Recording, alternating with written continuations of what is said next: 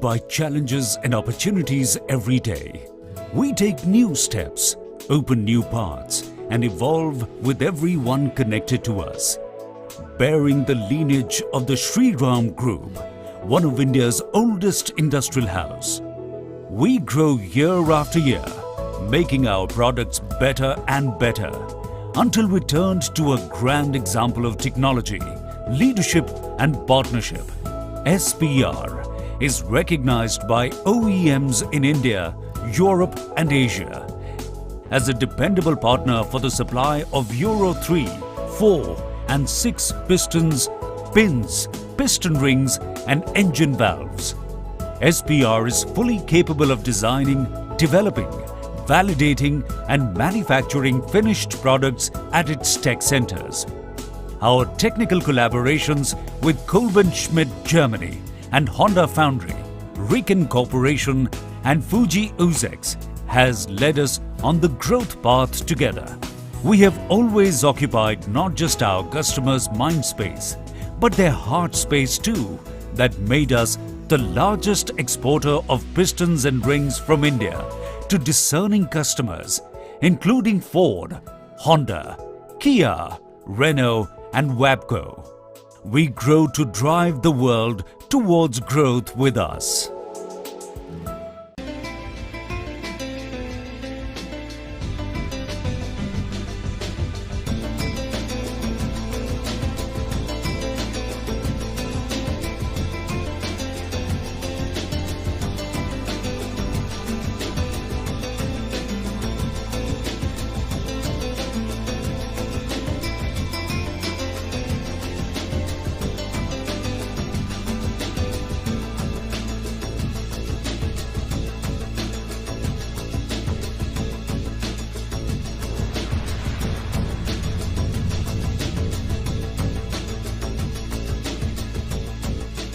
The number one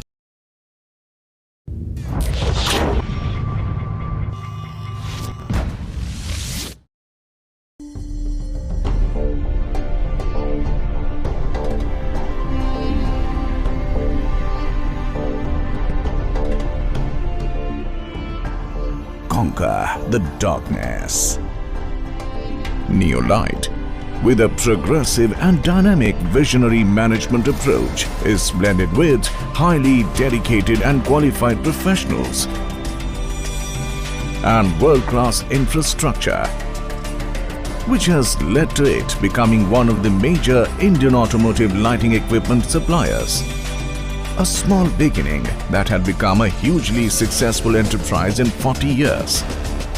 The Neolite Group, one of the pioneers of automotive lightings in India today, is associated with manufacturing of automotive lightings for both OEM and aftermarket segments. Neolite is ISO TS 16949-2002 quality system certified by UL. The Neolite Group is also associated with manufacturing of home lighting products.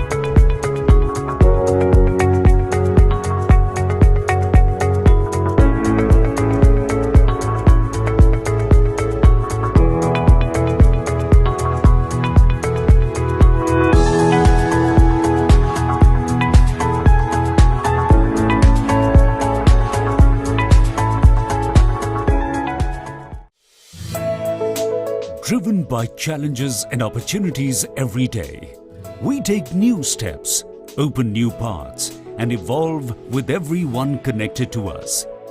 Bearing the lineage of the Shri Ram Group, one of India's oldest industrial house. We grow year after year, making our products better and better, until we turned to a grand example of technology, leadership and partnership. SPR is recognized by OEMs in India, Europe and Asia as a dependable partner for the supply of Euro 3, 4 and 6 pistons, pins, piston rings and engine valves. SPR is fully capable of designing, developing, validating and manufacturing finished products at its tech centers. Our technical collaborations with Kolbenschmidt Germany and Honda Foundry, Riken Corporation and Fuji Uzex has led us on the growth path together. We have always occupied not just our customers' mind space, but their heart space too, that made us the largest exporter of pistons and rings from India to discerning customers, including Ford, Honda, Kia, Renault and Wabco. We grow to drive the world towards growth with us.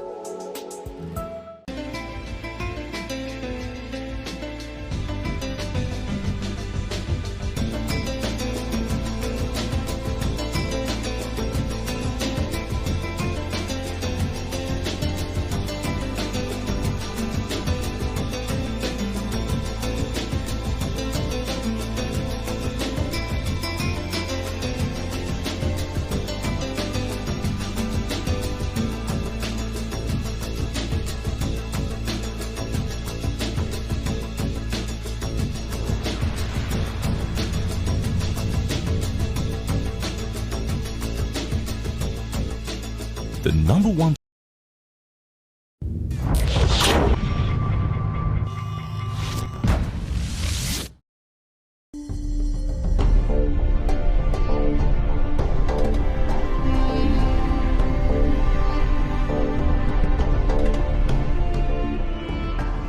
Conquer the darkness.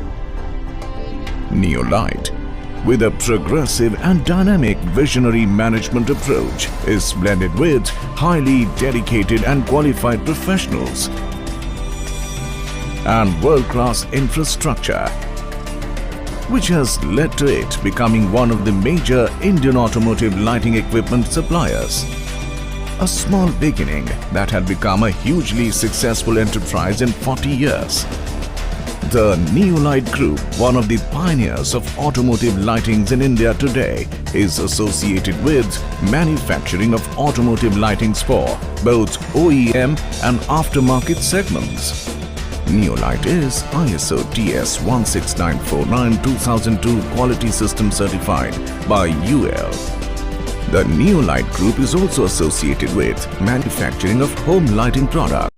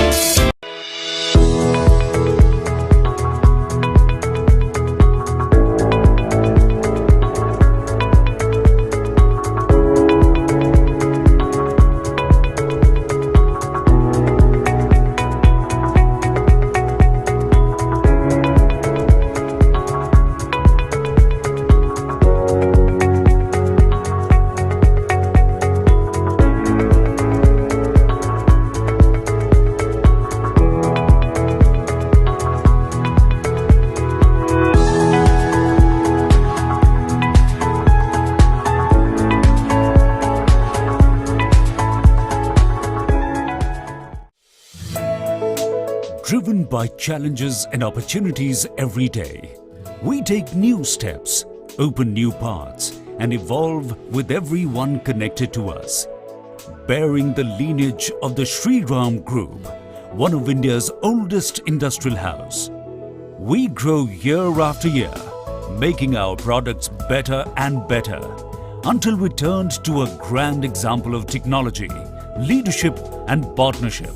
SPR is recognized by OEMs in India, Europe and Asia as a dependable partner for the supply of Euro 3, 4 and 6 pistons, pins, piston rings and engine valves. SPR is fully capable of designing, developing, validating and manufacturing finished products at its tech centers. Our technical collaborations with Kolben Schmidt Germany and Honda Foundry, Riken Corporation and Fuji Uzex has led us on the growth path together. We have always occupied not just our customers' mind space, but their heart space too, that made us the largest exporter of pistons and rings from India to discerning customers, including Ford, Honda, Kia, Renault and WABCO. We grow to drive the world towards growth with us.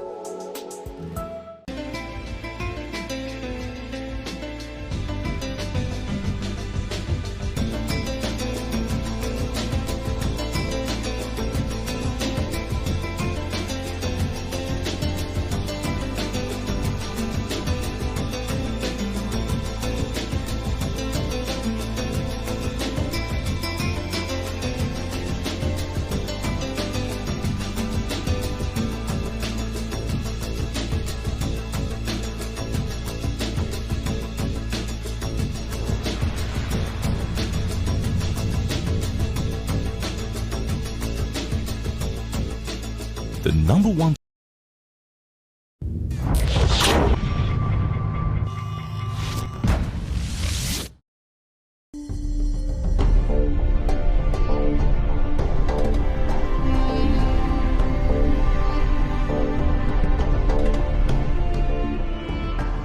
Conquer the darkness. Neolite, with a progressive and dynamic visionary management approach, is blended with highly dedicated and qualified professionals and world-class infrastructure, which has led to it becoming one of the major Indian automotive lighting equipment suppliers. A small beginning that had become a hugely successful enterprise in 40 years. The Neolite Group, one of the pioneers of automotive lightings in India today, is associated with manufacturing of automotive lightings for both OEM and aftermarket segments. Neolite is ISO TS 16949-2002 quality system certified by UL. The Neolite Group is also associated with manufacturing of home lighting products.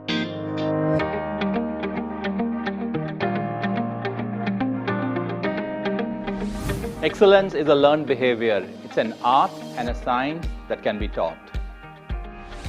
And the ACMA Center for Excellence, Saksham, imparts world-class technical and behavioral skills, enabling auto component manufacturers to provide best-in-class quality to their customers, along with creating a safe and productive work environment.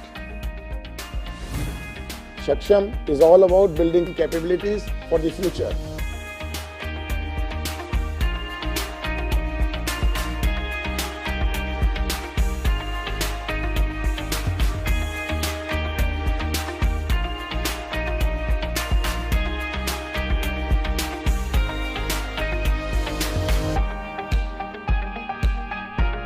To augment the capabilities of the Indian auto component sector in line with the changing customer needs and global technological developments, the ACMA Center of Excellence, Saksham, has been conceived to upscale and create talent for the industry.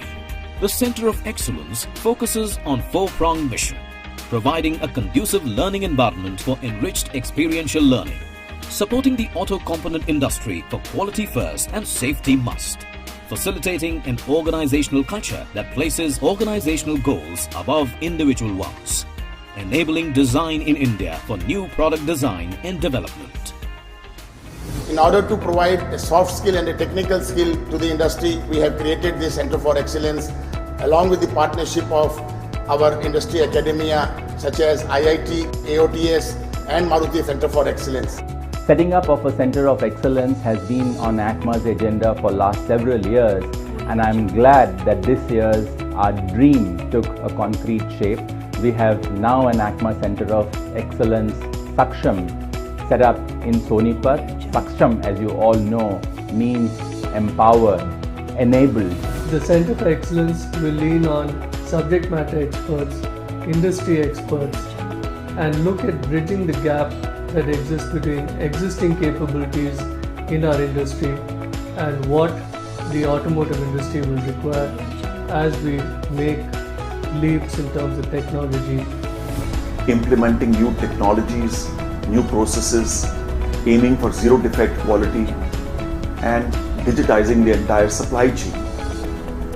All these changes require highly skilled manpower having the right aptitude and the right attitude. The Center of Excellence is established precisely to be able to impart these skills. The Center of Excellence would help the members in augmenting the skill in the areas of automation, smart manufacturing, lean manufacturing, and bring in manufacturing excellence. The Center of Excellence is a beginning and it's a model, and we are hoping to duplicate this success across India in the years to come. We request the ACMA membership to encourage their associates, to encourage their management to come forward and train at the ACMA Center of Excellence and be future ready.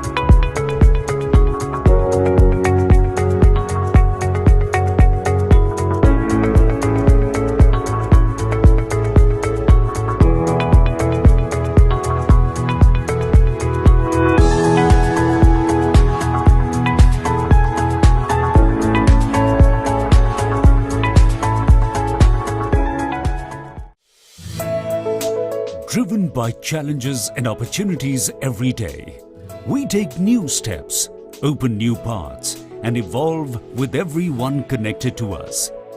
Bearing the lineage of the Shri Ram Group, one of India's oldest industrial house, we grow year after year, making our products better and better, until we turned to a grand example of technology, leadership and partnership. SPR is recognized by OEMs in India, Europe and Asia as a dependable partner for the supply of Euro 3, 4 and 6 pistons, pins, piston rings and engine valves. SPR is fully capable of designing, developing, validating and manufacturing finished products at its tech centers.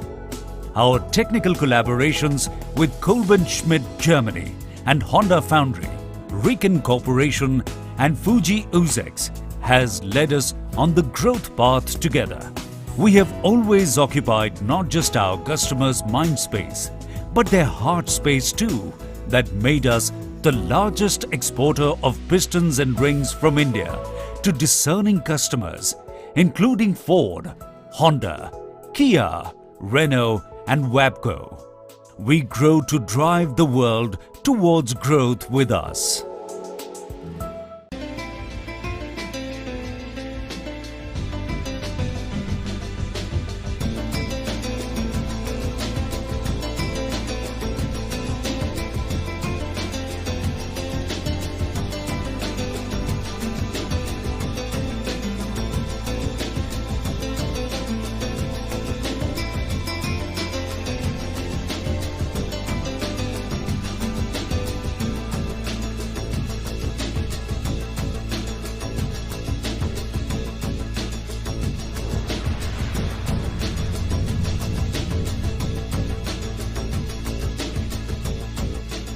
The number one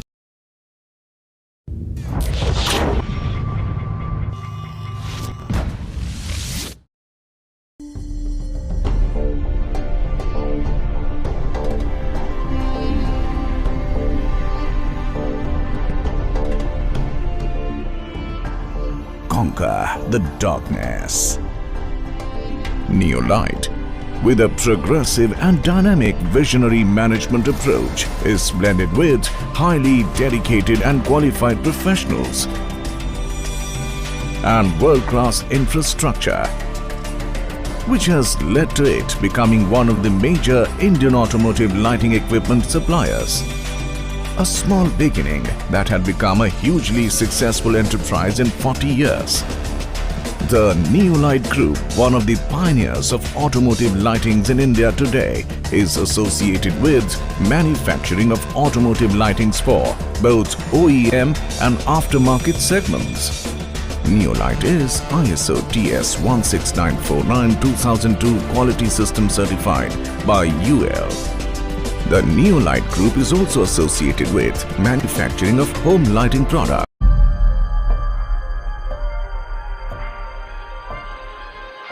The Indian auto component industry, an industry that continues to be resilient despite having faced severe downturns in the past, is once again faced with rapid disruptive challenges. Now more than ever, it is crucial that we stay on top of inevitable shifts and emerging trends. At ACMA, we ensure that our members stay ahead of the game by empowering them to embrace the discontinuity, turning challenges into opportunities, and being Atmanirbhar. The automotive industry in India has risen admirably to the challenge of moving directly from BS4 to 6 in a short span of time. However, prolonged slowdown coupled with the COVID-19 outbreak has put the entire automotive value chain into disarray. Domestic automotive production has declined by 14.7% to 26.3 million vehicles. The sales of the auto component industry declined by 11.7% to $49.2 billion, while exports contracted by 3.2% to $14.5 billion during the fiscal. The only respite came from aftermarkets, which witnessed growth of 2.8%.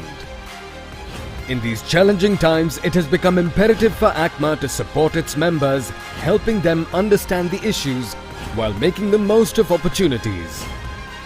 ACMA furthers the interests of its members with efforts and interventions in 5 core areas through its pillared structure. Over 200 activities by the ACMA pillars were organized through the year across all regions.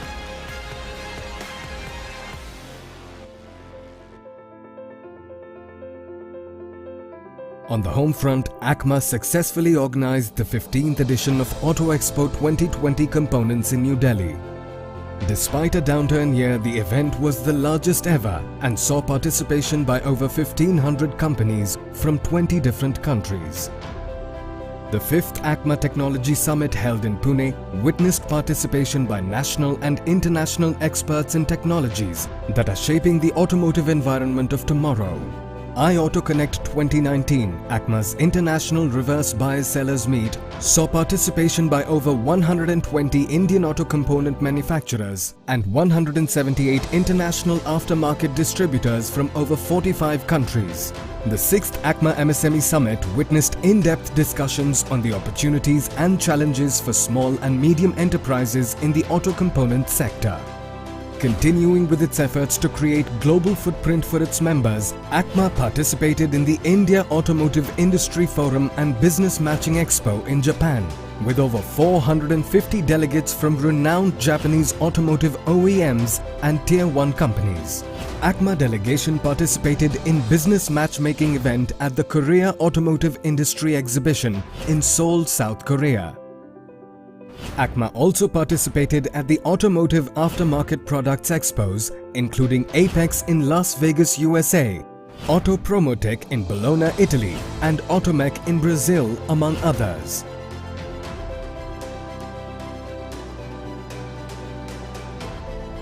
ACMA continued to engage with the government, from central ministries to local agencies to strive for creating an enabling environment for the industry to revive and re-establish growth.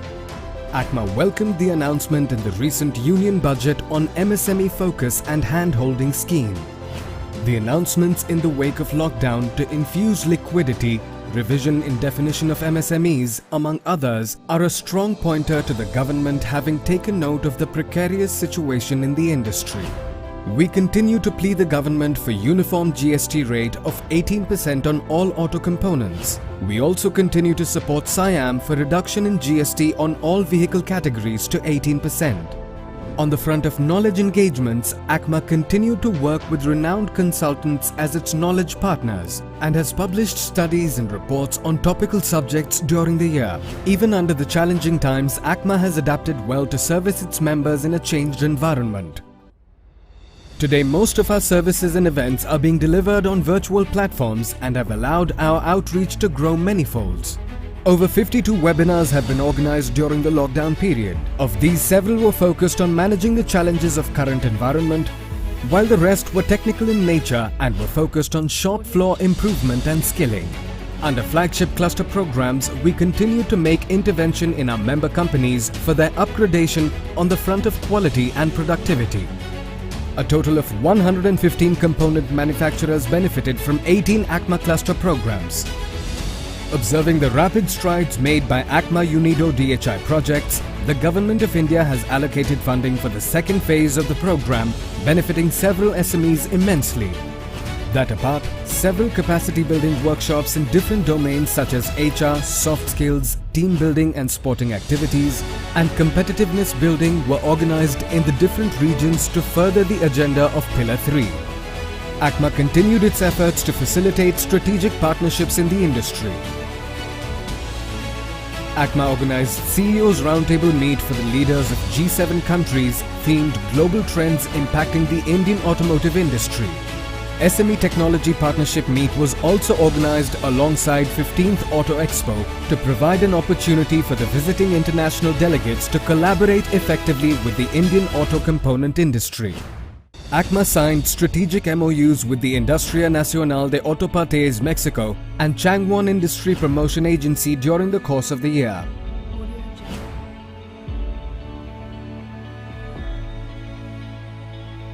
To further the cause of industry and ACMA image, several interviews and opinions of ACMA leadership along with articles in leading national dailies, electronic channels and trade magazines were published frequently. That apart, social media was used effectively to redouble and reinforce ACMA's media efforts.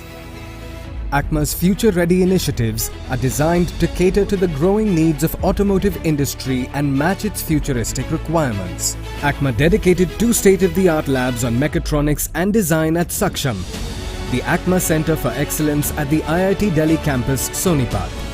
Under its YBLF forum, leading young business leaders are mentored to be the leaders of the future.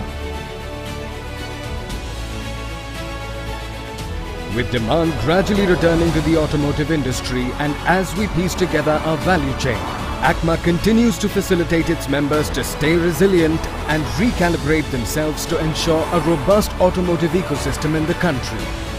ACMA, your facilitator in Atmanirbharta.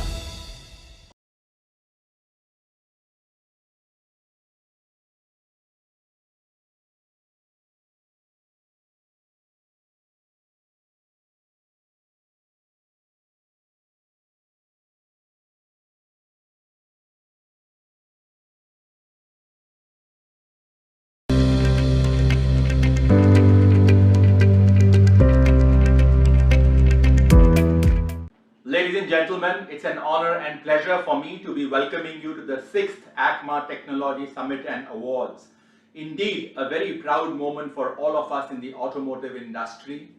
I hope all of you are keeping fine as we are still not out of the woods, and therefore I request you to continue to maintain abundant precaution. Ladies and gentlemen, the year gone by has been one of the most challenging in the history of the automotive industry. We all have suffered immensely, but thankfully, we are now started to witness steady recovery. Today's event is therefore a celebration. It's a celebration of our industry's indomitable spirit of resilience. It is a celebration of our grit and determination to remain relevant and grow. And it is a celebration of our excellence in performance, as today we are celebrating the ACMA Excellence Awards. It is in this context our event has been themed towards Atmanirbhar Bharat, technologies for sustaining growth. Ladies and gentlemen, I now invite Mr. F.R. Singhvi, the chairperson of ACMA Pillar on Skilling and Mentoring and the joint managing director of Sansera Engineering. Mr. Singhvi is not only an industry veteran from the aerospace and the auto industry, but he is also a generous philanthropist. Mr. Singhvi, I invite you for your welcome address, please. Thank you.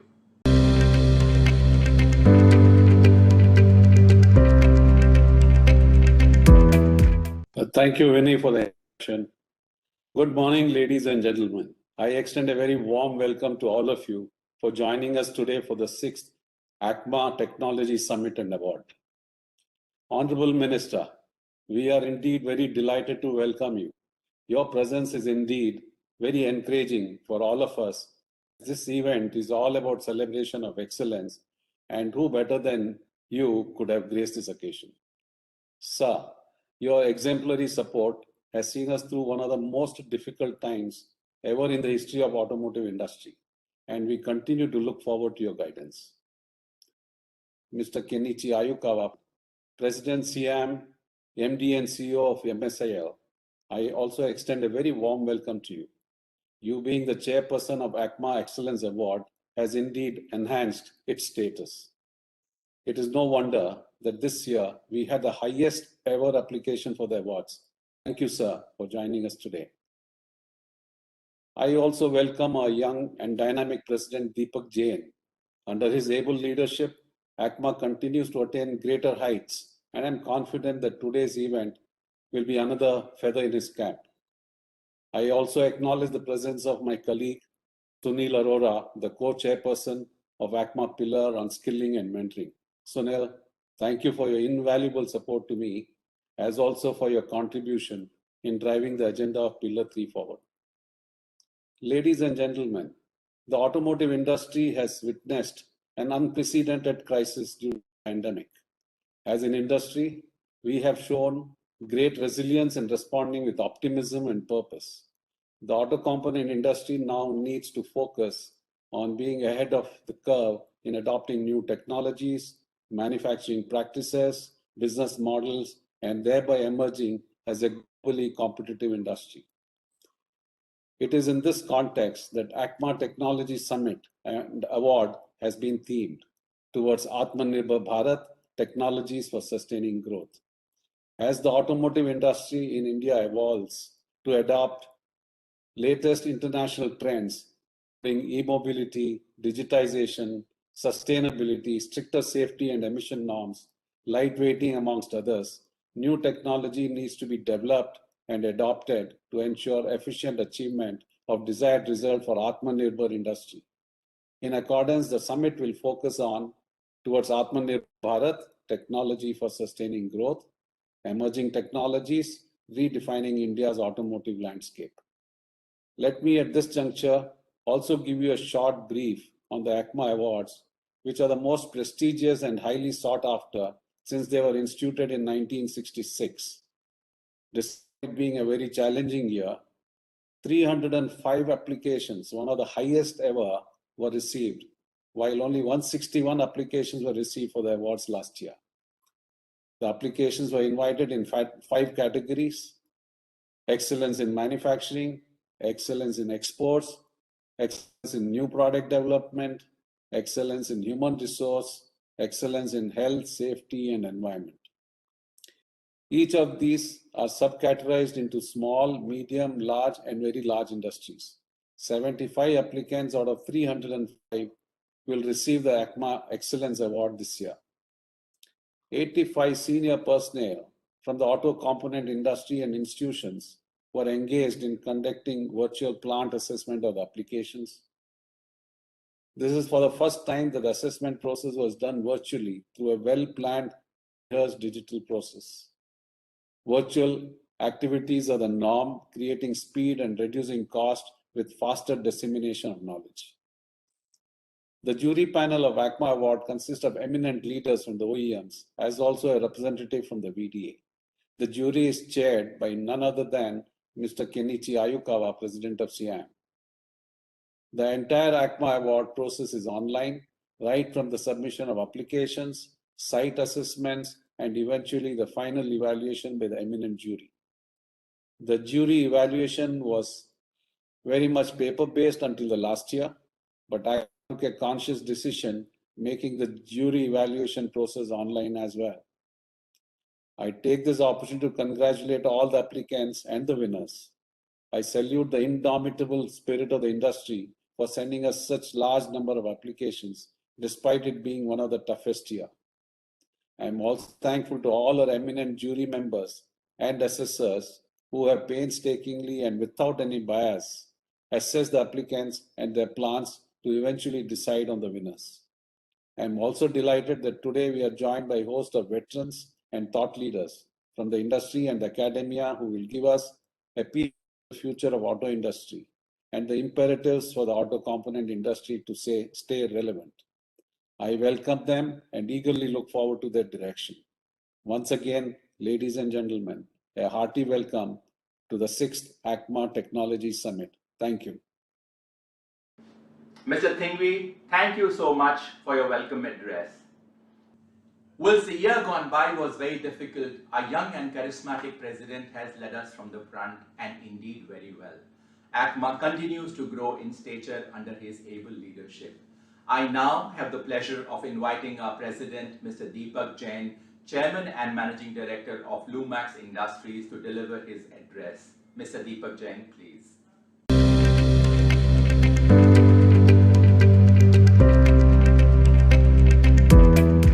Thank you, Vinny. Good morning, ladies and gentlemen. Honorable Minister, it is indeed an honor for me to welcome you at the ACMA Technology Summit Awards. Sir, your support has been invaluable to us. Your guidance and leadership to the industry is indeed very crucial as India adopts international standards and aims to be a truly global industry. A very warm welcome to Ayukawa-san, President SIAM, and MD and CEO MSIL. Ayukawa-san is also wearing another hat today, that of our esteemed chairman of the ACMA Excellence Awards. Sir, thank you for your presence today, as also for always encouraging ACMA and the auto component sector. With you now as the president of SIAM, the relationship between our two organizations is getting further strengthened. You have led the entire industry from the front during the pandemic crisis, which is a testimony to your unparalleled leadership. Your commitment towards deep localization and vision of making the Indian automotive industry truly Atmanirbhar or self-reliant is indeed very laudable. I applaud my colleagues, Mr. F.R. Singhvi and Mr. Sunil Arora, for the direction and guidance in putting this event together today. While the ACMA Awards have been given since 1966, it is for the first time that in the last 55 years that we are organizing this flagship event virtually. I also place on record my appreciation for the German Automotive Association, VDA, for partnering with ACMA for the ACMA Summit and Awards. Today's event is all about celebrating excellence. I'm indeed very proud of the fact that we as an industry have very resiliently braved the unprecedented disruptions in the wake of the pandemic. Despite these challenges, we received 305 applications, which is one of the highest number of applications ever. This speaks volume of the optimism and self-confidence that the component industry has in itself. I salute this never give up spirit of our industry and not only congratulate all the 75 award winners, but also all the applicants, as each one of you embodies the spirit of excellence. I also thank our jury members, the assessors, and all involved in the awards process. As you are aware, all our jury members are eminent OEM leaders, and their contribution to our awards process has been tremendous. Reflecting on the recent past, the pandemic put to test our mettle.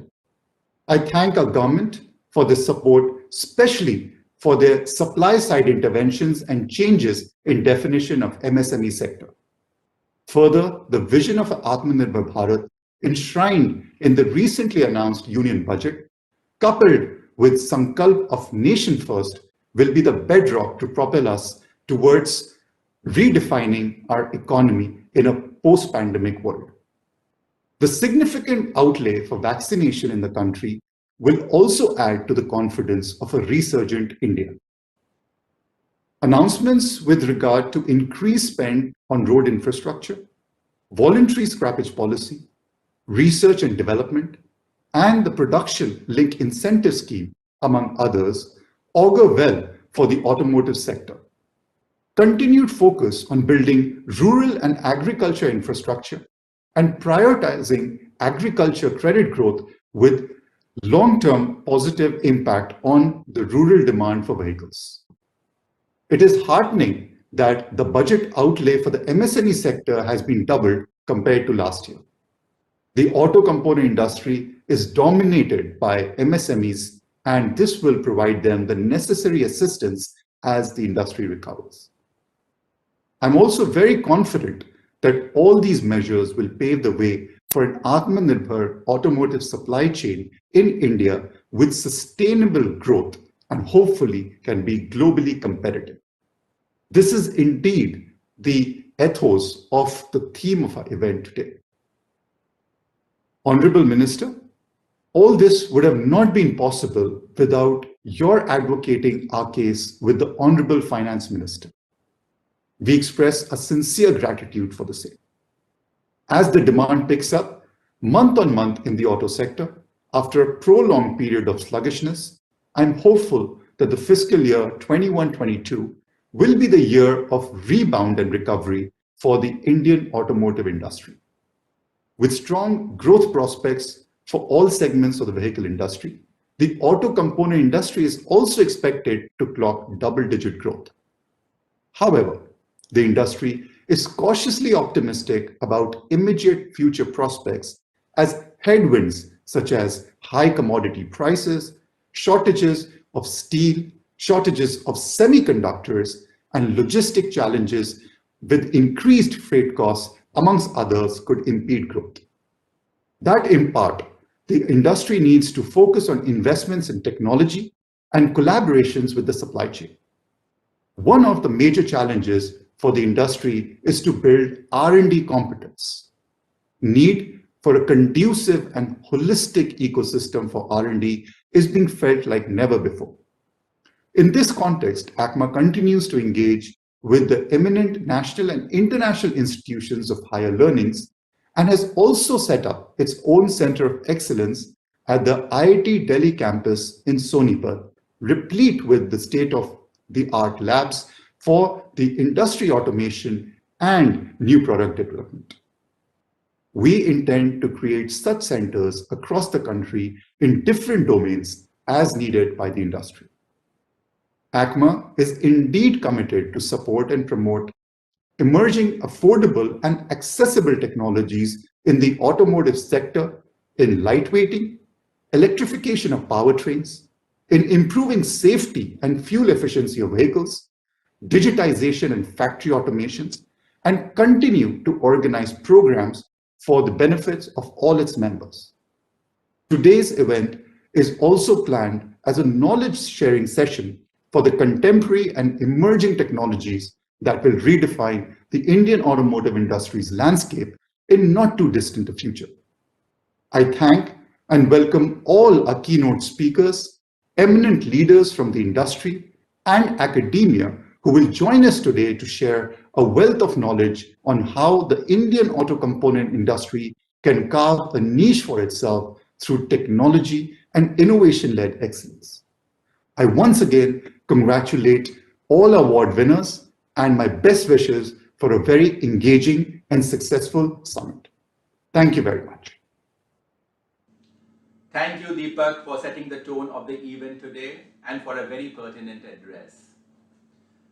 Ladies and gentlemen, I now invite our guest of honor, Mr. Kenichi Ayukawa. Ayukawa-san, in your role as the MD and CEO at MSIL, you have contributed immensely to the growth and development of the auto component sector. And now, with you as the president of SIAM, the relationship between our two organizations continues to be further cemented. Ayukawa-san, you have led the entire industry very well during the pandemic, and we are now witnessing a steady recovery. It is no wonder that in your distinguished career of over 40 years, you have received so many awards and accolades. Ayukawa-san, I call on you for your address, please.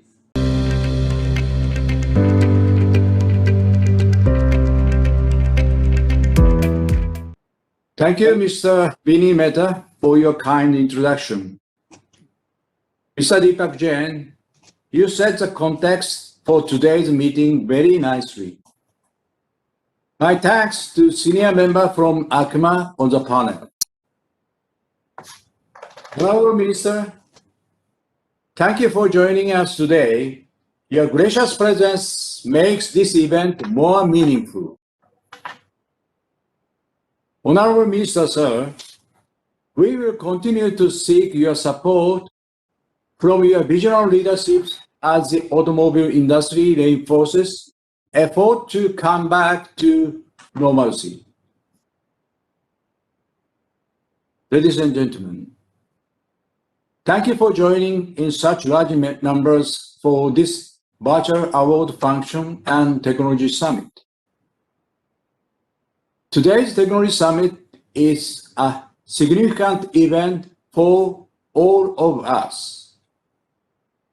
It gives us an opportunity to deliberate upon the emerging technologies and be future ready. The award program today will help to recognize the best mind. It will identify those who contributed to make the Indian auto component industry a force to reckon with globally. Honorable Minister, sir, you are popular in our industry as a visionary leader with innovative approach and a strong focus on timely execution of projects. Please accept our compliment on constructing 534 kilometers of highway in a single week in January this year. Alongside, under your leadership, every day around 28 kilometers of highway are being added to the national infrastructure. Please also accept our compliment on rollout of FASTag project at toll plaza across the country. Your initiative will surely bring efficiency and benefit to all business. On behalf of SIAM, I take this opportunity to thank you, Minister Sir, for some measure that will improve health of road transportation in the country. Your announcement of the scrappage policy is a large and significant step toward improvement of the environment. We look forward to work with your ministry to strengthen the policy for benefit of society at large. Sir, let me also restate the automobile industry's commitment to the government for alternate fuel like ethanol, biofuel, CNG, etc. Sir, we are committed to make India Atmanirbhar in all possible aspects of our business.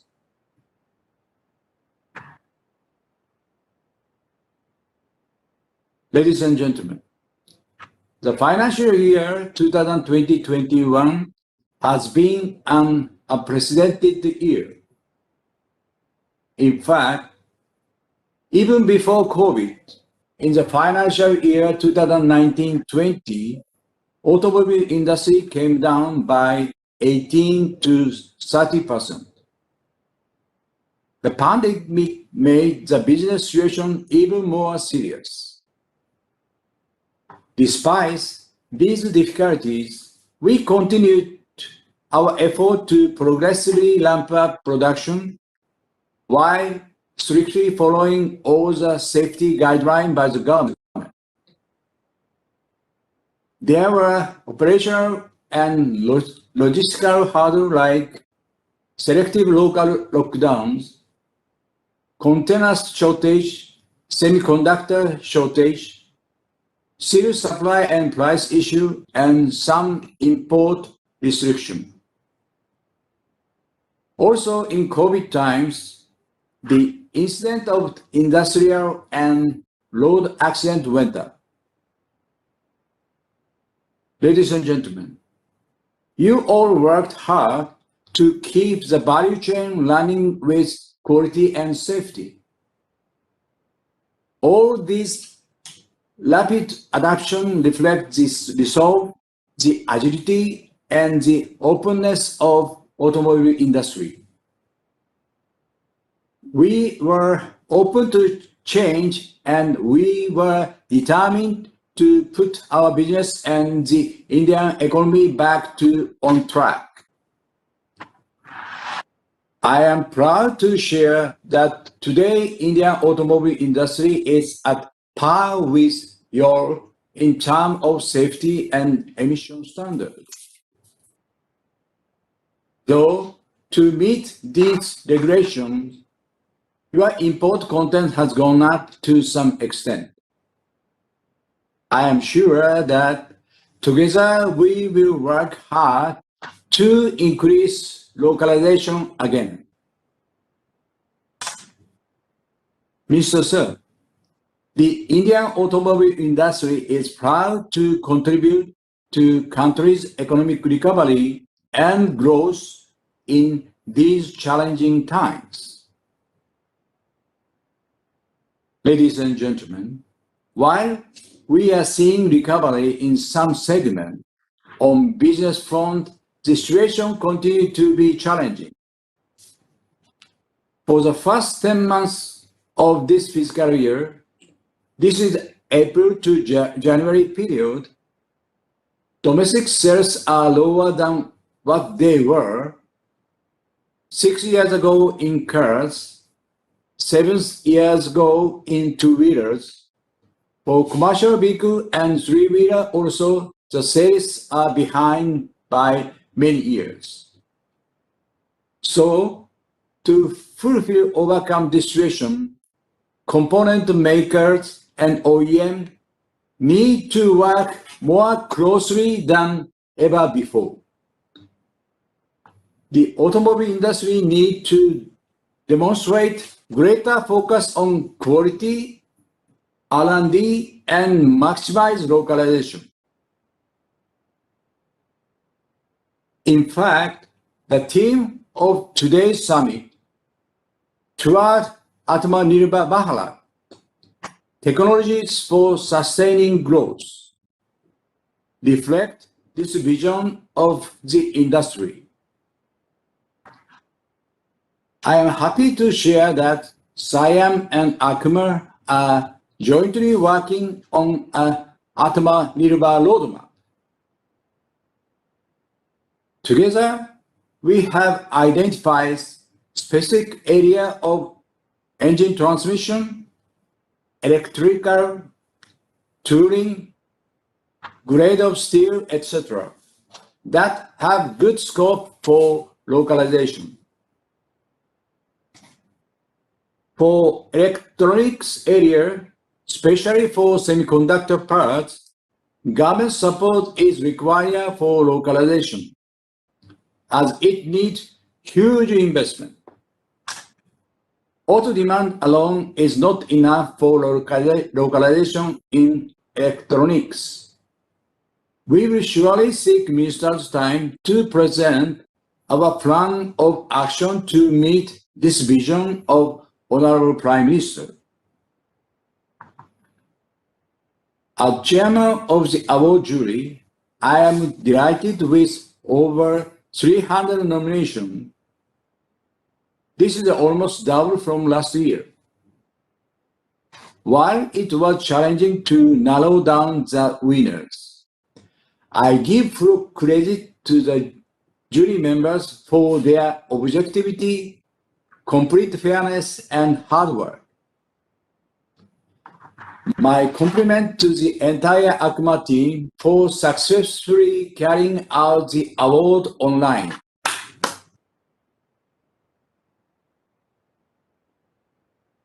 These awards are a way to recognize the good work done by each one of you. It recognizes your effort to bring excellence in manufacturing. Congratulations to all the winners and good wishes to all applicants in their journey. Let us commit to carry forward good work. Honorable Minister, sir, we are now eager to listen to your guiding words. My best wishes to all participants for good health and well-being. Thank you very much. Thank you so much, Ayukawa-san, for your strong message to the industry to focus on quality, on R&D, and maximizing localization. Indeed, ACMA and SIAM have to work together closely to scale the many headwinds that are facing us today until we have full recovery. As you have rightly said, we are well begun on the road to Atmanirbharta, but we have miles to go before we sleep. Ladies and gentlemen, the ACMA Excellence Award have completed a successful journey of 55 glorious years since their inception in 1966. During this journey, the award process has witnessed significant improvements, making them one of the most premium and most sought-after awards in the auto component industry. The awards are also well recognized by our OEMs. Each year, the award process is continuously refined to truly reflect the changing needs of our industry, as also evolutions in the manufacturing practices. As we are all aware that 2020 was a very challenging year, in tune with the need of the hour, the entire ACMA award process has gone digital, right from submission of applications to site assessment and eventually the final evaluation by the jury. The ACMA awards are given in 5 categories. First, excellence in export. Second, excellence in new product design and development. Third, excellence in manufacturing. Fourth, excellence in human resource. And fifth, excellence in HSE. Further, the awards are subcategorized into small, medium, large, and very large depending upon the size of the applicant. Ladies and gentlemen, the ACMA Award Jury Panel 2020 comprised some of the best names in the OEMs. The jury is chaired by none other than Mr. Kenichi Ayukawa, President SIAM and Managing Director and CEO of Maruti Suzuki India. Our other eminent jury members are Mr. Anuj Kathuria, Chief Operating Officer Ashok Leland, Mr. Ranganath DV, Head Materials for Bajaj Auto, Ms. Soumya Chaturvedi, Supply Chain Head of Cummins India, Ms. Angela Mans, Head of Foreign Trade and International Relationships for German Automotive Association VDA, Mr. V. Sridhar, the Senior Director Purchase for Honda Motorcycles and Scooters India, Mr. Ganesh Mani S., the Director Production for Hyundai Motor India, Mr. Lalit Verma, Chief for Component Development and Material Management for Automotive and Farm Sector at Mahindra & Mahindra, Mr. Sunil Kakkar, the Executive Director Supply Chain for Maruti Suzuki India, Mr. Rajesh Uppal, Member Executive Board for HR, IT and Safety, again at Maruti Suzuki India. Mr. Rajendra Petkar, President and Chief Technology Officer at Tata Motors, and Mr. Rajiv Ketkale, the Deputy Managing Director of Toyota Kirloskar Motors Private Limited. Ladies and gentlemen, ACMA places on record our appreciation for the contribution of the jury panel for the ACMA Awards 2020. ACMA also thanks all our assessors for their contribution in site assessments. This year, 85 industry assessors contributed voluntarily to the site assessment, and we are indeed very grateful to them for their contribution to the ACMA Awards process. I compliment the ACMA team for designing and executing an effective award system, which is indeed a fine example of keeping pace with the changing times. And now, ladies and gentlemen, we announce the awards for small and medium category. We present to you Excellence in Export in the small category. The certificate of appreciation goes to Esteem Polymer Products Private Limited, Chennai. The silver award goes to Sogafi ADM Suspension Private Limited, Chakan. The gold goes to Sri Ramakarthik Polymers Private Limited, Coimbatore. We move on to the next category, Excellence in Export, Medium. The certificate of appreciation here goes to Ability India Pistons and Rings Limited, Ghaziabad. The silver goes to Merrily Talbros Chassis Systems Private Limited, Faridabad. The gold goes to Universal Precision Screws, Rohtak. Congratulations to all our recipients. We move on, Excellence in New Product Design and Development in small category. The bronze goes to Sogafi ADM Suspension Private Limited, Chakan. The silver goes to ST Auto Pressing Private Limited, Hosur. And the gold goes to Sunvisors India Private Limited, Gurgaon. Ladies and gentlemen, I'm sure you are cheering for all our awardees. We move on to the next category, Excellence in New Product Design and Development, medium category. The bronze here goes to Universal Precision Screws, Rohtak. The silver to Interface Microsystems, Gurgaon. And the gold to Elofic Industries Limited, Faridabad. Our next category is Excellence in Manufacturing for small category. The bronze here goes to Technocrat Connectivity Systems Private Limited, Rudrapur. The silver goes to SAP India Private Limited, Hosur. And the gold goes to Sri Ram Karthik Polymers Private Limited, Coimbatore. Our next category is Excellence in Manufacturing, medium. Here the certificate of appreciation goes to Takshi Auto Components Private Limited, Pune. The bronze goes to Kiswok Industries Private Limited at Howrah. The silver to Anand Sivai Mytech Automotive Private Limited, Gurgaon. And the gold to Neolite ZKW Lightings Private Limited at Bahadurgarh. Heartiest congratulations to all our winners. Ladies and gentlemen, the next category is Excellence in HR, small. The bronze goes to Sogafi ADM Suspensions Private Limited at Chakan. The silver goes to Technocrat Connectivity Systems Limited in Gurgaon. And the gold goes to SAP India Private Limited, Hosur. Our heartiest congratulations to all the winners. The next category is Excellence in HR for medium. Here the certification of appreciation goes to Lumax Mano Allied Technologies Limited at Manesar. The certificate of appreciation goes to Abilities India Pistons and Rings Limited at Ghaziabad. And the bronze goes to Kiswok Industries Private Limited, Howrah. The silver to Merrily Talbros Chassis Systems Private Limited, Faridabad.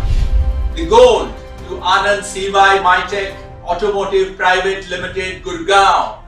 Ladies and gentlemen, This is the celebration of ACMA Awards. Please don't stop cheering. The next category is Excellence in HSE Small. Here the bronze goes to Nandini Rubber Private Limited, Chennai. The bronze to Sogafy ADM Suspensions Private Limited, Chakan. The silver to SAP India Private Limited, Hosur. And the gold to Lumax Gill Ostim Auto Technologies Limited at Pune. Our heartiest congratulations to all the winners. The next category is Excellence in HSE Medium. Ladies and gentlemen, the bronze goes to Merrily Talbros Chassis Systems Private Limited, Faridabad. The silver to Magna Automations Private Limited, Gurgaon. The gold to UFI Filters India Limited at Bowal.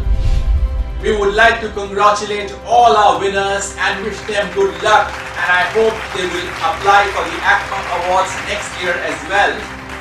Thank you, ladies and gentlemen. Our chief guest for the occasion needs no introduction. The immensely driven Honorable Mr. Nitin Gadkari, Union Minister for Road Transport and Highways and Minister for Micro, Small and Medium Enterprises, Government of India, is our chief guest today. Sir, your passion for road safety, for curbing pollution, for improving transportation, logistics and roads, for uplifting the MSME has indeed transformed our country and in particular the automotive sector. We are indeed very honored with your presence today, and may I, sir, request you to kindly address us.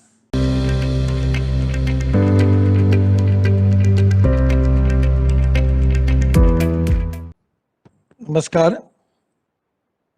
Mr. Evukova, President of SIAM and MD and CEO of Maruti Suzuki India Limited. Mr. Deepak Jain, President ACMA and CMD, Lumax Industries Limited. Mr. F.R. Singhvi, Chairman ACMA, Skilling and Training. Mr. Vinny Mehta, Director General of ACMA. All past presidents of ACMA, eminent automobile industry leaders, distinguished guests, and all of my dear friends, ladies and gentlemen. It's a matter of great privilege for me to addressing at 6th edition of ACMA Technology Summit and ACMA Award. I would like to congratulate the entire ACMA leadership and secretariat for rightly choosing the theme of the summit, that is towards Atmanirbhar Bharat, technology for sustaining growth. I have learned that the ACMA Award ceremony is a traditional and prestigious event of ACMA since 1966, through which the industry body recognizes excellence. I would like to congratulate all the winners in various categories for winning the ACMA Excellent Award this year. Government of India very well recognizes and appreciates contribution of the Indian auto component industry to our economy. The sector contributes over 7% of the country's total GDP and 49% of the manufacturing GDP. The industry registered a turnover over $49.2 billion, exports worth $14.5 billion, while imports stood at $15.4 billion. The sector has created employment for over 5 million and has potential to have 25 million skilled manpower in near future. Auto sector is a key driver of the Indian economy and top contributor amongst the manufacturing sectors. Increase in basic custom duty on select auto components will encourage local manufacturing of such items. Government has always cleared its policy that we want to encourage Make in India and Made in India. I always, when I got chance to interact with the manufacturing company, I suggest them that don't give encouragement for imports. Actually, the Indian manufacturer, the component manufacturers are fully competent, and you should give them chance, and after that 100% they will fulfill your all satisfaction. So presently, my request to all of you that any cost we need to stop imports for auto components. We need to make good alternative and qualitative alternative for that, by which with a reasonable cost, we can fulfill the demand in Indian market. This is really one of the important thing which already the country is facing. Increase in basic custom duty on select auto components will encourage local manufacturing of such items. You may be aware that the auto component industry considered as one of the shining sector and considered among the 12 champion sector to achieve the goal of Atmanirbhar Bharat and Make in India. It is because of strong capabilities of the component sector that the vehicle industry in India has been able to achieve localization level of around 70%. I urge both vehicle and auto component manufacturers to increase localization of component to maximum, not maximum. My expectation to make it 100%. We have fully competence of all the things. And even I am requesting to automobile manufacturing company to take it very seriously. Otherwise, for imports of component, we will think on the direction to increase more custom duty on that. So this is the time for the industry to support Make in India and Made in India movement. And I will request you that you should have a competency, quality consciousness by reducing the cost, and without compromising the quality, you have to give the components of international standards. The government is working towards making the country a global automobile manufacturing hub in next 5 years. I am confident that because of our scrapping policy, every day I am signing lot of files related with the scrapping files, and we are going to declare the whole policy. I am confident that because of scrapping policy, the availability of raw material of steel, plastic, rubber, copper, aluminum will be easily available. And now it is the time that we need to make automobile clusters, and particularly the port area where the draft of the port is more than in the 18 meter. Even you can take all type of automobile waste from the world, and where the cost will be very, very negligible because of 2 lakh ton of material we can bring in a one ship. And near this port, if we can make the clusters, it can be a golden opportunity for you. Already we have changed in definition of MSMEs and announcement of production linked incentives for the auto sector will further help the industry in becoming globally competitive. We are the world's largest two-wheeler manufacturer. There has been a 130% rise in sales of two-wheelers over the past 2 years. Affordability, quality, and reliability can give us a lead in global market. The scrappage policy will not only help in creating replacement demand on the auto sector, but will also help in reducing pollution. It will replace more than 1 crore old and unfit vehicle in the country. In addition to scrapping material like iron, aluminum, rubber, plastic, fiber, etc., can be recycled and reused at large scale. It will be beneficial in terms of economy, ecology, and environment. The government is striving to create an ecosystem to accelerate the uptake of the electric mobility in the country.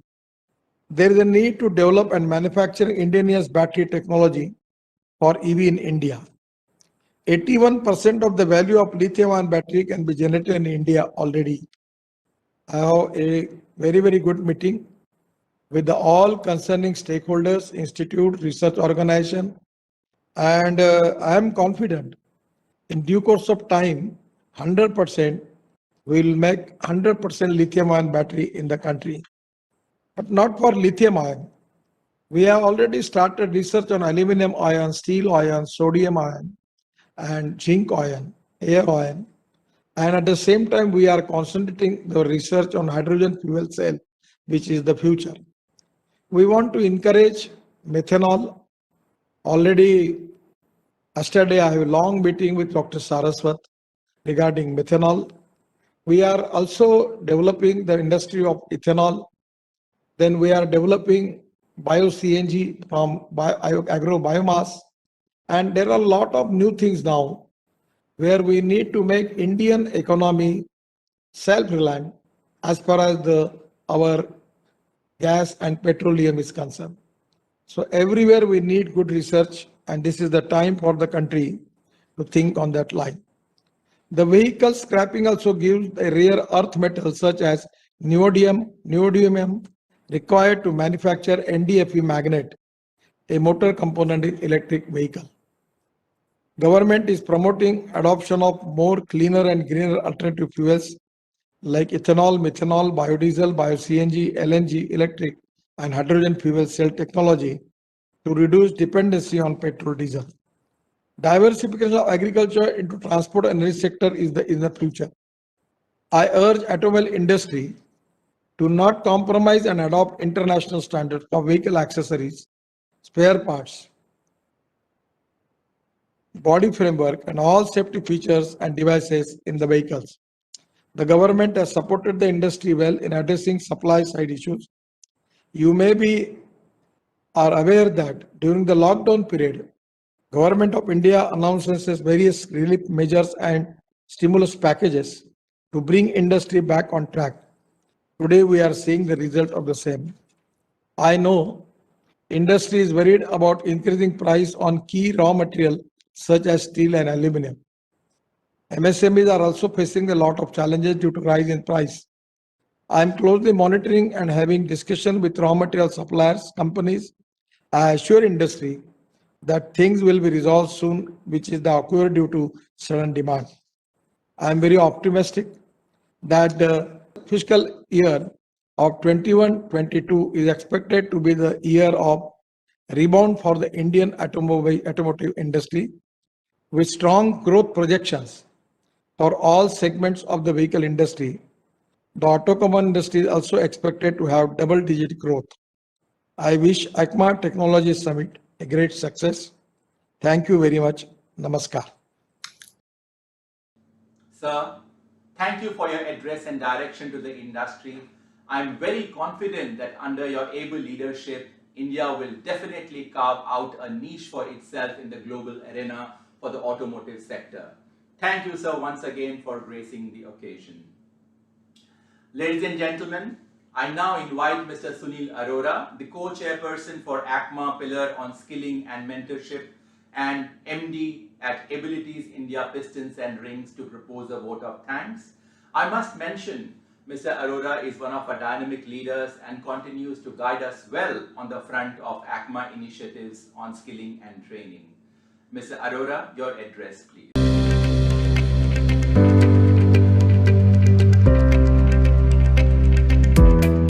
Thank you, Vinny, for the introduction. Good morning, ladies and gentlemen. It is a privilege for me to be proposing a vote of thanks as we have now come to the end of the inaugural session. Honorable Minister, we are indeed very delighted to have your august presence in our midst. We honor your thoughts, wisdom, and ideas on the way forward for our industry to achieve the goal of an Atmanirbhar automotive industry. Your message to us will indeed be reflected upon as also acted upon in all earnestness. Sir, thank you once again for joining us today. Mr. Kenichi Ayukawa-san, President SIAM and MD and CEO of MSIL. I express my deep gratitude to you for being here with us this morning and for delivering a most pertinent and focused address.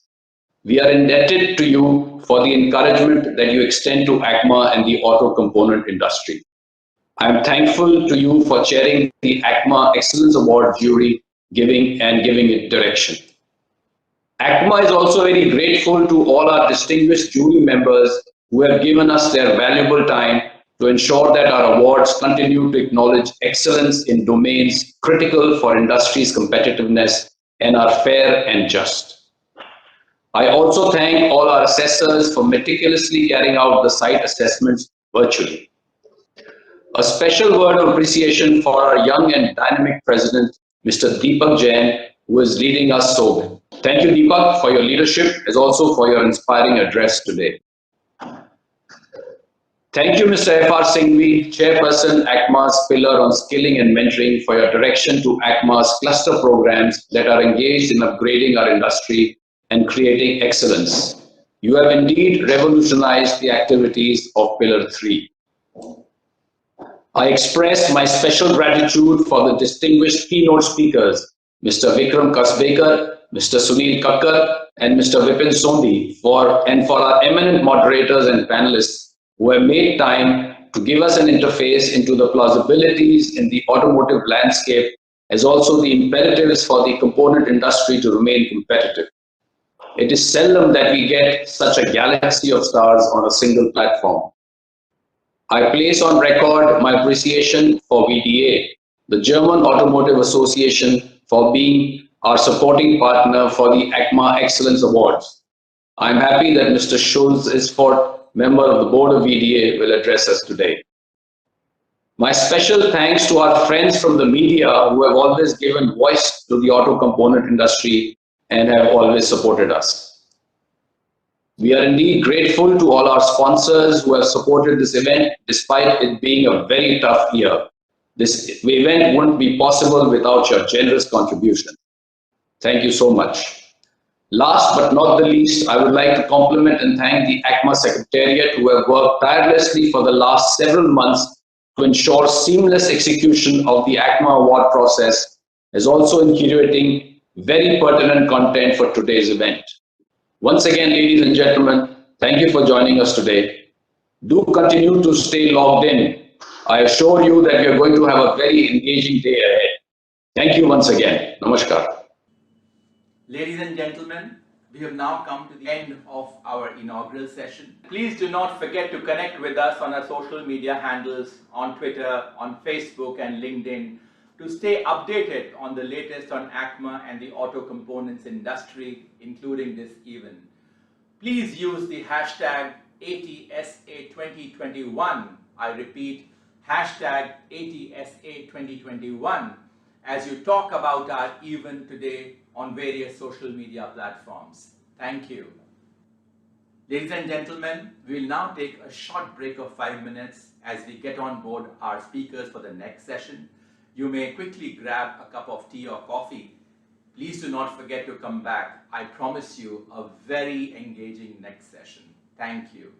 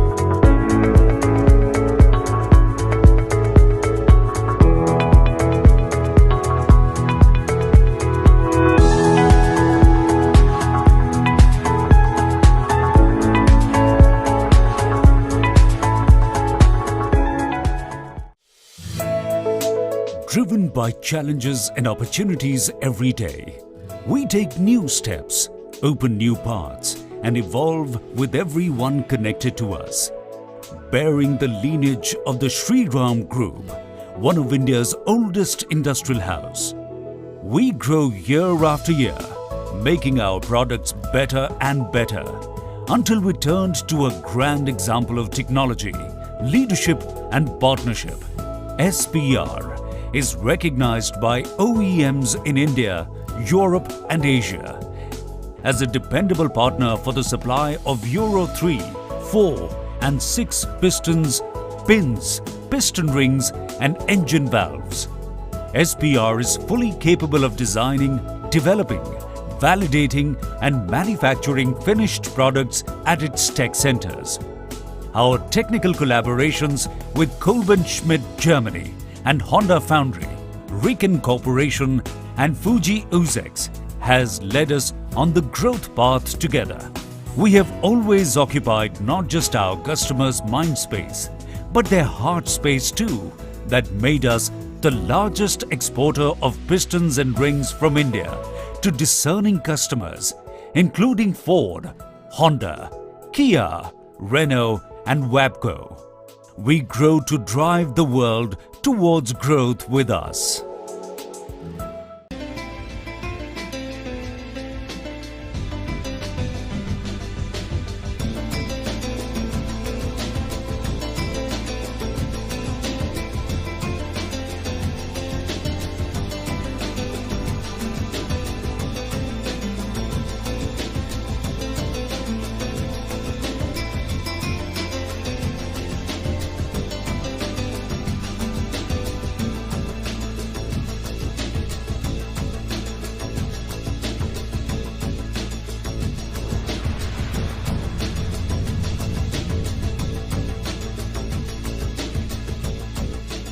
The number one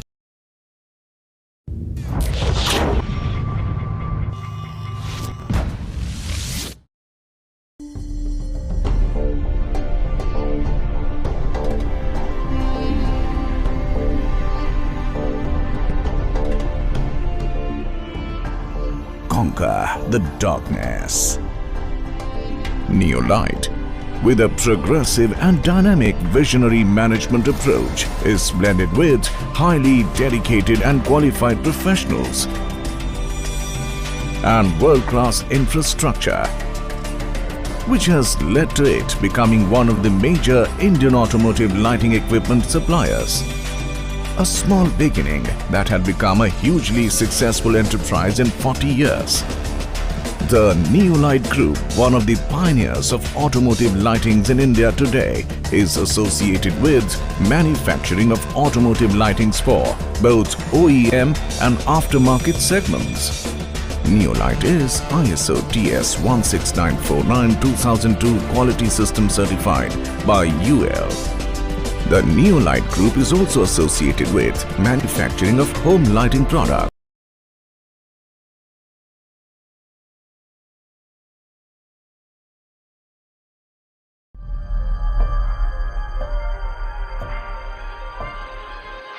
The Indian auto component industry, an industry that continues to be resilient despite having faced severe downturns in the past, is once again faced with rapid disruptive challenges. Now more than ever, it is crucial that we stay on top of inevitable shifts and emerging trends. At ACMA, we ensure that our members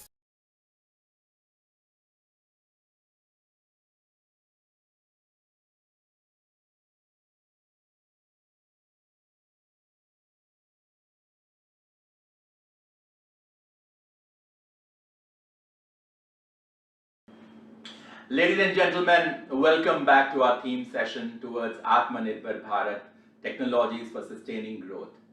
This session will witness a keynote address by Mr. Vikram Kasbekar, Executive Director and CTO of Hero MotoCorp, followed by a panel discussion on our theme for the day. I now invite Mr. Vikram Kasbekar for his keynote address. Mr. Kasbekar, it is indeed a matter of great pride that Hero MotoCorp is today the world's largest two-wheeler manufacturer. In fact, you have shown the way forward as how a domestic company, by grit and determination, through innovation and thrust on localization, can create global dominance. Mr. Kasbekar is, as I mentioned, the Executive Director and CTO. Also, he's in charge of all operations at Hero MotoCorp. Mr. Kasbekar, may I invite you for your address, please.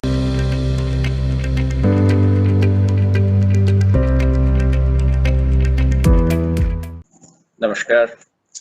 A very good morning to you, ladies and gentlemen. It's my privilege and I'm honored to address the keynote address on the Atmanirbhar Bharat, as well as the technology for sustaining growth. A small correction, Vinny. Now I'm looking after the R&D, and I'm on the board of Hero now. So we have another gentleman, Mike Clark, who is heading the operations. Thank you. I think it's a privilege to address the 6th edition of the ACMA Tech Summit and the ACMA Awards ceremony. and that too being organized, I think, first time virtually, I understand. This is thanks to the pandemic that we are in this situation.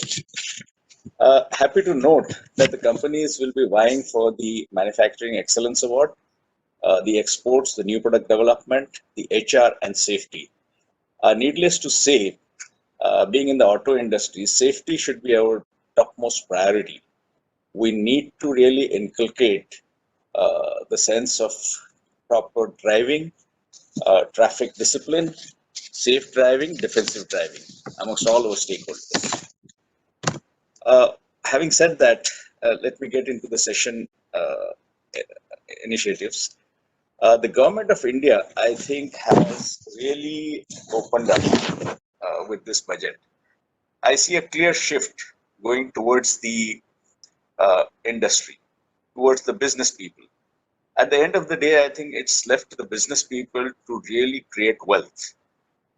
Socialism has been good, but if you see overall, I think the job of the government is to provide good infrastructure, power, and roads. However, when it's left to the business community, they are the ones who will really drive the growth, and auto industry is a shining example of the same. The wealth creation will definitely come from this sector. Having said that, if I look at the vision for the industry, I think we are in for very good times. There has been a very good growth in the auto industry, though on percentage terms not so very high in double digit, but it's about time we go into the next sigmoid curve. The auto industry is India's fourth largest, I understand. Indian industry, including the component manufacturer, is expected to reach close to 250 to 280 billion in the next 5 years. The industry has also experienced a healthy growth in the last few years, and in spite of the pandemic, the rebounds has been pretty good. Auto components industry accounts for 2.3% of the India's GDP and employs as many as 1.5 million. I think manufacturing is one area which provides the maximum employment, both direct and indirect. So this is an industry that must be and needs to be nurtured. There's a lot of current dynamics promising healthy premise for the auto industry. Number one, the latest, I must say, for my company, the recent tie-up with Harley has been one of the big achievements. The best of the best is available in India today. And I think it's really going to be good that this kind of a competition will drive the best out of everybody. Mercedes-Benz partnered with State Bank of India for attractive interest rates. In fact, today companies are using the platforms for the customers to have direct access to various bank interests. And these banks vie for providing the best possible deal to the customers. And that is all online. So definitely technology is evolving. Kinetic Green, an electric vehicles manufacturer, announced a plan to set up a manufacturing facility for electric golf carts in Andhra. Japan Bank for International Cooperation agreed to provide 7,400 crores to SBI for funding the business of suppliers and dealers of Japanese automobile manufacturers and providing auto loans to purchase of Japanese automobiles in India. Toyota Kirloskar has committed for 2,000 crores investment. M&M has signed the MOU with Israel-based RE Automotive to collaborate and develop commercial electric vehicles. TVS Motor Company brought UK's iconic brand Norton. And of course, the tie-up of Bajaj with Husqvarna and Triumph is known to all. If we look at the policies of the government, one of the good initiatives that they have taken finally is on scrappage policy. Albeit it is only for the government vehicles, but you can see what's coming in the near future. And it's about time that the old vehicles are discarded and the new take over. This will definitely fuel growth. Two-wheelers are expected to cover likely in the next 1 year, hopefully so. The initiative is expected to reduce the import burden and enhance employment opportunities. And of course, it's good for the environment also because sustainability is going to be the key factor. I think the industry needs to now continuously evolve. Each industry should have their clear strategies based on the antenna. They must gather the signals, understand clearly and continuously evolve their strategies because it's an ever-changing world. Post that, all strategies are good as long as the execution is perfect. And the next two things that matter here is, of course, seamless communication in the industry as well as culture. I think these are four very important aspects. And along with that goes the innovation, M&A, so on and so forth. There are many other initiatives which can take place. EVs has really started looking up. And I guess we'll never know when it will really start going up. There are many initiatives taken by the government, particularly for curbing the pollution. Though BS6 has been an excellent initiative and the challenge that the auto industry took up to complete it in 3 years. And there are many government agencies and facilities now for testing. So if you look at here in Gurgaon, we have the ICAT Manesar. We have the National Institute for Automotive Inspection and Maintenance and Training at Silchar, ATRAX at Indore, and of course our ARAI in Pune, and the Global Automotive Research Center, GARC, at Chennai. So if you really look at it, I think it's very important that the research and development facilities need to be enhanced to be in the market and keep going. EV sales, excluding e-rickshaws, have witnessed a very good growth and reached almost 1.56 lakh vehicles in FY20, driven by two-wheelers. Some of the state governments are giving very good initiatives, that is in addition to the FAME 2. Charging infrastructure is going to be a biggest challenge. I hope people collaborate to see that there is some commonality. Otherwise, we'll have the usual thing when we travel, we carry all sorts of gadgets with us to plug in to the electric sockets. So hopefully people should align for that. At the same time, I must say that there's a new initiative on the alternate fuels. E10 is there in the offing. By 2022, E10 will be made available by the government, and they're aggressively looking at providing the E20. This is also going to lessen the burden on the Indian economy, particularly where forex is concerned. I must say one thing that is going to be a game changer along with the EV is going to be the Industry 4.0. Many people feel it's like a new product development. I think each industry, whether it's a large or medium or small, really need to understand what is it that they require from this digitalization. It's not that like a kid who goes to a candy store that goodies, I need everything. I think that's not really practical. It's like when we develop the new product, we must look at what the customer needs are. So what is it that each industry needs for their efficient working is going to be important. I think the order of the day really is real-time information. I think morning meetings are passé. It's 24 hours are gone. By the time a lot of water will flow under the bridge. So it's important that we act and work in real time. And of course, the market being very dynamic, one must have the predictive model, AI tools, machine learning. I mean, we are in for really exciting times now. On the road ahead and support, I think the automobile industry is supported by various factors such as availability of skilled workforce, robust R&D centers, low-cost steel production. It also provides great opportunity for investment and direct and indirect employment. I did mention that this is one manufacturing industry which is going to create jobs, and it's the job of the industry to provide these. The rapidly globalization world is opening to newer opportunities for the automotive industry, especially while it makes a shift towards electric and alternate technologies. I think very important that today R&D must tie up with the academia, suppliers, as well as the OEMs. And these are the people who will bring about the new phase, the new technologies and new research, which is important. Most of the auto industries are not really doing R&D, they are doing design and development. But once you tie up with the academia and the technology suppliers, we can really get a big improvement out of that. Looking at the technology again, 5G is going to be another game changer. I think it will change the way things work with the kind of things that will happen as we see from the iPhone or the smartphone. I must say, in 2007 it was just a phone. Today it's an invaluable instrument for us and not just a phone. So you can see the opportunities that will come through, particularly with this thing. I think a stable government framework, increased purchase power, large domestic market, increasing development in infrastructure, and rural penetration are directed to steer the industry on a positive growth path, benefiting all stakeholders.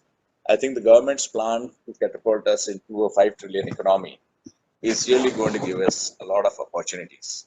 I would like to conclude by quoting my school. Incidentally, my school, Delhi College, has completed 150 years.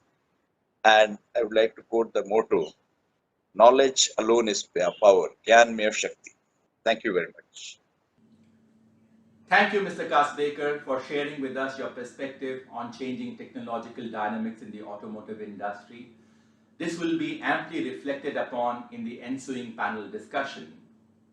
Ladies and gentlemen, we are now joined by some of the most distinguished minds in the automotive industry and the academia who will deliberate and share with us the imperatives for the auto component industry as we strive to be globally competitive and Atmanirbhar. Today, we are joined by Mr. Jyotin Kuti Sastabhavan, the head for strategic projects for Tata Motors, Ms. Soumya Chaturvedi, supply chain head for Cummins India, Mr. Nilay Chandra, the director, marketing and charging infrastructure for Ather Energy, Dr. Souvik Bhattacharya, the vice chancellor, Birla Institute of Technology and Science, Pilani, Mr. Arvind Balaji, the joint managing director at Lucas TVS and also past president ACMA, Mr. Nishant Arya, the executive director at JBM Group. Welcome our eminent panelists. I now invite Mr. Kavan Mukhtiar to make a crisp presentation on our theme today towards Atmanirbhar Bharat, technologies for sustaining growth, and thereafter conducting the panel discussion. A quick introduction. Kavan is the partner at PwC with over 2 decades of experience in the automotive space. His expertise in strategy and operations is much sought after by the auto industry and the government alike. Kavan, the screen is yours.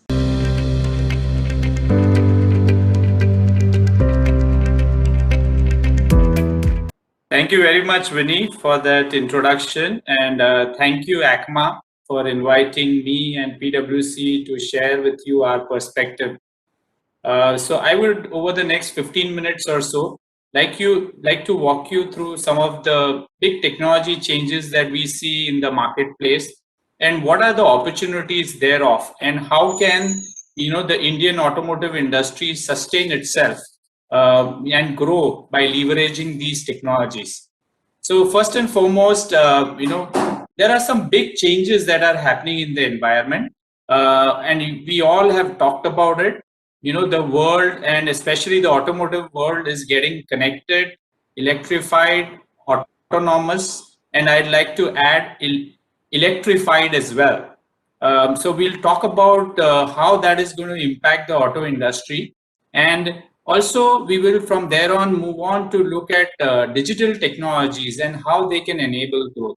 And I'll conclude my presentation by talking about the key considerations that the auto component industry as well as auto industry in general should look at while they are developing their strategies for building sustainable growth. So with that, let me jump into the rest of the presentation. Moving to the next slide. Clearly, if you look at the world around us, there are 3 mega trends that are really impacting the auto industry. And this is what is transforming the once siloized auto industry into a mobility industry. And the first crucial trend is that the pollution levels in our cities is really going up dramatically. And again, looking at it from an Indian context, we find that out of the 30 top polluting cities in the world, India has 22 of them. And this is really a big pain point, not just for the government, but also the citizens as well. And this is really going to trigger certain actions, both from a regulatory standpoint as well as in terms of consumer preferences. The other big trend that we see is urbanization. As jobs move to cities, definitely, cities are going to become more congested. And, with that congestion, you are going to see traffic density being a huge problem. And we are increasingly seeing people spending a lot more time in traffic. And what does all this really mean? It means that the auto industry will have to go through certain changes. And that in turn creates new opportunities for the auto component industry as well. So one of the first changes is, in the past, we would always have just ownership of vehicles. Now, in addition to ownership, we also have usership of vehicles. Earlier, the focus was to give greater mileage to the customers and make the vehicles fuel efficient. Now, of course, with CAFE norms coming in and the pressure from a regulatory standpoint, the focus is going to move to being emission efficient. In the past, most of our vehicles were hydromechanical in nature. Increasingly, we are seeing the electronification of the auto industry has started a few years ago, and it's only accelerating. And there are some estimates that in the next 5 years, 30 to 35% of the value of a car, for example, will actually be electronics. And that really changes the game for the automotive supply chain as well. Connected vehicles is really coming up in a big way. Now we are seeing this as a standard fitment for many of the passenger vehicles. We are also seeing GPS navigation systems becoming increasingly standard fitment in trucking industry as well. And the last point that I would like to add from a overall holistic auto industry transformation, that earlier the focus was on product and service. Now increasingly OEMs are focusing on delivering great experience to the customers as well. So when we look at technology changes that are happening in the industry and the opportunities for the auto component industry, it is in this mega changes that are happening in the auto industry. So let me now talk about what are some of those technologies that we need to focus on. And with that, moving to the next slide, connected vehicles. We talked about how vehicles are increasingly getting connected. And in this slide, as you can see, there are 8 different types of clusters of functionalities that connected vehicles offer. For example, the first and the most common one is vehicle management systems, where it tells you information, or to the user information about the vehicle, the fleet health. It gives you service notification. The second piece is on mobility management. It gives you information on traffic updates, parking assist, accident prone zone. Safety is another big priority, and connected vehicles can help you make your vehicles safer, and also help you with well-being of the driver. So a lot of new technologies like driver monitoring systems, fatigue protection are increasingly finding acceptance globally, and we see this happening in the Indian environment as well. So what does this really mean for the auto component industry? With the penetration of connected vehicles going up, definitely there will be a need for OEMs to source these technologies locally. And while the market for this in India is still at a nascent stage, but at PwC, we believe that in the next 4 to 5 years, these technologies will really grow. And for us to really participate and benefit from this growth, it's important that auto component industry also understands these opportunities and comes up with a plan on how they can benefit from it. Do we really have the technology to be part of the connected vehicle supply chain? If the answer is no, can we find a approach by which we can get technology alliances in place, form joint ventures, and become part of this supply chain, because clearly this is a growth area. And of course, with the push for localization coming from the OEMs as well as from government, clearly companies that can build capabilities in this space will certainly have an advantage. Moving to the next slide, and which is another important trend that we see, is autonomous. While from an autonomous standpoint, India is quite far in terms of adoption of autonomous vehicles at a fully autonomous level. But as we know, there are various levels of autonomy. And the base level autonomy from L0 to L2, I think that is really going to find acceptance in the Indian market over the next 3 to 5 years. Some of this will be driven by regulations as well. So we are going to likely to see lane departure warning systems, forward collision warning systems, of course, electronic stability control, driver monitoring systems for truck and bus application. Some of these things from a safety consideration will increasingly start becoming mandatory.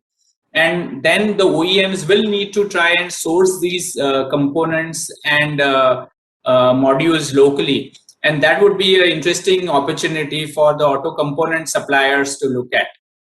So as we know in the auto industry, the term that is quite often used is CASE, where C stands for connected. So we talked about opportunities thereof. A stands for autonomous, where our view is that L0 to L2 autonomy will really pick up.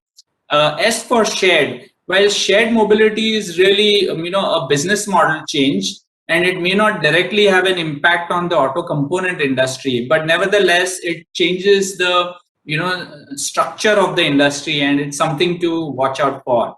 The next trend that I would like to talk about in my subsequent slide is on the trend towards electrification.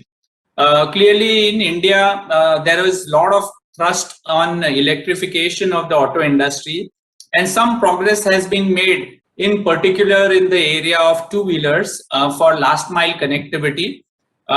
If you look at FY20 numbers as shown on this slide, the market is still at a nascent stage, but is growing at a very fast pace. And especially the two-wheeler and three-wheeler electric vehicles for commercial applications are finding great adoption. And this is a segment that we expect will keep growing at a pretty healthy pace. Even in FY21, we also saw passenger vehicle fleets and electric vehicles in passenger vehicle fleets really coming up in a significant way. Companies are trying new business models, including giving electric vehicle on subscription basis and trying to convert the high capital expenditure involved in going for an electric vehicle and shifting them to operating expenses by offering subscriptions. And based on the early feedback, this seems like one of the good ways to really make the electric vehicle market in the country. All in all, this is a segment which will grow. We all agree that in the next 5 to 10 years, the share of electric vehicles in the auto industry will go up significantly. Although ICE engines will still dominate over the next decade, but the share of electric vehicles will certainly go up. What does that mean to auto component companies? And that's where we want to move to the next slide and talk about what kind of opportunities we see in this for the auto component players. So broadly speaking, you can segment the auto component specific opportunity in electric vehicle into these 5 boxes. The first and foremost is the opportunities in power electronics and distribution. The second being the battery pack, third the electric motor, fourth transmission, and finally other categories. And in each of these areas, you need certain components and modules which will replace the ICE engines. For example, in power electronics, you do need DC converters, you need connectors and cable jacketing. As far as the battery pack is concerned, you need the basic battery cell, you need to have the capability to pack these cells, build a controller in the form of a battery management system. And since these components put together, may account for almost 40% of the value of an electric vehicle. So there will be pressure on the OEM to find ways and means to localize this. Given the regulatory environment in our country and the fact that there are import duties that are applicable and there is a phased manufacturing program, many of these opportunities will have to be localized. Of course, there are several companies in India who have been working in this technology, and there are also several multinational auto component suppliers that are likely to bring this technology to the country as well. So this is something that you need to watch out for, and if you have the ability to diversify from your existing business, now is a great time to look at technology alliances, joint venture partnerships. Moving to the next slide, and this is a new area of opportunity, which is in the charging infrastructure. As you would know, that clearly with electric vehicle adoption going up, we are going to see a lot more charging infrastructure being set up, and that creates almost like a new industry. Auto component suppliers can possibly diversify into providing charging services. And in fact, many of the auto component groups are already doing that. In addition, you may also become a supplier for manufacturing of the charging equipment. And we know companies, global companies who are intending to manufacture electric vehicle charging equipment in India, and would be very open to sourcing these components locally. So that will also present new opportunities. So that really was the case and how it has an impact on the auto component industry. Over the next few slides, I will talk about how technology and sustainable growth from a technology standpoint is not just an external opportunity, but it's something that you should look at within your organization as well. Moving to the next slide. And at PwC, we have this framework which we use to define and the canvas of digital technologies and how it can help drive excellence. So at the center of this whole piece is the fact that you can offer digitally enabled products and services. And we saw this and we heard this earlier. But you can also deliver a lot of efficiency and effectiveness when you use digital for your operations and also for your integrated supply chain. So the concentric circle outside, lays out all the enabling technologies that are out there to help us. For example, availability of IoT platforms, then smart sensors, using big data analytics. I think these are all tools and applications that can help us distill and synthesize information in a way that it comes back to you with meaningful insights that helps you make the right decisions in the manufacturing or the supply chain environment. And it's very important that as you embark on your digital journey, you should also look at training and building the skills of the employees. And for that, you need to have the right learning culture and digitally upskill your talent. And moving to the next slide, and this is my final slide, the supply chains of the future will definitely be a lot more integrated, and we are going to see, tracking solutions being built in. We are going to see connected workforces where, employees and operators will wear devices that can give us insights and can communicate with their machines. Human-robot collaboration, we see that really happening a lot more even in the Indian environment. Of course, technologies like automated guided vehicles. I think the limit of technology is just not there. There are so many things that we can do, but of course, one would also always have to look at the return on investment that you can get from any of these investments.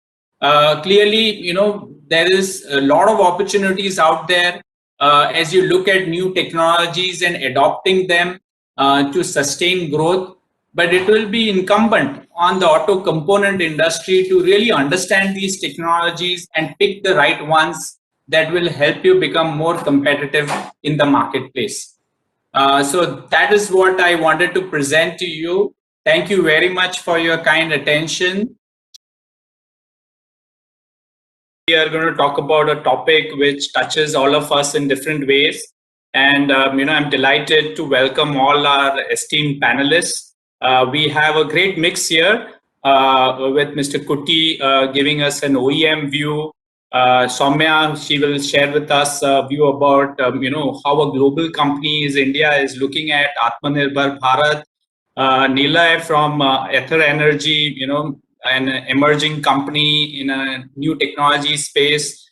Of course, we have Dr. Shovik, who is going to share with us, the view from the academia and, what is the role for academia industry collaboration. We have Arvind, who will share the perspective from an auto component supplier, and Nishant, who's from JBM, who's really playing a crucial role in building the EV mobility ecosystem. So I think we have a great mix of panelists. So let us begin, with the first speaker. And the format that we are going to adapt is, I'm going to introduce each of the speakers in short and request them to share their perspective on this topic for about 4 to 5 minutes. I'll request all the speakers to manage their time effectively so that we have enough time available for discussions, question answers, and also taking a few questions from the floor. So let me first invite Mr. Kuti from Tata Motors, and let me begin with a quick introduction. Mr. Kuti is a head of vehicle attributes and technical services at Engineering Research Center, Tata Motors. He is responsible for the definition and delivery of vehicle attribute targets across Tata Motors passenger vehicle business. He has had a long, illustrious career, starting in 1983 with Tata Motors, and he has played some really led some really crucial projects, including value analysis and value engineering projects. He was head of the VATS program, and he's also responsible for the crash safety system that developed India's first 5-star rated G NCAP car. So he's had a very rich experience, and we are really honored and delighted to have you on the panel with us, sir. So with that, Mr. Kuti, please share with us your perspective. Over to you, sir.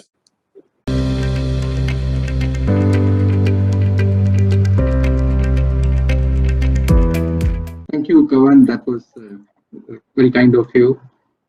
Friends, let me take this opportunity to tell you, to pick on what Kavan just finished, that we did our first, the safest car that we launched a couple of years ago, followed by a slew of products which are probably India's safest products.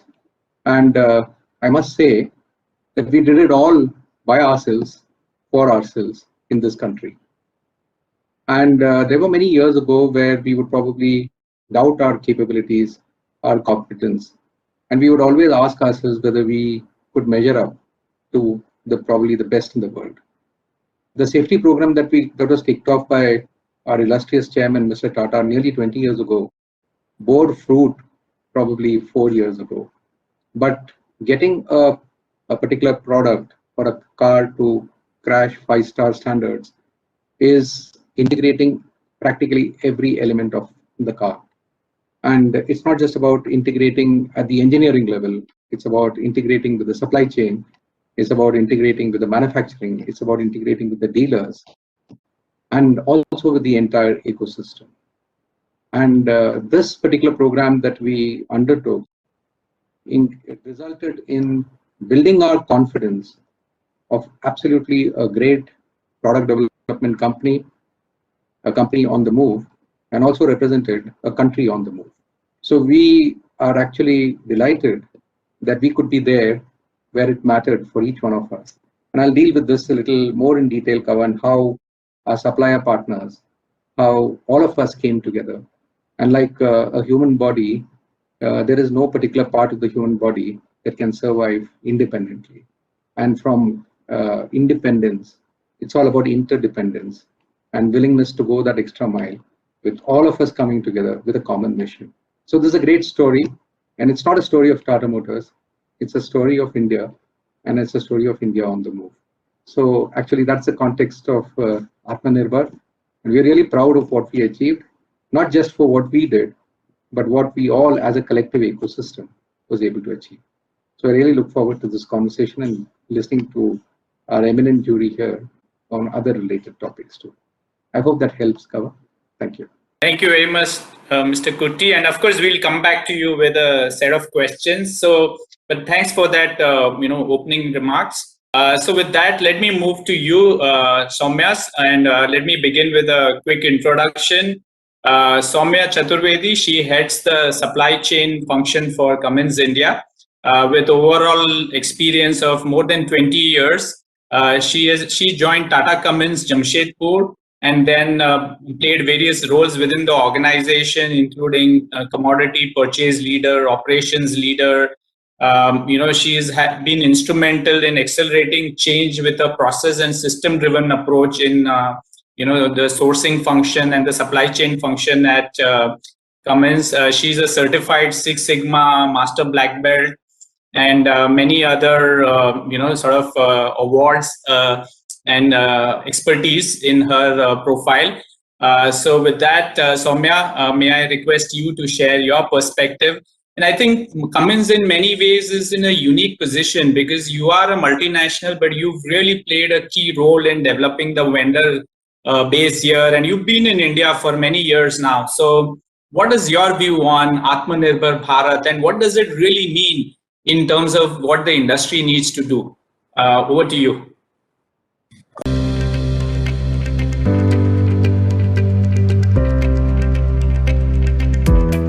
Thank you, Kavan, and good day to everyone. It feels honored to be a part of this good esteemed panel and group. So thank you, everyone, and look forward to having a great conversation. So I'd like to just start the conversation and relate to what our Prime Minister probably spoke somewhere when he talked about Atmanirbhar. He brought out 3 words, which was relating to the Atmanirbhar initiative that he wanted to kind of launch in India. One was innovation, the second word was inclusion, and the third was integrity.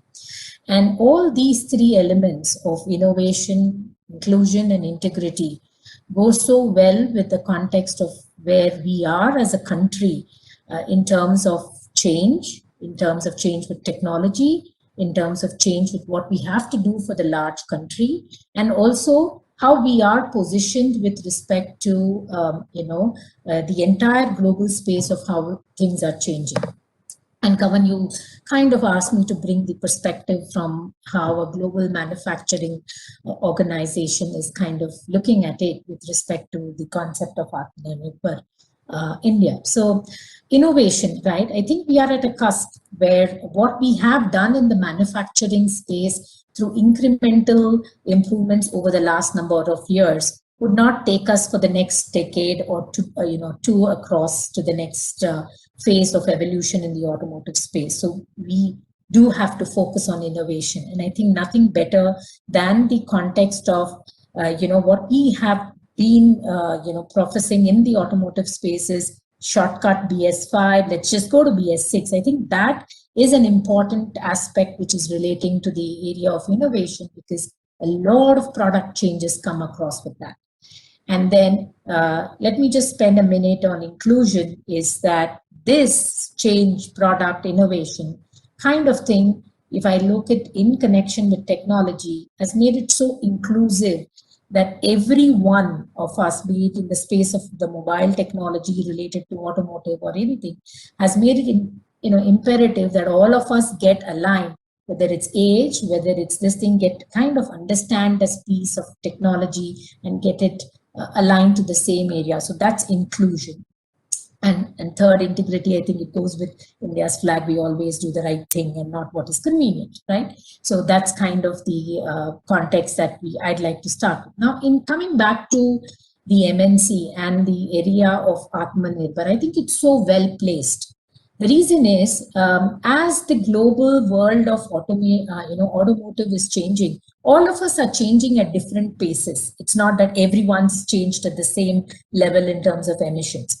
India is placed so uniquely and well that it's got access to the older, where there are changes, where global nations are changing slower, and access through various other areas of technology, collaboration, etc., to the changes where there is an evolved emission norms and there's an evolved product already there in the automotive space. So with respect to India and all our supplier partners and all the OEMs, I think we are placed so well where we can fund our growth by putting those products which are probably going away from emerging markets but are still needed in the evolving markets to fund more to do innovation for the ones of the newer technology, that products that we want to kind of do. So I think for me, in the Atmanirbhar space, and if I look at it related to MNC, I think we kind of play that role to bridge that gap and help fund and also help acquire technology to make that change happen. So that's what I'd like to put on table from an MNC perspective. Yeah, absolutely. I think that bridge between local and global, I think that's a very key role that many multinationals can play in the Indian environment, including Indian multinationals, I would say. So with that, let me move to Nilay. Of course, Nilay will bring a very different perspective. He's with Ether Energy, Director Marketing and Charging Infrastructure. And in many ways, you are trying to overcome the classical conundrum of what comes first, the charging infrastructure or the electric vehicle. But let me begin by a quick introduction of Nilay. He's a senior marketing leader. He currently is heading marketing, PR and charging infrastructure business at Ether Energy. He's an SP Gen alumni and has worked earlier in Flipkart, GSK, Wipro and Bosch. So very varied experience, from many different sectors. And currently he's head of charging infrastructure, which is a critical enabler of the electric vehicle revolution. So Nilay, Atmanirbhar Bharat and of course technologies for sustaining growth. You're dealing with the classical problem of really a new technology and how to make it happen, how to do get the market to accept it. So please share with us your perspective on how India can move forward in this journey.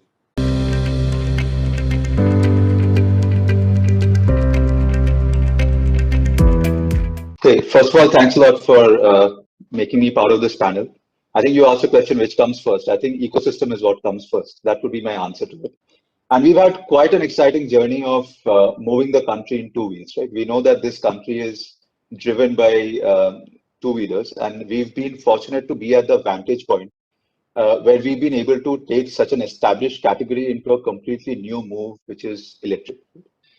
I think what's interesting is to think that two students from the prestigious institute of IITM could decide to take on this journey. I think when we talk about what India can make, I think it starts over there, right? Because from years we built an infrastructure of education which has created the platform and now the environment which makes people believe that they can take on this journey, right? So I think that's where this starts. And if you look back at that time when this entire thing started, nothing was there already on the table. Whether it's what is the kind of product that's required, where is the supply chain, where is the infrastructure, which we'll talk a little bit about. So I think that the journey that we've taken over the last 7 to 8 years has really been alongside this. How has Make in India grown in this company, how in the country, and how have different partners of the ecosystem actually jumped into the wagon? You can have people, OEMs who want to go on this journey, but unless the supply chain and the manufacturers really gear up to say that, you know what, this is where we also see the future, and we are willing to experiment and go alongside to make this happen, any category will find it very difficult to grow. And our growth story has been fortunately brilliant, right? And it's been a mix of partnering with people who are experts of what they know in that manufacturing, about building a lot of stuff ourselves. We build our own battery, which means in a way we've also gone through that journey of what it takes to build a battery for a country like India and run for like lakhs and lakhs of kilometers. Right? So we have that kind of learning. And the part that we're talking about, which is the charging infrastructure. It's an infrastructure business where on the first go, nobody ostensibly has a need for it, right? Which means the government, while it wants to be in a partnership, still hasn't evolved to a stage where they would take a plunge into it. So who takes the plunge first? And I think it's been very interesting in that part of the ecosystem to figure out how do you get the consumer to adopt a public infrastructure? how do you get the host to adopt a public infrastructure? As an OEM, how do we invest into something which is beyond the two wheels? And also find the right partners who would build products like that, which are suited for Indian conditions. Because while it seems that charging infrastructure as a category exists worldwide, but I think the Indian conditions are different. The usage of two-wheelers is different. The kind of speeds that are required are different. The kind of location, environment in which you have to have your products is different. So I think it's been a very interesting journey of building the ecosystem together, and infrastructure is one bit of it. The vehicle is one bit of it. We are pretty advanced in terms of the digital technology. Our dashboard is a connected dashboard, which means there's a whole form of ecosystem on that side, which is how do you integrate with Google, how do you integrate with different companies who provide an interface with which you can run a phone on a vehicle in Indian road conditions. And all of that together, I think today, I would say that India is at the brink where we can believe that we are going to build all of this in India. And when the government took this move to say most of the electric vehicle manufacturing is going to move to India, slower or later, but every OEM is now adapting to it, which means that the fundamentals of it exist for us to be able to depend on producing in India, and also the talent which is required to develop a new talent, a new category in India. I think that exists today, right? And we've seen that over a period of years, how people from different industries have come into this and have really made it possible to have an ecosystem going. So I'll go back to my first thing. I think it's an ecosystem which comes first. Thanks, Nilay, and we'll come back to you with a few questions later. But let me now move to Dr. Shouvik, who has a long and illustrious career. Dr. Shouvik is the Vice Chancellor of BITS Pilani and Professor on Lane of IIT Kharagpur. He has been a Dean and Deputy Director of IIT Kharagpur and Vice Chancellor of Jadavpur University, Kolkata. He completed his BE from Jadavpur University, MS from University of Cincinnati, and PhD from Texas A&M University, all in mechanical engineering. He has over 250 publications, in index journals, and has been a very, loved academician. So, Professor Dr. Shouvik, may I request you to share your perspective on the role that you see academia playing in this whole journey?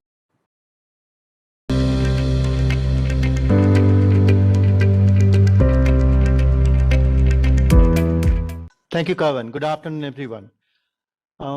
Thanks for having me in this panel. It won't be an exaggeration if we say that the auto industry is at an inflection point, and for several phenomena that you all are more aware of than me. And these phenomena, they are impacting the way companies do business today. My comments would be more generic, not necessarily exclusively for the auto industry, as you can expect that way.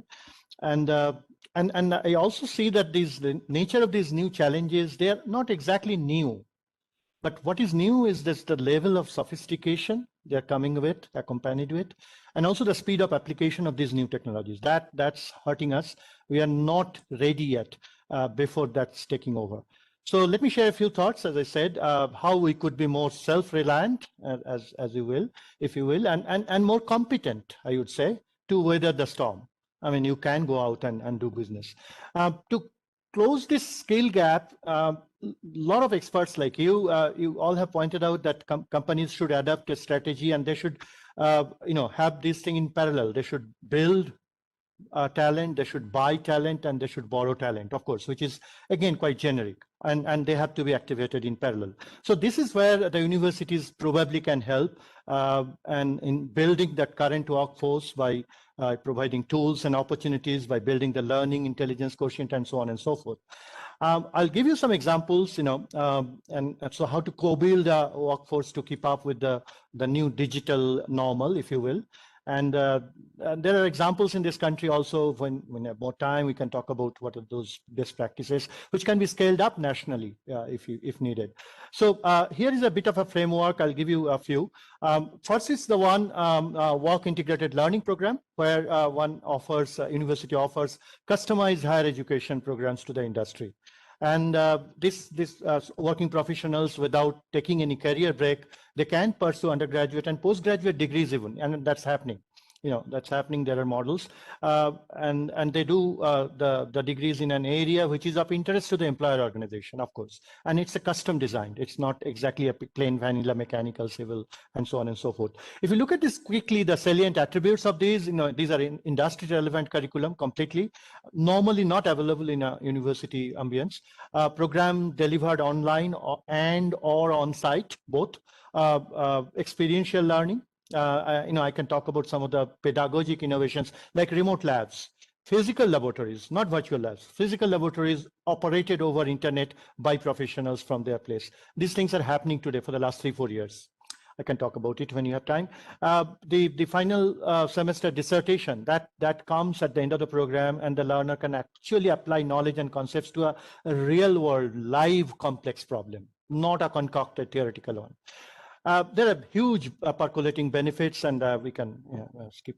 And we're talking about upskilling and reskilling of the workforce here. Employee retention, employee engagement, employee performance improvement. These are benefits, that's quite naturally will percolate through.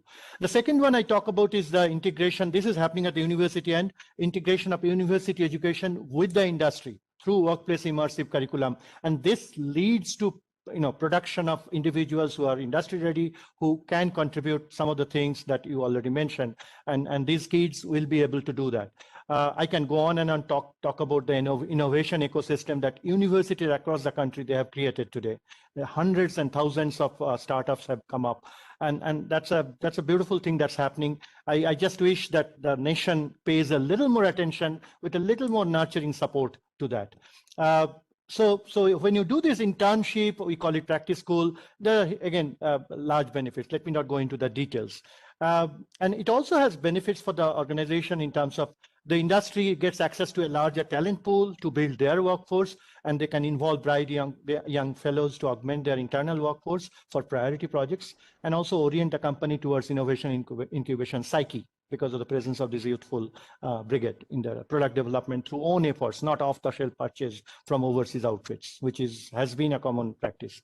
And then employment integrated higher education, which is different from other models of employability education, something which has not happened a whole lot, but this has to happen in combination. One university and one industry organization has to do that.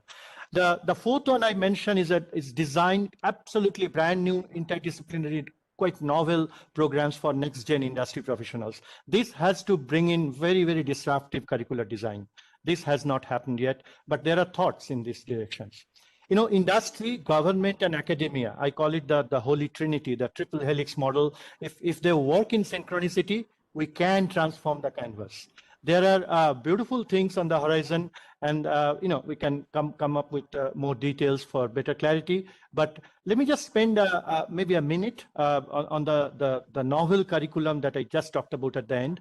That we are talking about bringing humanities elements into the curriculum, strong humanities elements, because creative design requires that.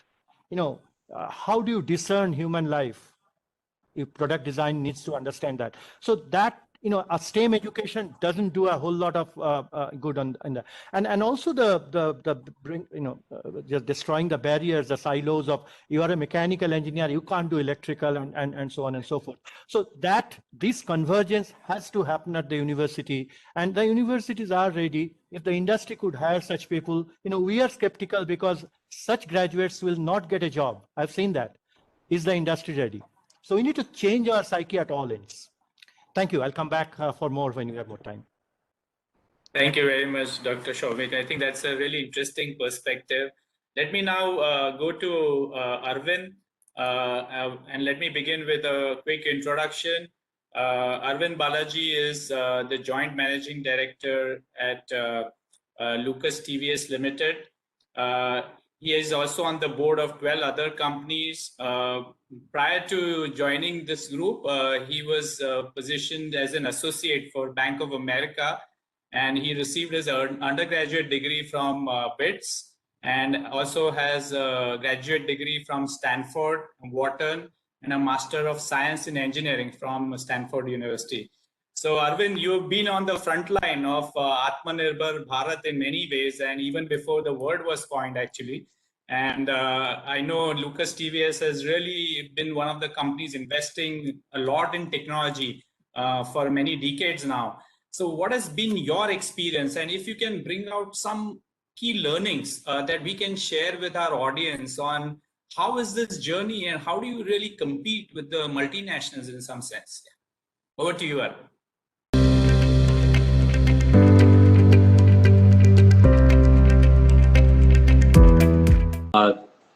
Thanks, Kavan. So this is a big topic, so let me try to make it as concise as possible. So Atmanirbhar Bharat, obviously, we are a big supporter of. And I think ACMA has been batting for this in some shape or form for many years. But, 5, 6, 7 years ago, when we were talking about it, it was considered protectionist. That, oh, you don't want competition and you want, you want to have a clean playground to play. But I'm very glad we did this, and I'd like to explain why. The key thing to understand is every country in the world has done its own version of Atmanirbhar Bharat. Every country. The key is, though, Atmanirbhar Bharat builds scale, which India has sorely lacked. Today, we are seeing so much localization. Components that were earlier imported are being localized. So we are all getting scale in businesses that we otherwise couldn't get scale. So we can invest in manufacturing, we can invest in supply chain, we can invest in engineering. So we can actually make good products because we have the ability to invest. But that's only the first step of Atmanirbhar Bharat. If you see the journey of many countries, those who just took the localization benefit and did nothing after that, they died. But those who took that as a starting point to grow their business and made very good products, they succeeded. So the key step, Atmanirbhar Bharat, is only the first step. We are all now getting localization scale and benefits. How do we use this now to make world-class products in India? Design in India and make world-class products in India competitively is the next game, and that's the real game. You can't win just because you're cheap. You have to win because you're good. And I think that is the next leg of the journey. So that's the first point I wanted to make. The second more loaded point you had is how are you going to compete with MNCs? So, Mr. Nilay Chandra is here. He's competing with larger players also. We are competing with much larger giants. Yes, that's the game. Tata Motors, I mean, what are we talking about? Tata Motors is playing the game day in, day out, every day. But every time Indian companies have shown we can do it. And I don't think, there will obviously be issues, but every Indian company that is able to stand that, put in that patience and that effort has always succeeded. The key issue is patience. The minute you face a failure, oh, we're no good, oh, the Indian companies don't have technology, all those, those traditional words come. But that's not true. Every country has gone through its own journey of learning. So I think the key for us is to put our head down, put the money on the ground, keep doing it, and have the faith that we will succeed. And, where have we not, frankly? It's simply putting our head down and having that patience. And I think our maturity to stay the game, stay the course, and build the ecosystem to go to Atmanirbhar 2, 3, 4, I think that's the long-term game we have to play. And my 2 cents is that's what it'll take to succeed, and I'm confident that's what will happen. Thank you. Thanks so much, Arvind. So we'll now move to Nishant Arya. Nishant is the Executive Director of the $2.2 billion JBM Group. And he's been in the leadership position since 2010. Under Nishant's leadership, JBM introduced India's first true low-floor city bus. He has brought in a lot of passion and enthusiasm to his work, and under his visionary leadership and long-term thinking, JBM was recognized amongst the elite set of the 10 greatest value creators in the Fortune India 500 companies. And having interacted with Nishant, I have heard your vision of, how one can create a e-mobility system. And, lots of innovative things happening from your end, Nishant. So I think it'll be interesting to really hear your journey and the kind of challenges you see both in the traditional auto component business as well as in the electric vehicle business that you are now nurturing and growing further. What do you, Nishant?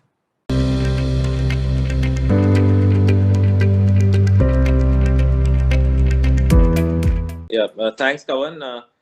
I think first and foremost in our country, if I talk about, so ISRO is a hallmark for being clearly Atmanirbhar, and that clearly showcases that where there's a will, there's a way. And that happened because the government and the people who are working on it had a clear roadmap. They were working towards it. And I always see that if organizations like these are embracing two things, learning and change, then anything can be possible. And clearly, what was there was definitely we talk about the ecosystem, we talk about other things, but clearly what we have understood, which has been the DNA of our organization, and I think that would definitely suffice for any sector and any organization in general, is what we call TIP. So technology, innovative business models, and people. So I think if we are able to integrate these three things in a very frugal manner and are able to really see that how, as I think I would just reiterate the fact that what Arvind said, so being cheap is not what's important, being competitive is what's important. And that competitiveness is hygiene in today's day and age. And that doesn't give you an edge. What gives you an edge, that based on that competitiveness, how the customer can drive the positive TCO, total cost of ownership. And that's what we look at, whether we look at in any of our businesses, whether in automotive components or electric vehicles. And clearly the customer should be able to see that how you are actually giving the customer a product. Like we give public transportation solutions in the EV segment.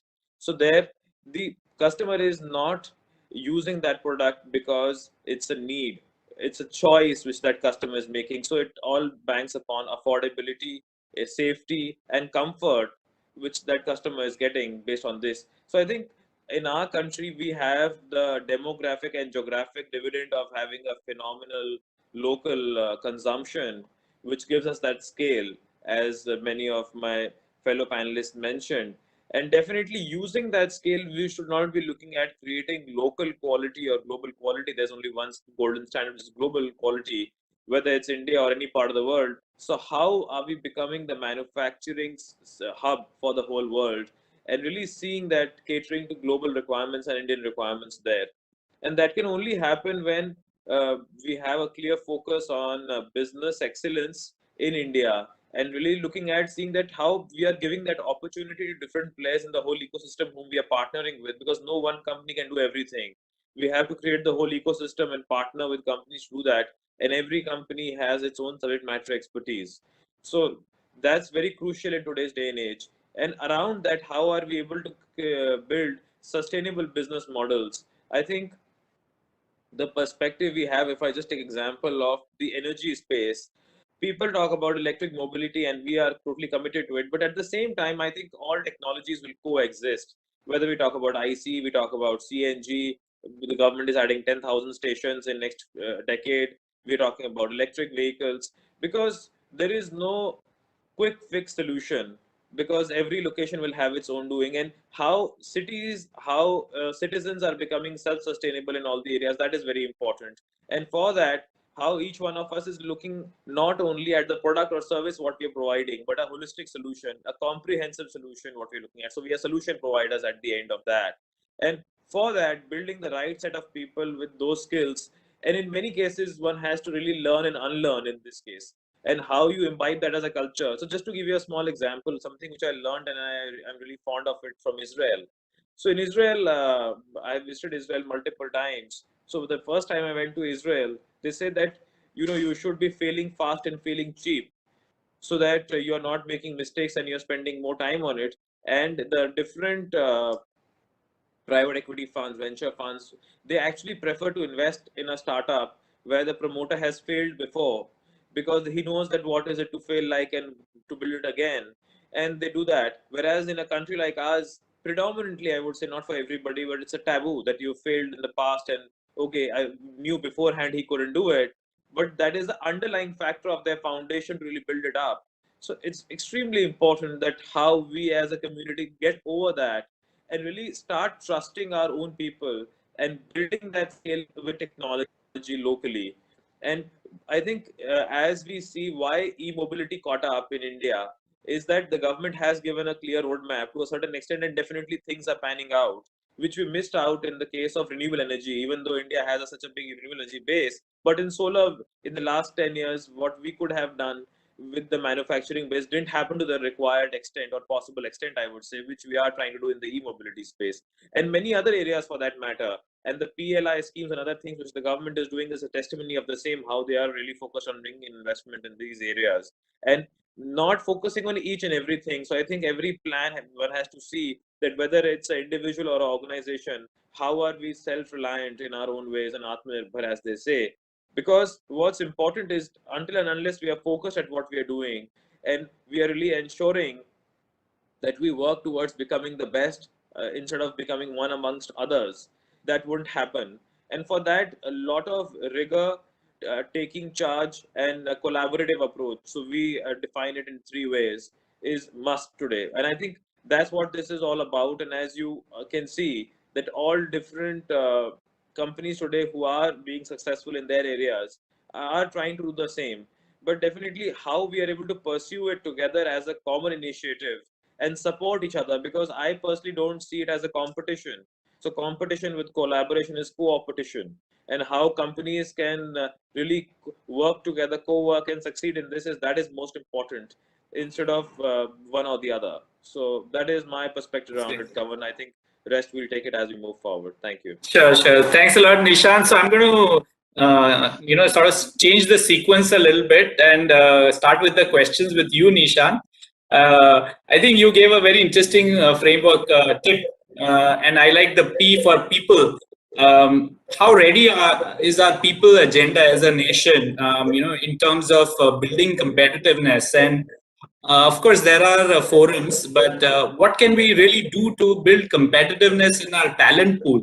Because that's at the core. If you get that right, then Atmanirbhar will happen on its own. So what are your views in this area?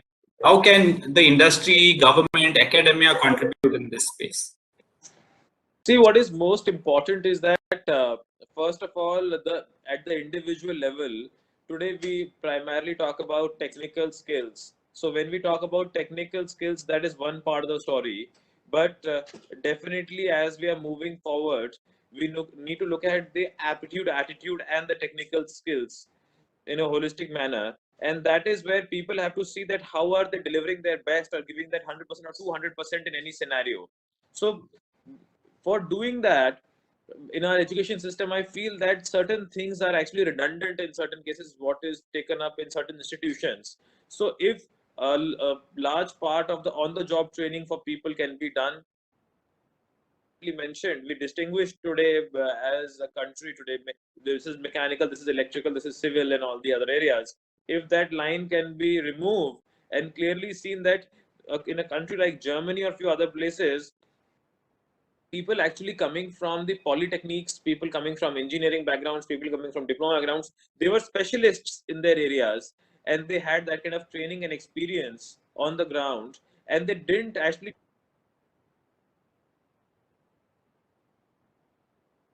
that it doesn't really matter for them to work on the shop floor, because going to Gamba is very important, right? And it all starts from there. So I think that part is very crucial. So definitely with the automotive industry, a large part of that has been built. That's why automotive industry has about 50% of the national manufacturing GDP. But I think it needs to be scaled up substantially now. And with the new age of digital technologies and the new vehicle technologies, that part needs to be significantly ramped up. Secondly, a lot of collaborative projects, as we see industry and academia does, so where a lot of new technology can be created and real-time data can be provided to students and they can take up real-time challenges for resolving them. And that can work out very well. If on those lines, a lot of work can be done, which certain institutions are doing, but I think it can be horizontally deployed.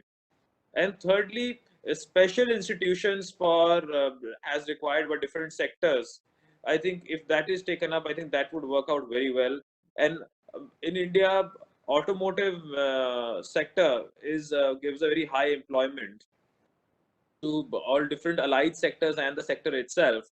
But today we actually do not have a very clear-cut roadmap and approach in some cases. Part of it is in heavy industry ministry, part of it is in the Ministry of Transport, part of it is elsewhere. So I think if we get a clear-cut understanding and under one umbrella, integrated approach is taken, I think that would really evolve the whole ecosystem, and that would drive it in a much better way. I'm not saying that we are not doing much today. It's a lot is being done, but it could be done in a much better manner.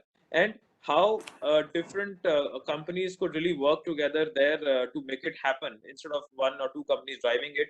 As we have a cluster approach in the automotive sector, I think that would make it very meaningful for everyone. Thank you, Nishan.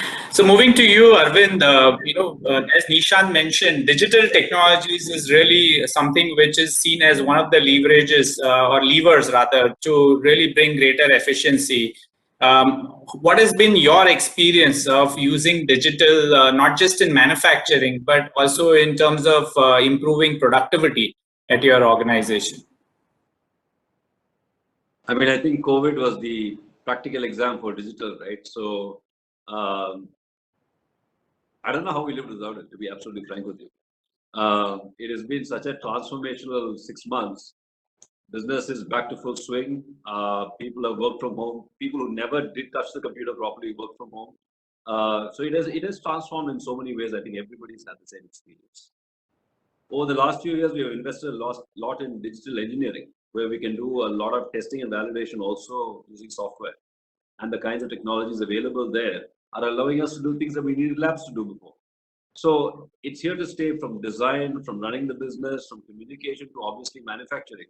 So, I mean, it's so straightforward, I don't even know what to say, because it's just the faster we move to embracing it, the better it's going to be.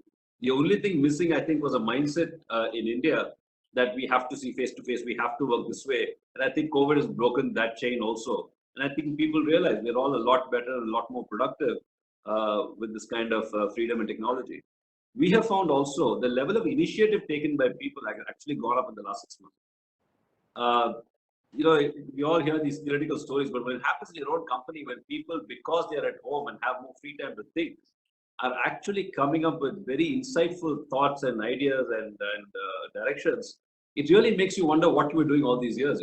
People are actually becoming more productive. So I think even if we go back, we will definitely do some kind of hybrid model where we will retain some of the benefits of this flexibility as we go forward. Yeah, thanks so much. So let me move to you, Dr. Shovik. I think Nishant mentioned some really interesting points on how academia can play a role here. But question for you is, can academia also play the role of helping Indian industry innovate for India in some sense, right? And we have our own unique set of problems. And you look at in universities in US, they are also like a source of original thinking and new product development. How can we make this happen in the Indian context? Your views here, please. Yeah. Well, it's not going to happen the same way. US universities have completely different ecosystem we don't have. So let's not just look at the output and compare. What goes into the US universities is completely different from ours. So yeah, good universities in this country, many good universities, including the government ones, and also we tend to forget the private ones. The technology business incubator, TBIs are in a structured form, they exist. But do we see industry coming and investing in them? There's a huge talent there, huge ideas, ideating and translating them into products, etc. They are all happening, but without the industry participation. Industry only looks at very mature startups, those which are already somewhat successful, through the VC funding and all that stuff. So I think there is a very easy route that we are missing out on. Every industrial, almost, big ones, they have to invest these CSR funds in somewhere. So I think it's very easy to divert a good chunk of the CSR funds into the TBIs of universities who are doing well. A competent university partner, they can actually have part ownership of the products that are coming out of such outfits, and so on. So just give you a little statistic to establish the point. The scale of operation that happens, it's not necessarily within the TBI, also the ecosystem that happens during the 4 years or 5 years of study in a university system, and then what they do after they leave the institute. In the last 10 years or so, Bitsians, graduates of BITS like Arvind, they have created close to 700 startups. Now that's a number if I had asked you, you wouldn't have come up with, right? And they are ranked third in the country. Now BITS is not in the top 10 even in the country, right? Because of giant IITs and all that. But they're just behind IIT Delhi and IIT Bombay in that attribute, in that parameter. So there are certain good things that are happening. Are we nurturing them? Because we are a private institute. We don't get a penny of the government funds. So I think some of these support the incubators in these TBIs in the institute campuses with seed money to develop products for you. Be co-founders. That's possible today. Be co-founders. Come over there. And there is another thing that's going to happen, not necessarily in the innovation space, but I think in the skilling and reskilling and upskilling part. I think some of the large, giant engineering industry folks, they are going to establish edutech outfits for reskilling and upskilling initiatives. This is a new phenomenon, brand new phenomenon that we are about to see tomorrow in India. I mean, we just have a grand example on the horizon now. Larsen & Toubro EduTech, L&T EduTech has been announced and is going to come up very soon. So what they are going to do, they are going to create contents and they're going to leverage on their absolutely fabulous manufacturing experience, right? Or construction experience. And build that into contents and training programs and maybe mostly online, along with the university programs. So will the government allow a company like L&T EduTech to sort of dovetail into the engineering curriculum, maybe toward the later years, in addition to internship, in addition to the industry immersion? So these are very, very disruptive games that are going, it's going to make any university's life more complicated, more difficult. But let it be, it's good for the nation. Thank you, Dr. Shovik. So let me move to you, Nilay. And of course, you've been trying to, pioneer an industry in some sense. And, you shared about your journey setting up the infrastructure. But what do you see opportunities, say, for Indian companies? You briefly touched upon the supply chain being ready. What are the kind of opportunities you see from, your electric vehicle business and opportunities for Indian companies in that sense? Yeah, so I think there is nothing to suggest that the ecosystem that exists in India for IC vehicles cannot get replicated for electric vehicles, because that expertise exists. It needs to be honed a bit. Maybe some amount of skilling needs to get done. But I think that the critical thing is when the critical mass generates, when more and more companies sort of take this shift, start moving to electric, I think the ecosystem will come along with it, right? Today, there is signs, there are very positive signs. There are brands, not only us, but a bunch of other big OEMs who've started investing in it, right? But if someone's to put to say exactly what's going to be the volume after 5 years, what is the assurance of the policies of the government 5 years hence about the charging infrastructure standards, etc., I think that predictability, we are just a little bit away, right? All gut says that this is going to get to a particular number, but for supply chain to really get robust, I think there is a little bit of assurance which needs to come. There is a little bit of incentivization which needs to come to do it now versus tomorrow. I think everybody in the supply chain ecosystem is going to invest in whether it's charging infrastructure, whether it's building components for electric vehicles, but everyone's wondering whether to do it today or after, let's say, a year, right? And that's what needs to get fast-tracked. And I think the government intervention needs to come towards accelerating building this infrastructure. And whether it's through incentive, whether it's through a PPP model, whether it's through allowing for small experiments, which allow each of these parts also to get into this and understand what this is about. And not just rely for the private ecosystem to build it. I think that's one aspect which we can look at. As soon as the partners see that there is a stable volume which is going to come their way, there's a partner who shows intent of running this for a long term, I think the whole discussion changes, because everyone is also eager to learn this faster in that ecosystem, right? The intent, I think, is extremely, extremely high. There has to be a willingness which needs to come about experimentation, and I think some of my esteemed panel members mentioned that, and to have that ability for even supply partners to fail. And that cushion also is something that the ecosystem can provide between the OEMs, between the government.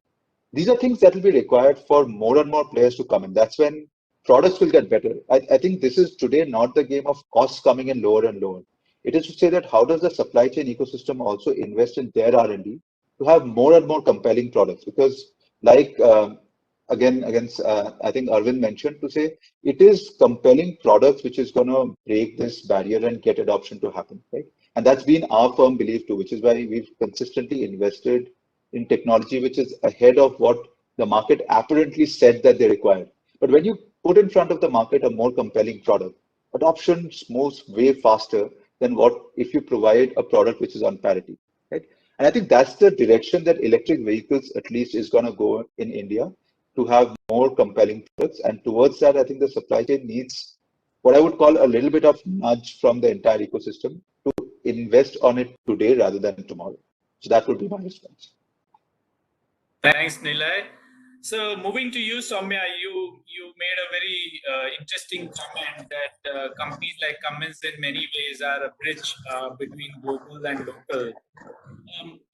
Help us understand how one can play a role like that, and how can Indian companies seek out these technologies, if you will, or become part of your global supply chains, and in that process assimilate technology. Kavan, thanks. And I have a customer and also a supplier partner in this group here in this panel. So, it would be more than happy to share that example, right? So, let me take this example of what Nilay started by saying, fit, as he said, local for the product. The environment in India is different for adopting a product. Let me just nomenclate it for better understanding as fit for market. Right, as we were bringing out a fit for market product for our customers in India through these emission chains, right, we have had partners like Arvind's organization who had the conviction to probably stay invested and develop products for us, which would help to bring that benefit to the local market in terms of fit, what is fit for India. But at the same time, I think through that process, while we gave back benefits to our customers, what we also probably had was a strong Indian supply partner for us who had exposure to some of the product nuances of the development, etc., which was related to a newer technology adaptation of a version that would be brought in India, right? So I think that's the bridge that we play, and we would like to continue to be in that process. And I think Arvind also brought out, it's a version 2 of Atmanirbhar, of having the conviction and not playing only on the cost arbitrage, but go to that technology context to say, how do I connect the bridge, right? And I think that's where we see as a space to say, okay, I, as an OEM or as a MNC, bring the OEM application nuances around, get the fit for market through partnering with the local, supply partners and other automotive manufacturers, and give value back to customers, right? Whether it's at a 60 to 70% localization, when you want to introduce a product with that kind of, level of localization content, it has to have that partnership, right? And where do we access? One is, of course, through the product knowledge, product portfolio knowledge that we as MNCs would bring, access from universities, right? I like what Dr. Souvik said about cliched electrical, mechanical guys not being able to do that. I think those unconventional partnerships, etc., are the ways we see, bringing that and having conviction with our automotive manufacturers that those accessibilities to those, whatever you call it, all the electrification that's happening in the automotive space. Thanks, Soumya.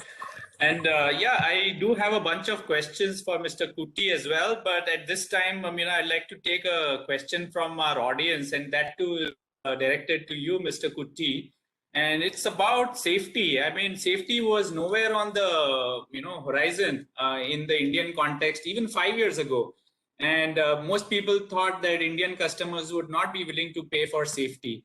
How do you see that changing? And do you think this is a longer term trend? And do you see opportunity for Indian suppliers to build greater capabilities in supplying safety products as well?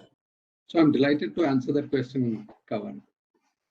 And I must tell you this, what Soumya referred to as integrity, inclusion, and innovation. She said it in the reverse order, but I'm going to deal with this in the reverse order of what she spoke. See, the whole question was just can you imagine that 20 years ago, 25 years ago, when we were setting up the passenger car business in 1998, Arvind's respected father was part of our journey, I must say. When the great Mr. Tata said that, we're going to put up a crash lab, where the safety lab, and we would get the simulation software, and we would get all the facilities and infrastructure, when we probably did not know what even safety meant. And, over the past 20 years, to have the entire organization completely focused on building the design and the engineering capability to finally reach fruition after probably 25 years of a long journey is, it talks about the integrity of the leadership over the many years. But, I would like to put up a statistic that, by the time this conference started and it's over, we would have lost approximately 4 Indians who would have lost their lives somewhere in this country to fatal accidents. So we have lose about 150,000 people in India, which is documented. There would be several undocumented, and grievous injuries are probably many times that number. And if you talk about animals and pedestrians who are hurt, we are talking about numbers which are unimaginable. So now comes that other question of inclusion. It's one thing to have very sophisticated safety systems on very high-end cars, which probably few of our people in the country can afford. But to find a mass market safety solution that makes it democratic, where we say safety for all, not for the privileged, was something that I refer to as inclusion. And you include everybody in this journey and say that the life of everybody is equally important, and can I do something about it? And that brings me to the third element, which is innovation. How on earth can you innovate around finding a solution which is cost competitive? Giving safety at the price of probably 2 Starbucks coffees, if I may say, or probably a full-scale meal for a family that people can afford without probably thinking that they are putting too much money into a product which is not meaningful. So frankly, it was a strategy of the company supported by great suppliers. I must say, Arvind, you were part of that journey in some form. Of course, the Cummins team was supporting us in the commercial vehicle somewhere else. But the whole core issue is, can we bring innovation to the table where intelligent minds dedicated to the cause of Indians can bring about this transformation? So this was basically about building our own confidence. Yes, we can do it. And why can't we? So it starts with experimentation, building this and preparing for the future. And safety didn't sell in the past, but you see the numbers, safety sells. And when people start recognizing that safety is important, all of us in our on this conference, if we were to meet our elderly mothers, if we were to undertake a travel, the only thing that she would have in her mind is, would you reach safe? And if safety is so important, then we owe it to ourselves. And that's what the Tata Group did. And I must tell you, it didn't do it alone. It did with the entire the whole stakeholders who came together. You talk about regulation agencies who have to actually deal with how do you regulate this behavior. It comes to Dr. Bhattacharya's view that we need ethicists and people who are working at the fringes of technology, but humanities becomes a very important topic in dealing with all this. So I can tell you this, the 5-star journey for me personally has been more of an emotional connect, simply because it transformed our confidence in ourselves and still brought great benefit to the country at large. It's a long story, and I don't think we have the time to deal with the innovations or the inclusivity or the integrity questions on that. But I can tell you, it is India's story, and it's a story that resonates with each one of us.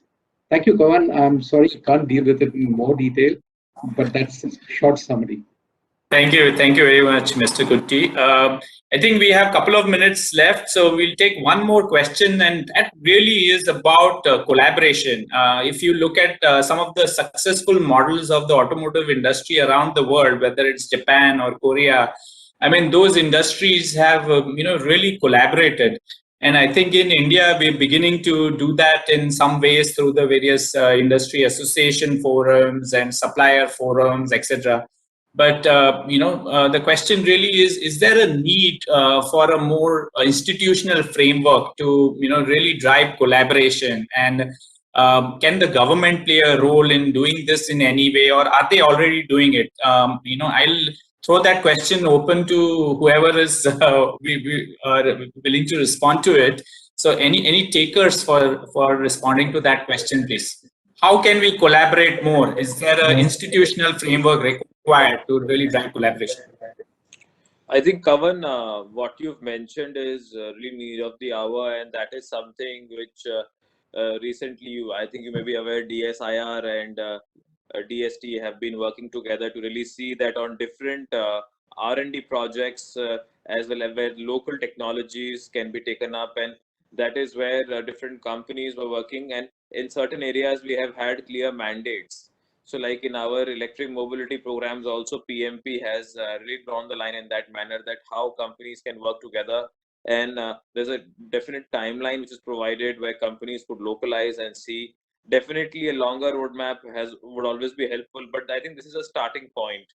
So that is one. Secondly, what is important is that along with the product roadmap, if we could define certain technologies, certain ways and means in which companies can work together, if there's a clear direction, I think that would be very helpful. And a lot of collaborative work can be done between the ecosystem along with academia and different skilling organizations in this case to really make things happen. So that is something in ways and means has been institutionalized and can be institutionalized further to really deliver results. And even in the case of testing validation, I think setting up state-of-the-art testing centers in India, which the government has done, and I think that is phenomenal. But we could benchmark and really see from the global markets how that could be seen. Because one thing you spoke about Japan, why so many of the Japanese companies have done really well today, because they had phenomenal competition in the local markets. Everybody had to raise their game phenomenally to be able to survive, and it was cutthroat competition. And still we see many of those Japanese companies competing in Japan and partnering in different parts of the world.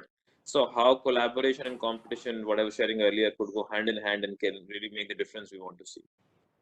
Thank you very much, Nishant. Unfortunately, that's what the time we had for this session. I think it has really been a very, very interesting, insightful discussion with very different perspectives in. One thing is for sure, I think the next few years are really going to challenge all of us in many ways, and with new technologies coming in, it's also an opportunity. So we all look forward to participating in this revolution in many ways. Thank you very much for all your participation and comments. It's really been wonderful moderating this session. So with that, thank you very much, and back to you, please. Yeah. Thank you, Kavan, and our eminent panelists. That was surely an insightful discussion. We indeed need to have the conviction to win. Atmanirbhar Bharat is indeed just a first step towards being globally competitive. We need to build on it, continue to add value to our solutions and product offerings to be relevant and competitive.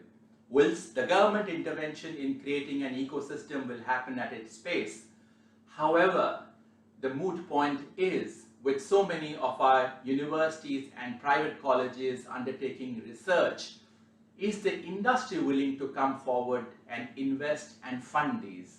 Are we willing to bite the bullet? Thought for food for all of us, ladies and gentlemen. Once again, thank you for joining us today.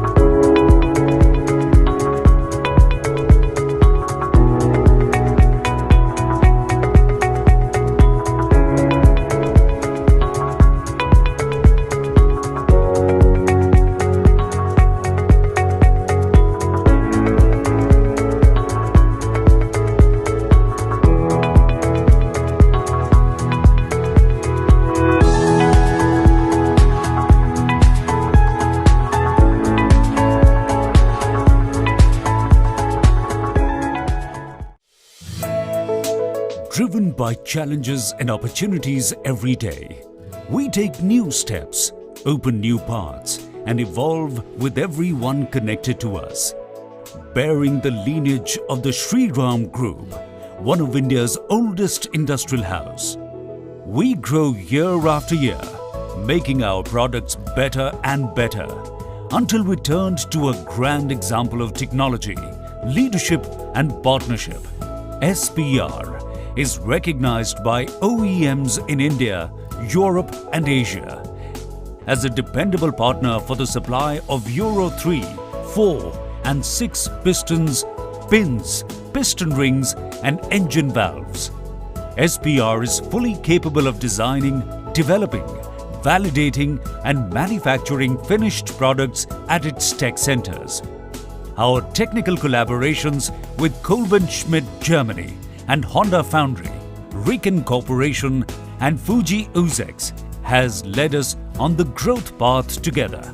We have always occupied not just our customers' mind space, but their heart space too, that made us the largest exporter of pistons and rings from India to discerning customers, including Ford, Honda, Kia, Renault and Wabco.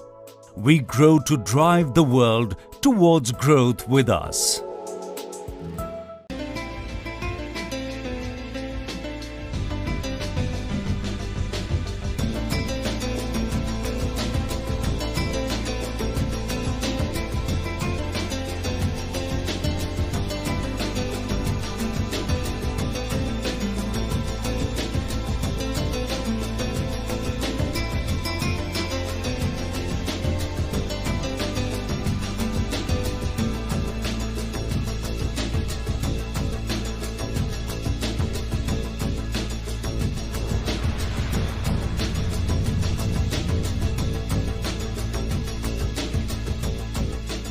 The number one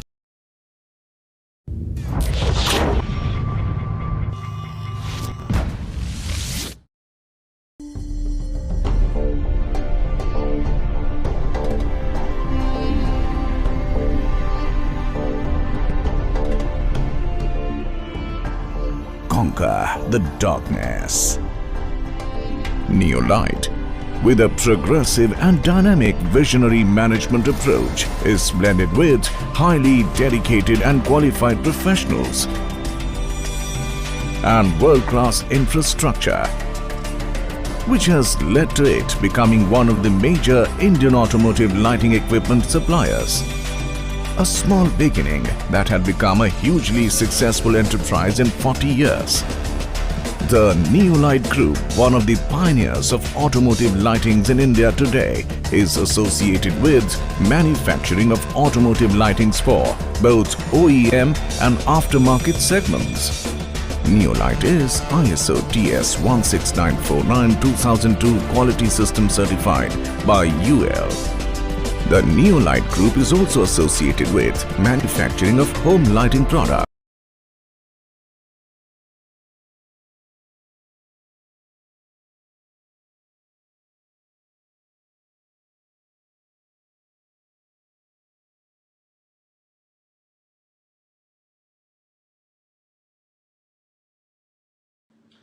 Ladies and gentlemen, welcome back to another power-packed session. This is our knowledge session with the theme Emerging Technologies Redefining India's Landscape. We will begin with the keynote address by Mr. Sunil Kakkar, the Executive Director Supply Chain at Maruti Suzuki India Limited. And this will be followed by a panel discussion on the theme. I now have the pleasure of inviting Mr. Sunil Kakkar for his keynote address. Mr. Kakkar is an industry veteran with over 3 decades of experience. He has deep expertise and insights into the entire value chain of the automotive sector. He's the pioneer for introduction of many new technologies into the industry, like the new AMT, the plastic fuel tanks, and high tensile technology in sheet metal in our industry. Mr. Kakkar, I invite you for your address, please.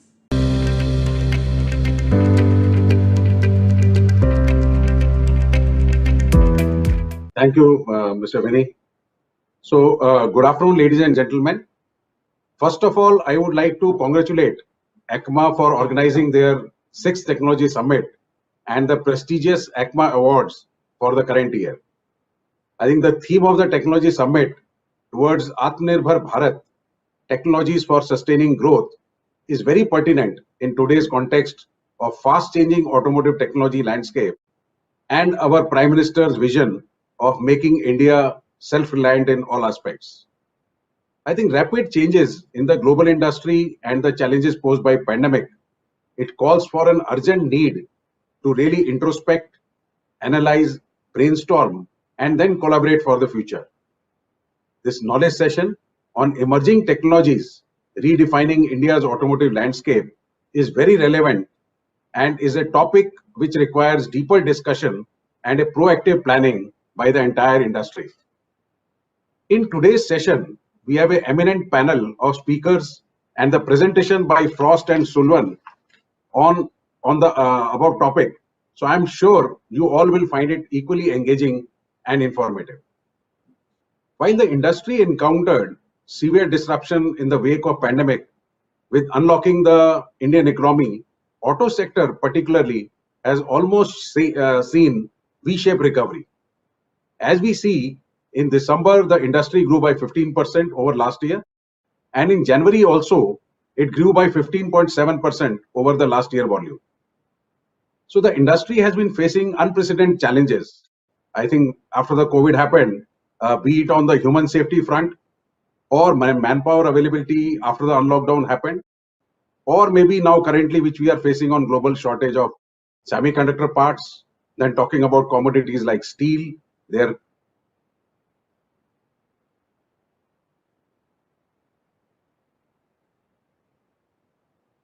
one of the challenges. So all this, and most recent one being the polar storm in US last week.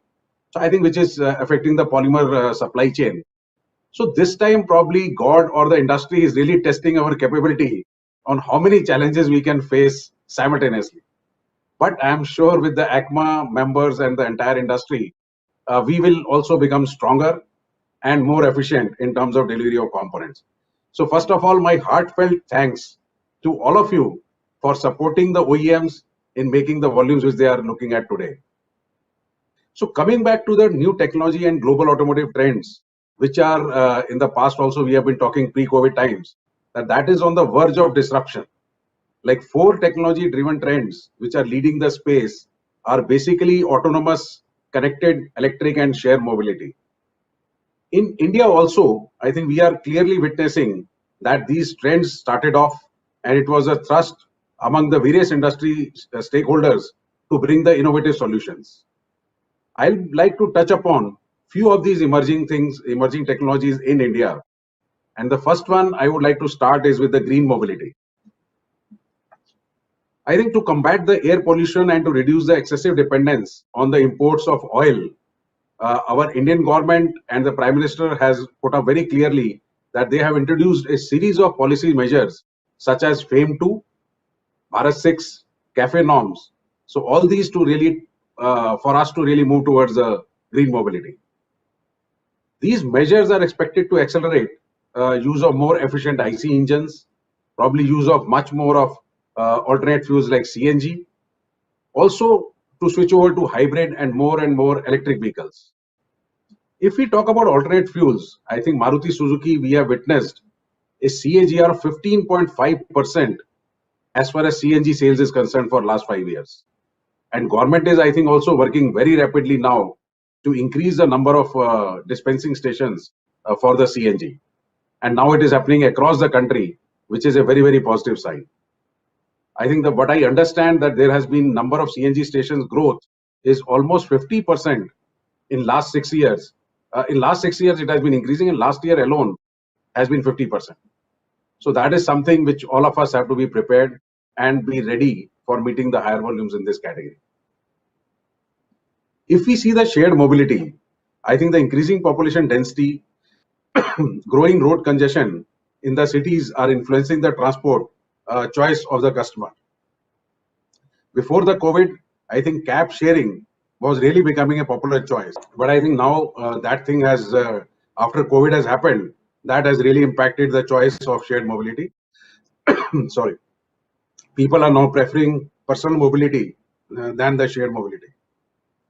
On the alternate fuel vehicles, I think Maruti Suzuki has witnessed a CAGR growth of 15.5% as far as CNG is concerned for the last 5 years.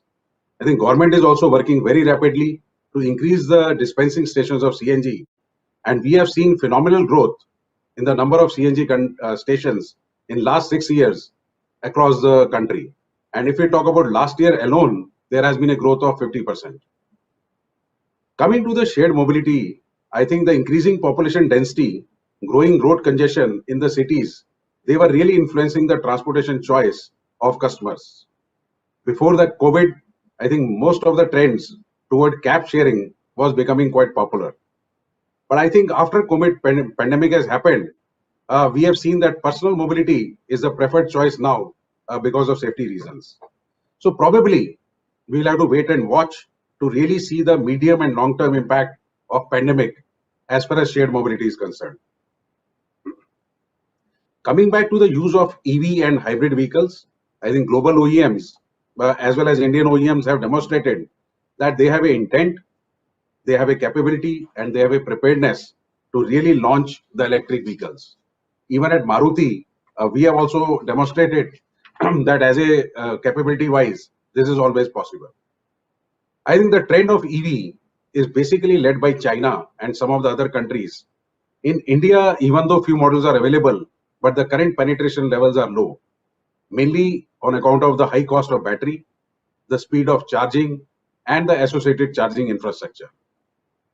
In electric mobility in India, I think led by in various cities is mainly on account of buses, two-wheelers, and three-wheeler segment.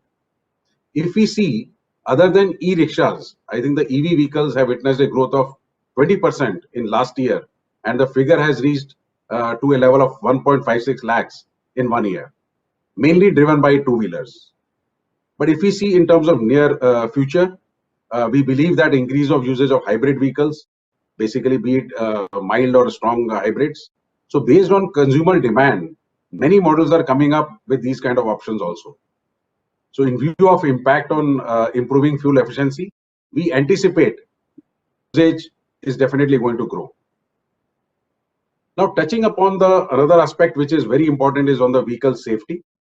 I think on the safety front, OEMs across the globe have been stepping up in their value addition in terms of safety in their vehicle, as Euro NCAP ratings have started to play a significant role in the car buying decision of the consumers. Safety related policies in India in the recent past have ensured that we have to introduce features like whether we are talking about ABS or we are talking about driver as well as passenger airbags, whether seat belt reminders, reverse parking sensors. So these are certain things which we are seeing that gradually the trend is increasing and becoming mandatory as far as the regulations are concerned. Vehicle dynamic safety features like ESC control and the autonomous emergency braking are the features that are also getting introduced gradually by various OEMs, including Maruti. And probably going forward, it could be a standard feature in the vehicles. Government, I think, is emphasizing a lot now on the implementation of ADAS, which is Advanced Driver Assist System in the vehicles. From the pull side, if we see from the customer and also from the car maker side, I think various technologies will gradually see an increasing penetration in the Indian automotive industry. Basically, what we are talking about is tire pressure monitoring systems or parking assist system, adaptive cruise control systems, blind spot detection systems. So these are certain things where the trend is going to grow and penetration is going to increase. As far as the communication is concerned, I think telematics is something where again we are seeing that the technology trend is moving. In our opinion, I think technology-based services are likely to become an integral part of vehicle in near future, especially those which are aiding the road safety and the connectivity. If we see in today's environment, it is very important to stay connected as it provides a lot of assurance, a sense of safety, and a peace of mind for the car drivers and the passengers. To keep one always connected, I think Maruti Suzuki offers Suzuki Connect, which is a telematic control unit solution. I think it provides advanced features such as vehicle tracking, emergency alert, driving behavior analysis, live vehicle statistics, vehicle and alerts, among others. So these kind of things, we have already taken initiative at Maruti Suzuki also and moving in this direction.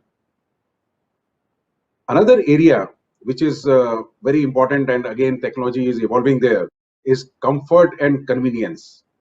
We do see various innovative features which are being introduced by various manufacturers. I think use of automatic transmission is also going up. The AGS technology which we had introduced is also finding much more acceptance, and that is how we are trying to introduce them in various models which we are bringing in. So I think on the infotainment front also, I think a lot of new generation smart plays are coming. Cloud-based sound systems, studio infotainment and navigation systems are being offered so that the next level of experience by the Indian consumers, that is going to really happen. Now, most important thing is introduction of new technologies from the consumer point of view, regulatory changes from the government point of view. All this is really required, and nobody can probably escape this as of now. But main thing is that what are the challenges which is going to bring in, which these things are going to bring in. I think the first and foremost I would like to touch upon is the affordability from the consumer angle. The overall costs of vehicle are going up when we are introducing all this. We have already seen that impact of BS6, safety regulations, airbags implementation, all those have a real big impact on the vehicles, and especially for Maruti Suzuki, where we are mainly focusing on the small and medium size of cars. I think the impact to the consumer is quite high. Also, as far as the technologies are concerned, all these what I have spoken about have a very increased usage of semiconductors and electronic parts. Today, if we talk about these things, I think all of us are really facing this challenge that whether it is the wafer or the semiconductor supply, on the global front, it is becoming a challenge. So which means that not only auto industry, if some other consumer industry is increasing the penetration, for example, in this case of healthcare, or maybe that 5G, those things also impact auto industry. So somewhere we have to find that solutions have to be there in case we have to bring these technologies at a sustainable rate. So first and foremost thing which I think I would request also on behalf of maybe SIAM Sourcing Committee Chairman, that localization of these entire new technologies which are coming in, we need to definitely bring in a roadmap of that, and probably OEMs, ACMA and all the component makers, they have to work in a very collaborative manner to really see that how these technologies can come to India at a very, very affordable price. Then only I think we can really taste the success of these technologies. Also, I think from the government side, of course, from the SIAM, ACMA, everywhere, we are also discussing with the government and requesting their support, whatever they can in terms of localization of these things. And we are also thinking that if auto industry as a body can become a part of probably bringing a fab in India, so that we can talk about the highest level of localization when we talk about wafer getting produced in India. So I think today through this, I would request that all of you should also give your active participation in really seeing that how this localization can happen, and we can definitely contribute towards our Prime Minister vision of Atmanirbhar Bharat. So I think as Indian auto industry evolves to adopt the latest international trends, so what we have to see that our customer is a very unique. He is getting exposed to the technologies and features of abroad, but still affordability has to be on Indian rupee. So somewhere probably we have the biggest challenge that we have to provide entire thing to him, but at a very, very affordable price. So I think through this forum and the way I think further panel discussion is going to happen, so we need to see that how we can have the roadmap of this technology introduction, but more particularly at an affordable price and with a complete localization roadmap. So that is the thing which I wanted to share today with you. So with that, thanks a lot, and thanks for having a patient hearing. Thank you very much. Thank you, Mr. Kakkar, for that very insightful address and and sharing with us a whole host of technologies that are being ushered in our industry. As you have rightly pointed out, our industry will have to work towards localization of these technologies to make them more affordable. However, with you leading the industry-wide initiative on deep localization as the chairperson of Siam Atmanirbhar Sourcing Group, the localization in our industry has indeed gained further momentum. We look forward to your continued leadership to our industry in this direction. Thank you so much. Ladies and gentlemen, we now commence our panel discussion, that is Emerging Technologies Redefining India's Automotive Landscape. Our distinguished panel of experts comprises some of the most distinguished names in our industry. I welcome Mr. Raju Ketkale, the Deputy Managing Director at Toyota Kirloskar Motors, Mr. Mohan Ramaswamy, the Chief Executive Officer and founder of Sivaru Motors, a startup, Mr. Michael Laurent, Chief Technology Officer, Automotive Intelligence Center at the AIC Spain, Mr. Ashok Taneja, past President of ACMA and MD at CEO, Shriram Pistons and Rings, Mr. Guru Prasad M, the Regional President and Managing Director at Bosch Automotive Electronics India Limited. Today's discussion will be conducted by Mr. Kaushik Madhavan. Kaushik is the Vice President Mobility at Frost & Sullivan. He has over 2 decades of experience, especially in strategic consulting and market research. Kaushik will also make a short presentation on the theme to set the tone of the panel discussion. Kaushik, I invite you for your presentation and thereafter conducting the panel discussion.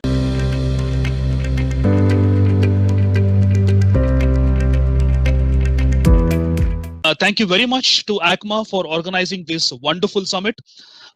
We have heard from Mr. Sunil Kakkar and his perspectives on how Maruti Suzuki is expected to take the technology leap in India in terms of adoption of electrification, new CNG, alternate fuels, and how these can be made relevant to the Indian market.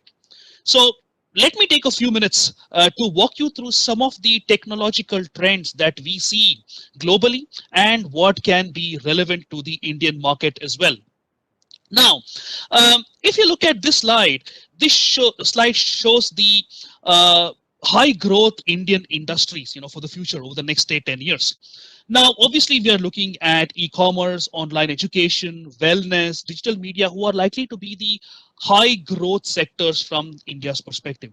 Obviously, if you look at the boxes that are marked in green, these are likely to have a significant impact on the automotive market as well. E-commerce is going to drive the technology adoption, both on the digital side of things and also a technology improvement in light commercial vehicles, for example. Wellness, now with the convergence between the automotive industry and the healthcare industry, we will see a lot more investments in the wellness space and car becoming a point of health. Food delivery, again, very, very important considering how technology is evolving and how digitization is going to also drive last mile connectivity and last mile delivery services. Very, very interesting times ahead. Now, moving on, healthy, sustainable modes like bike sharing, very, very important for emerging countries. Now, India is going to play a big, big role. Needless to say, India is, one of the biggest markets for two-wheelers globally. This is also likely to impact how new models are going to be developed, especially looking at electrification. Shared mobility, that is also driving electrification, and most importantly, how this is going to impact the evolution of the entire ecosystem, including new business models like battery swapping and charging infrastructure development as well. Now, this slide talks about, how autonomous vehicles are going to improve. Of course, it is still going to be a long time before we see any form of L4 or L5 autonomous vehicles in the Indian market. Having said that, L1, L2 autonomous levels are going to become very, very important, where there is still a significant amount of driver intervention involved. I think this is going to be a key area for India as well, as we will see OEMs and tier 1 suppliers in collaboration with startups developing, L1 and L2 autonomous vehicle technology for the Indian market.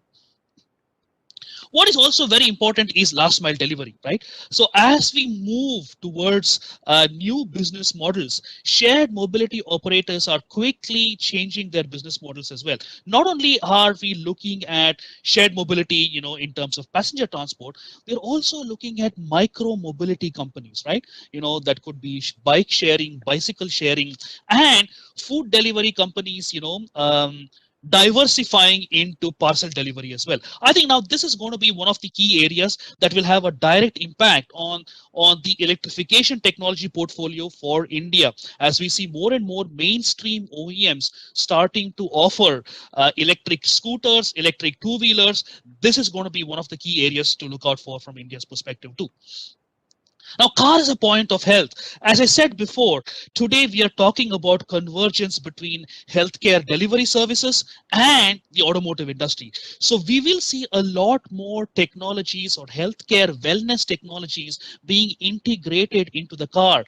Things such as heart rate monitoring, body temperature monitoring, which are going to be integrated into the steering wheel, into the seat belts, into the seats. That will become, points of health, as we call it, and they are going to be connected to your healthcare service provider. So in order to make emergency response even quicker and to make healthcare services available to you as and when you need it. So convergence between the automotive industry and the healthcare industry is something to watch out for. That will open up a lot of new investment opportunities, even from the startups point of view. Now, skateboard platform strategies. Again, if you look at how the OEMs are looking at developing new electric vehicle platforms, skateboard is going to be one of the key areas of growth as well. Now, not only are we looking at OEMs such as Volkswagen or even Mahindra closer to home, looking at developing skateboard platforms, we will see tier 1 suppliers as well. Classic example is Bosch, Benteler, for example. And also we will see, new integrated mobility players, the likes of Waymo and Uber, coming into this market. So this is going to be a very, very competitive space where we will see not only your traditional OEMs who are going to start offering skateboard platforms for electric vehicle applications, which can be used not only for passenger mobility, but also on the same platform, goods mobility as well. So this is going to be one of the key areas where we will see integration between traditional non-automotive players and OEMs and tier 1 suppliers to develop that very, very strong ecosystem going forward. Now, agency retail, this is a very, very interesting concept that we have seen emerge. This moves away from your traditional, inventory building, ecosystem that we have seen with dealers and financiers, right? So with the agency retail mode, this is going to become a lot more asset light. This will give flexibility to the agencies and the dealer principals as well in terms of how they are going to start managing their inventory in stock. We have seen some movement in this space by the global OEMs such as Mercedes-Benz and Toyota. We do expect this model to pick up traction from the Indian context as well as we go forward. Now, the race for level 1 ADAS systems. Needless to say, advanced driver assistance systems in India is very, very relevant, considering how road fatalities and road deaths in India is quite high. It is every OEM's responsibility to ensure that we work towards reducing the number of accidents and the number of fatalities. So in that direction, we will see level 1, level 1.5, and maybe even level 2 ADAS systems becoming more and more prevalent in India, which involves, let's say, for example, constant driver supervision, which is already required, to partial driver intervention as well. So I think that is where the involvement of software companies, engineering service providers, and also some of the technical service providers, such as, let's say, Tech Mahindra, for example, or Tata Consultancy, for example, are going to be involved in developing solutions that are relevant to the Indian market and looking at developing solutions that are India-centric and that can be applied not only for passenger four-wheelers, but also for two-wheelers and commercial vehicles in India. Connectivity, one of the USPs for OEMs in India. This has become the selling point for almost all new product introductions over the past, let's say, 12 to 13 months. Going forward, I think there is going to be a transition from, basic connectivity services, which involves, geofencing, track and trace services, remote vehicle sensing, and so on and so forth, to slightly more value-added services and transformative services, which may include OTA updates, predictive maintenance alerts, diagnostics, and eventually leading to autonomous vehicle telematics. So this roadmap, as we see, with connectivity becoming a USP for OEMs, is also looking at the larger picture of connected living, where our workplace, our mobility, and our homes are going to come together to form one seamless connected living ecosystem for India. Continuing with what Kakkad-san also mentioned, which is the move towards alternative vehicles or the move towards CNG and LPG for passenger vehicle transportation in India. If you look at how the prices have evolved, right, of petrol and diesel, it is very important to look at, a portfolio of solutions, right? In that context, we will see OEMs looking at CNG aggressively, LPG also, and maybe looking at hybrid electric vehicles too. So we are already looking at some of the global OEMs present in India pushing hybrid electric vehicles as part of their product portfolio. So this move towards alternate fuel vehicles is also very important from the government's perspective as well, right? To develop that infrastructure, support infrastructure for CNG dispensing, which right now is restricted to certain states in India. How can we move that to a pan-India implementation level, right? So that is going to be one of the discussion points from the policymakers' perspectives too. Digitization and whole life retailing, right? When we talk about digitization, we are looking at multiple angles. Not only are we looking at vehicle purchase experience, which today is becoming increasingly digital, we're also looking at consolidation through the value chain, right? We have new dealers, distributors, regional distributors leveraging digital connectivity in an increased manner, for improved business opportunities. And after sales and service is already making big leaps in the digitization space, as we see service aggregators, coming into the picture, driven by new aftermarket business opportunities. What is also important is the emergence of, spare parts sales online, with the likes of Bootmo, for example, where you can actually buy OE quality parts online on your own. We will see a lot more such platforms that will drive digital connectivity and at the same time help the component manufacturers, ACMA members, with additional revenue generation opportunities. So digitization is not only looking at the impact it is going to have on the customers, but also what impact it will have on the entire value chain, as we see more and more revenue generation opportunities for component manufacturers and MSMEs in India too.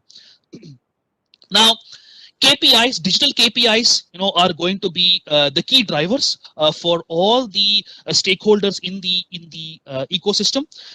We are already looking at contactless delivery of parts, where there is no human intervention or there is very minimal human intervention. Online marketplace, for booking parts and services is also going to be very, very important. What is key is, let's say, for example, how the automotive industry in India reacted so swiftly when there was a need for transitioning from automotive manufacturing to healthcare, services and healthcare items manufacturing when we had the COVID situation last year. I think that flexibility is also going to be a USP for component manufacturers who can look at non-automotive areas for growth too.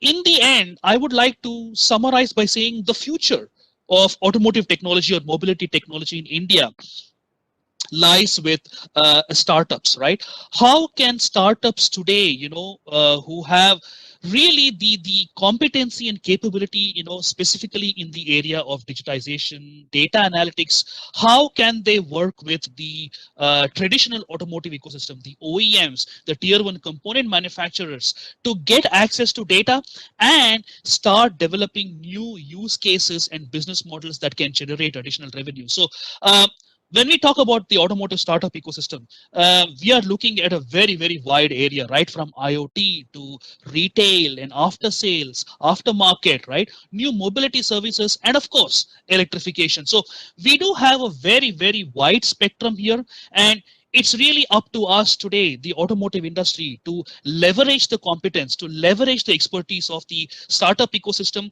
and work with them in order to prepare ourselves for the transformational shift that we are going to see in the automotive industry as we move towards connected mobility, shared mobility, and electrification, under the CASE framework. So that brings me to the end of my presentation. Thank you very much to ACMA once again for giving us this opportunity. We look forward to the panel discussion. Thank you very much. Today we have a very, very eminent panel. I would like to now invite each panel member post their introduction to share their opening comments and opening thoughts based on the theme that we have today, which is technology evolution in the automotive industry for India. Our first panelist is Mr. Raju Ketkale, who is the Deputy Managing Director for Toyota Kirloskar Motor Private Limited. Mr. Ketkale has over 28 years of experience in the automotive industry.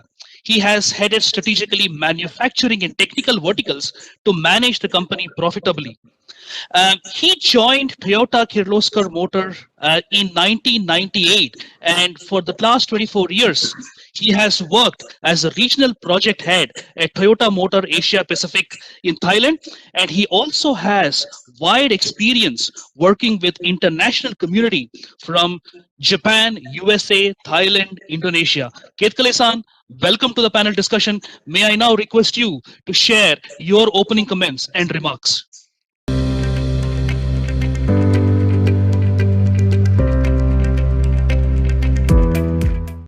So thank you very much, Kaushik. Thank you very much, panelists, and also thank you, ACMA, for giving this opportunity. Yeah, today I would like to share little insights on the electrification area. So, as a Toyota, we strongly believe the electrification key to reduce the CO2 and the pollution for the vehicle. This is a very clear our principle. Our key focus as a Toyota is basically for the energy conservation, energy diversification, as well as the adoption of these all technologies. Toyota last 4-5 decades heavily invested on developing these new technologies, commercializing, and also popularizing across the globe. So far, we sold 14 million electrified vehicles, and we are having almost 43% market share of the global level. So we developed all 4 technologies. We started with a battery electric vehicle, then hybrid electric vehicle, plug-in hybrid, and as well as latest is a fuel cell vehicle. Although last 2 decades we work on that. Toyota adopted these technologies in each country, each region, based on the country's strength, uniqueness, and the regulation. For example, Brazil, we popularized the ethanol-based powertrain. In China, battery electric vehicle. In Europe, plug-in hybrid. In Japan, basically hybrid electric vehicle and the fuel cell. So like this, we have just used the strength of each country. In India, what is our strength?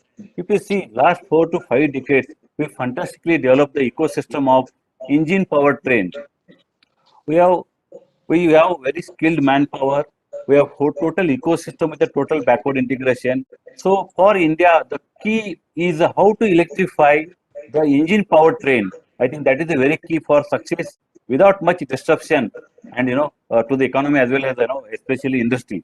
So with that condition, we strongly believe for India, so hybrid electric vehicle is also one of the maybe one of the good starting points. So as you know, government approved, given the strong policy and promotion of the battery electric vehicle, we strongly believe that is the target is 30% by 2030.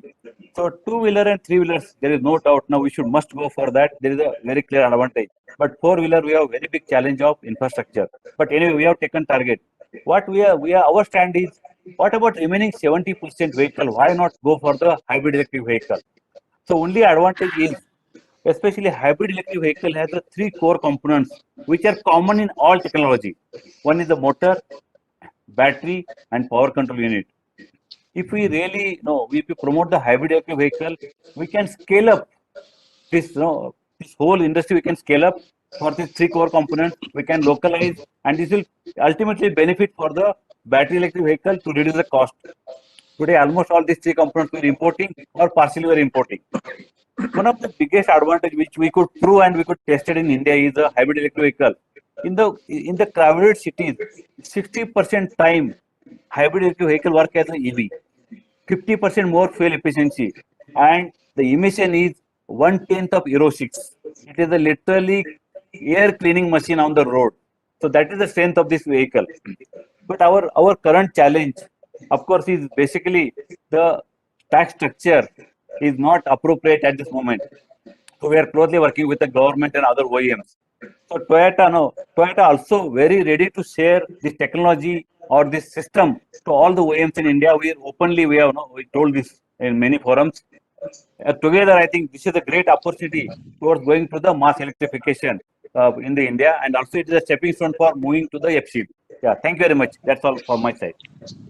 Thank you very much, Keith Kalesan. I think you touched upon some very, very important points, having a portfolio that is dependent on the country's strength. So that eventually means, depending on the country's infrastructure, availability of resources, you should be able to arrive at a portfolio that is relevant to the market. So that's a very important point. I'm going to talk about that during the panel discussion as well. So with that, let me bring on board our next panelist for today, Mr. Mohan Raj Ramaswamy, who is the CEO and founder of Shrivaru Motors. Now, Mohan Raj is a product architect to start off with, and he has worked with globally innovative companies like Tesla, HP, and HCL as well. Mohan Raj is a passionate visionary leader who believes in improving health via technology, and he is an MBA from the USA. So, Mohan Raj, welcome on board. If I can request you to share your opening comments and remarks, please.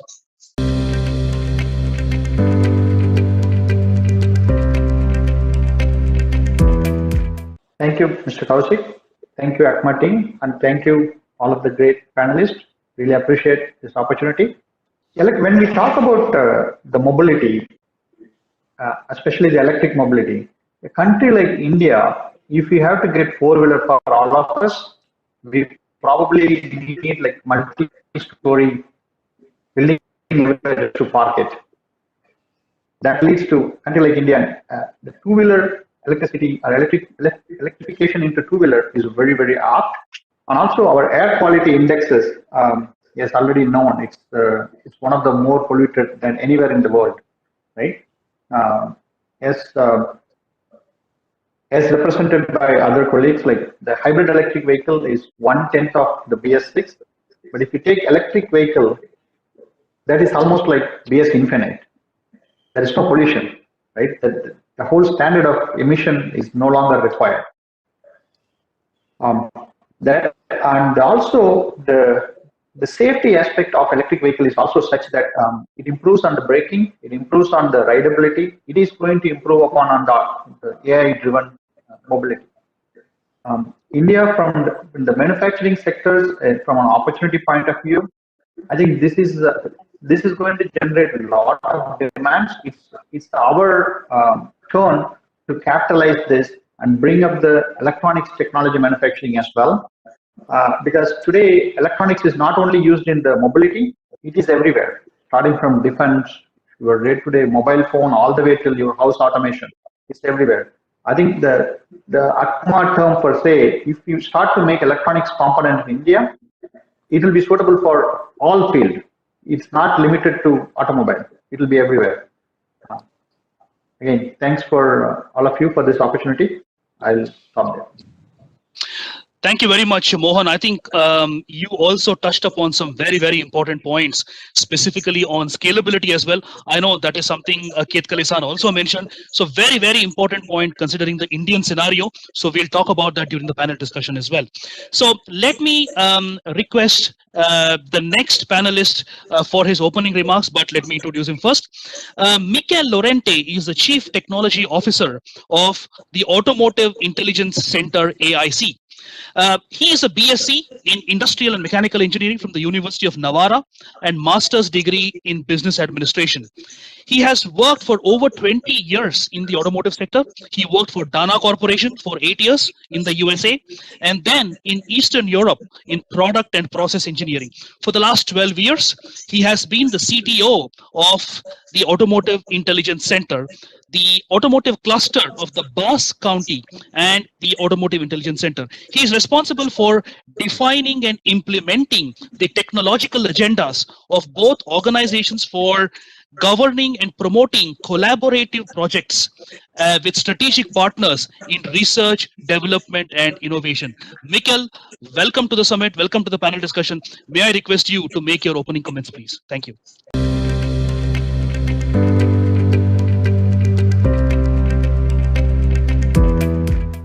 Thank you for the kind introduction. Good evening, everyone from AIC here from Europe. Thank you, ACMA, for the kind invitation to participate in this event. And also it's a pleasure to share this roundtable with such a distinguished set of speakers. Our apologies also because our CEO was unable to attend today due to another commitment. Maybe also let me start this roundtable to briefly introduce AIC and our activities and how we engage with today's challenges as an automotive sector. Really, AIC is a European open innovation, really working as a unique partner for companies to improve competitiveness through cooperation. Okay, was founded in 2006. It was founded also as an independent and neutral body with a unique model, thinking out of the box as how we can tackle the challenges really under the foundation of innovation and cooperation, and to find the right synergies to expedite time to market. Really, the center, I will say, that provides value to the automotive sector through the integration under the same umbrella of knowledge, technology, and industrial development. And at global level, even though we are located in Europe, north part of Spain, we are developing and carrying out activities at international level. I'll show you a few examples later on. So we basically promote added value through cooperation projects to help mainly key stakeholders as OEMs and tiers, as I said, to reduce time to market, to minimize efforts and risks. And we basically are focused in strategic areas for the automotive sector. I will talk about case technologies today. So we are involved on safety, sustainable mobility, advanced materials, and manufacturing. When we talk about electrification, we'll talk about that later on. But really, if we look at all the different markets that we have today, and all the different applications from two-wheelers all the way to heavy-duty applications, really, the answer cannot come only with one solution. So our strong belief is that we're going to see still in the upcoming horizon a coexistence of different technology, from fuel electric applications all the way to fuel cells and advanced internal combustion engines. As here in Europe, we have very severe regulation set up in a very strong milestone in Horizon 2030 to reduce up to 55% of CO2 emissions. And in order to really give a response to all that, we have to really identify the key technologies for the key applications. That will be my overall statement. Also, I would like to highlight that as AIC, we are located in the Basque region that has a strong automotive heritage, of about 300 component manufacturers, that are working at the international level. Okay. Also, another remark about AIC, we have our own physical ecosystem. We're spread in 60,000 square meters, roughly 30 companies from 10 different nationalities. We are speaking about American, German, Japanese companies have set up a competence center, an R&D unit, and we basically encourage and consolidate cooperation between the companies, combining different agendas to expedite product and process development in that respect. So when we develop activities at international level, we are just basically brushing on a very broad areas that go from business intelligence. This is why we are called Automotive Intelligence Center, because we need to have a clear understanding of what are the challenges, not only from a technological point of view, but from a market point of view. We also have a strong area focus on people development. We have our own academy. We talk about technologies, but we also have to really develop very specific programs to develop very specific skills. If we do have the technology, but we do not have the right people, we are not making that step forward. And as I said before, when we talk about technology, its electrification is one in one hand, and the other hand is automated driving. This is another strong, let's say, part of our agenda. If I will have to summarize, I will say that right now we are in a 0 to 5. We are in a 2.5 level. We are now in that transition phase to level 3, and we see some variation on strategies to some OEMs even skipping level 3 and going to level 4 because there are some challenges ahead. And nevertheless, also I will say that we related to AIC's activities, we have already specific activities that we develop with India, related, for example, to training.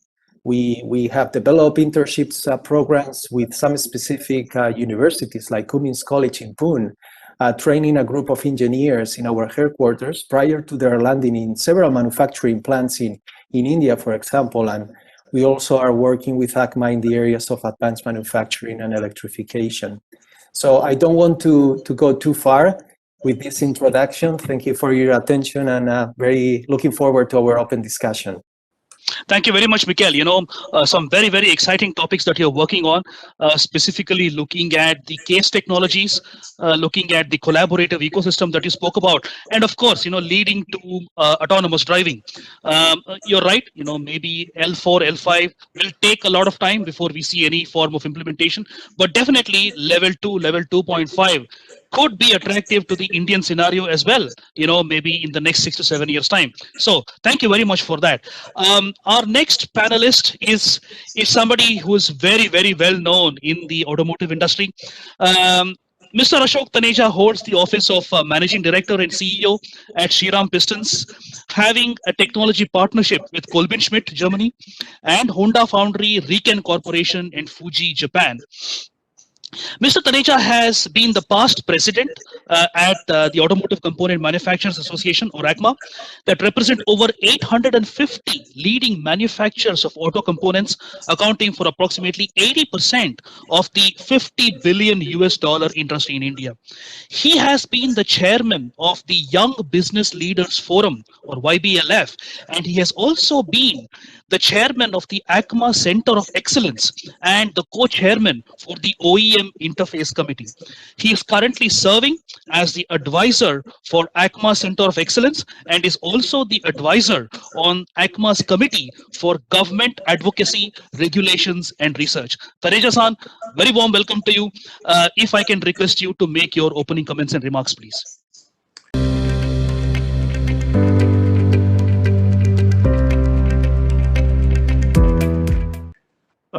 Thank you for that very warm introduction, Kaushik, and my greetings to all my fellow panel members. There are many technologies which are emerging, impacting, and redefining India's auto landscape. Some of these are disruptive, some of these are incremental or progressive. Some are driven by regulation, some by competition or customer preference. But all this places India at the cusp of a great opportunity, because change is chance.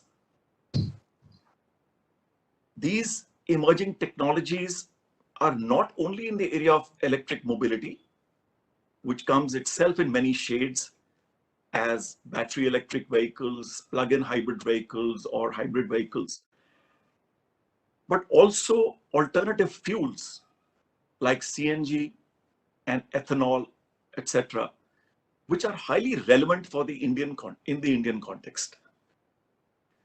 There is also emerging technologies, as one of my fellow panelists said, in alternative materials, because as we migrate towards electric mobility, lightweighting, strength of materials, safety are all going to assume a new importance.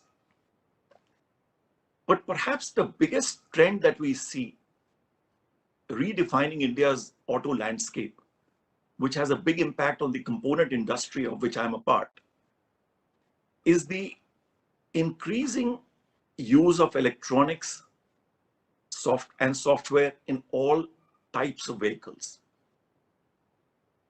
Maybe vehicles are not yet computers on wheels, but we are not very far from getting there.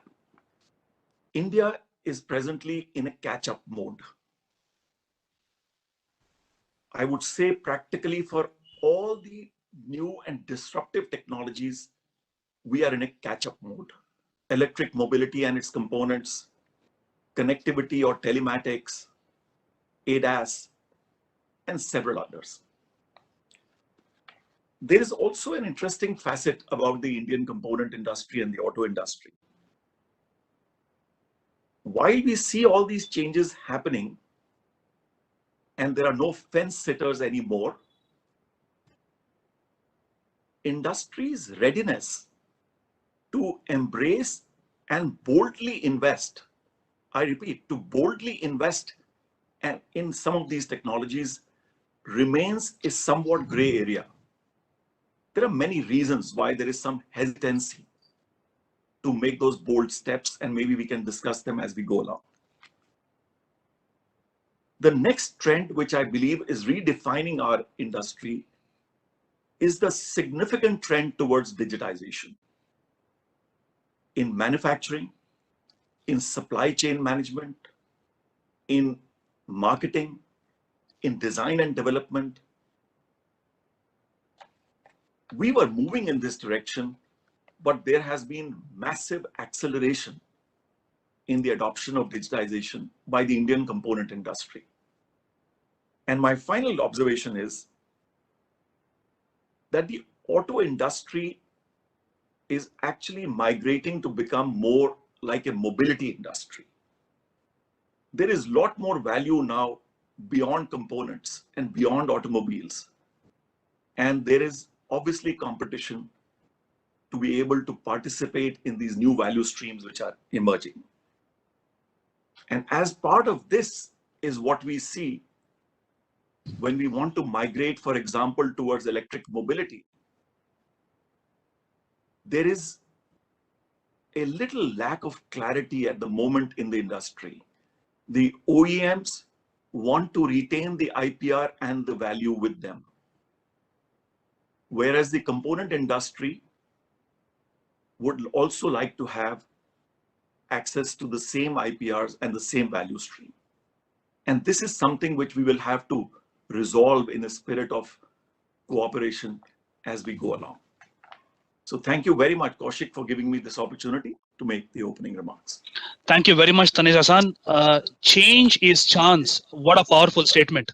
It's something that we all need to embrace today. You know, so that's something very powerful that you have made. So hopefully we'll be able to talk about that as well during the panel discussion. So our next panelist is is again, somebody that I have interacted with over the years, and and every time I interact with him, it's always a pleasure because I always learn something new. Guru Prasad Mudlapur is the regional president and MD of Bosch Automotive Electronics India Private Limited. Guru Prasad, since January 2018, also heads the project house for electrification within Bosch India. He joined Bosch in August 2008 and has held various roles in engineering management. And from 2013 to 2016, he was the vice president of the electronics engineering space, responsible for the entire electronic control unit design and development. Prior to joining Bosch, he was with NXP Semiconductors in Singapore and the Netherlands in the area of semiconductor development for mobile, personal communication, and digital televisions for almost 15 years. Guru Prasad holds a bachelor's degree in electronics engineering from Bangalore University and has completed his executive management program at IIMB. Guru Prasad, welcome to the panel. It's a pleasure to have you here. May I request to make your opening remarks, please?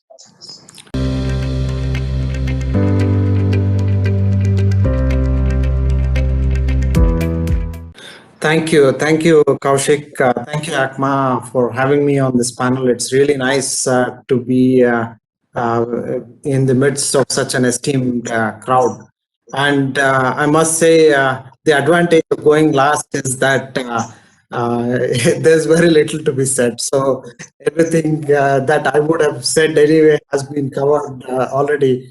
So let me give a few other insights which the rest of the panel may not touch deeply. So I come from Bosch. Bosch does a lot of work for the automotive industry. We have been doing a lot in the electrification domain as well. For the last 10 years or so, we've been investing steadily over 600 million euro year on year on electrification. And we have possibly one of the largest system acquisition levels at electrification overall. So it's a lot of commitment to electrification from Bosch. Also, India holds a very special place. We have a lot going in India, many manufacturing sites. We also have a lot happening in terms of engineering. In fact, our largest engineering center outside of Germany happens to be in Bangalore in India. So there's a lot at stake for us in India as well. So let me start this way. I think COVID has we've actually, at least in India, started to see a steady decline of the COVID effects in terms of the spread of the virus, but hopefully it stays that way. But it has had an impact definitely on the auto industry for sure. Some parts of it have been good, some parts of it not so good. We are currently dealing with a lot of supply issues. I think these are things which are after effects of something as serious as the crisis we are just going through.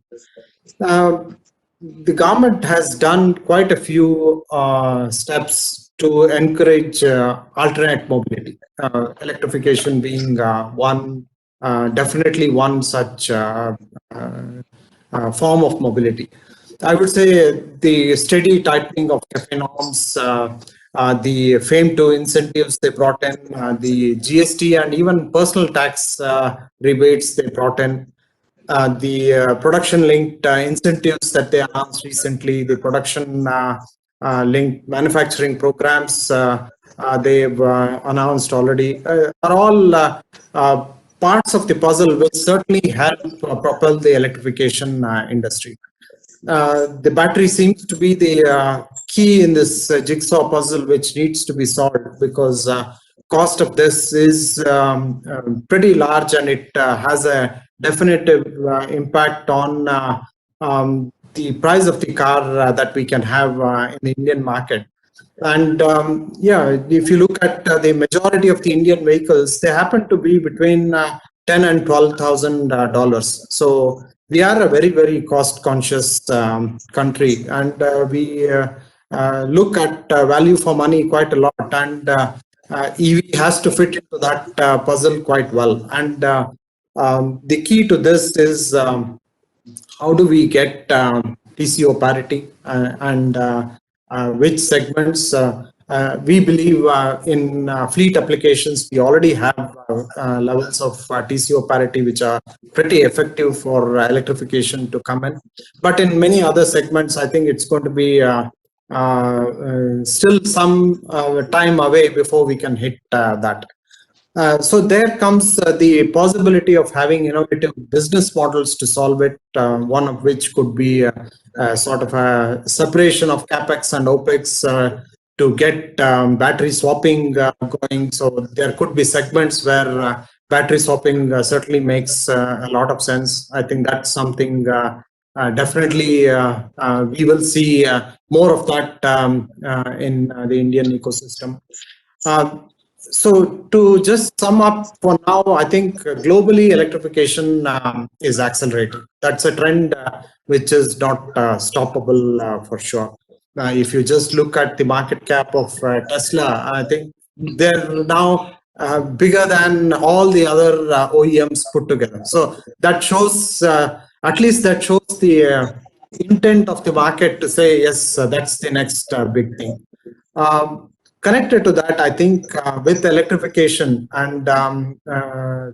Taneja talked about it, the vehicle or the automobile of the future starts to look more like a living space or a third living space or mobility connected to mobility or cellular phone kind of an application, lots of connectivity and so on. So this also brings in a big need to have sophisticated EE architectures to come in, which would mean a lot of work on electronics, a lot of changes in car architectures and so on.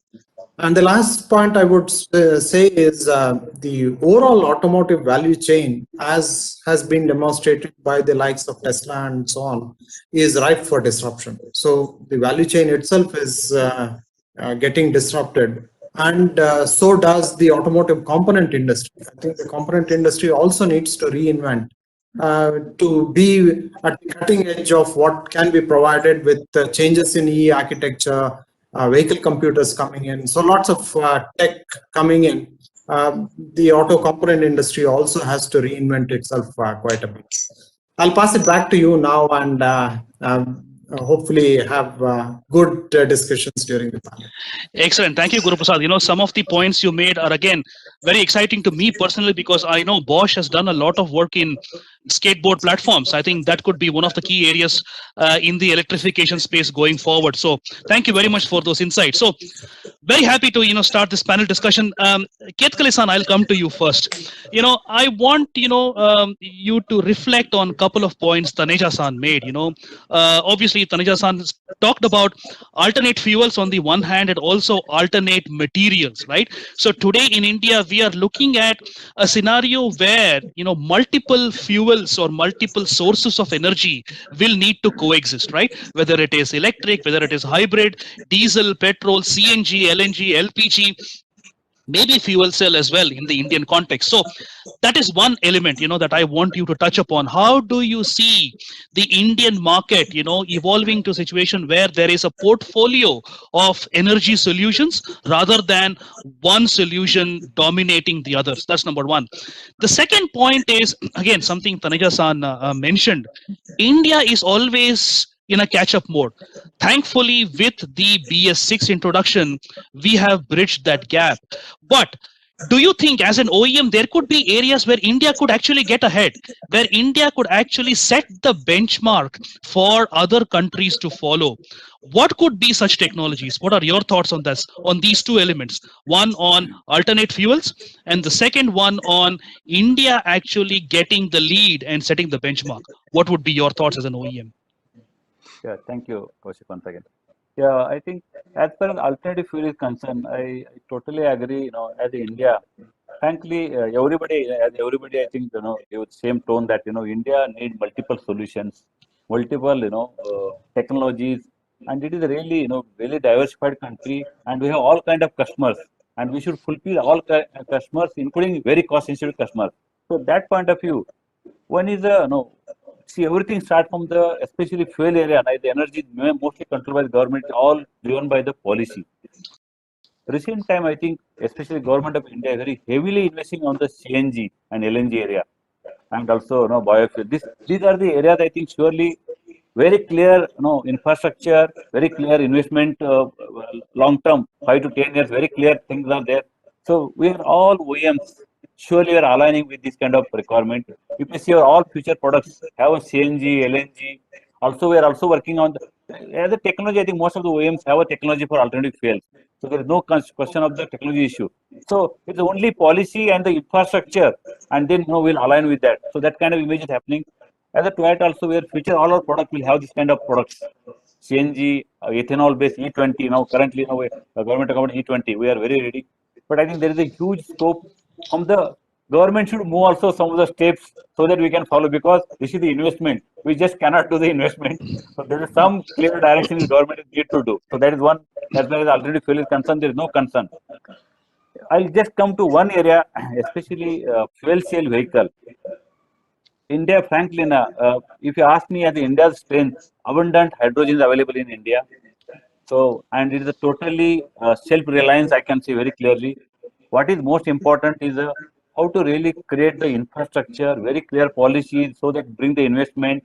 And currently, almost, government has a very massive infrastructure for the, especially diesel and petrol area. So this same infrastructure can be the future. So that is one area. There is a very good activity happening now. So there is a very clear committee formed, and we are part of that committee. And right now we are making the many policy. We are giving a lot of input to Toyota, very closely working with the government, and we have a lot of experience with China and in Europe. So we are bringing that experience and working with the government. So I think this area will take care, more or less. We'll follow the policy. Sorry, second question I couldn't understand. You told something. Second question. So the second point was on, how can India get ahead? Because, one of the points Taneja-san made was India is in a catch-up mode in many areas, right? Thankfully, with BS6, we have bridged that gap, at least on the emission side of things. Yeah. What could be certain areas where you think India can actually get ahead and set the benchmark globally? As an OEM, what are your thoughts? Yeah. See, there are two things I would like to say in this area now. Especially as one is the regulation. Most of the regulation is coming for the reducing the pollution in the especially metros, and most of the as a country now we have commitment. But if you see, okay, Euro 6 surely we are a bit ahead than China, I can say very clearly, and we are doing very well. We can go for other higher level Euro. There is already there are some technology already available with most of the OEM. But I'll tell you, challenge is India now we must tackle. If pollution is a real issue, then we must tackle the pre-Euro vehicles. There are so many vehicles are there. I think as ultimately what we want to achieve as a country, I think that is very important to decide. So this scrapping policy and all things are very, very important to reduce the pollution. I think that area, if clarity is there, we can go technology, because every technology has a cost. I think every OEM will agree that last 3 to 4 years, whatever the technology came, whether safety or emission side, our price of product increased by 15 to 20%. And frankly saying, we couldn't transfer everything to our customer. Something we also burned our hand. That image is there. I think we should not push too much in that area. How to, holistically, how to take whole technology everywhere across uniformly, implement across the country, whether it is a clean energy or especially other areas also. Coming to which area we can really do, once again I'll say, hybrid electric vehicle technology, one of the very suitable technology for India.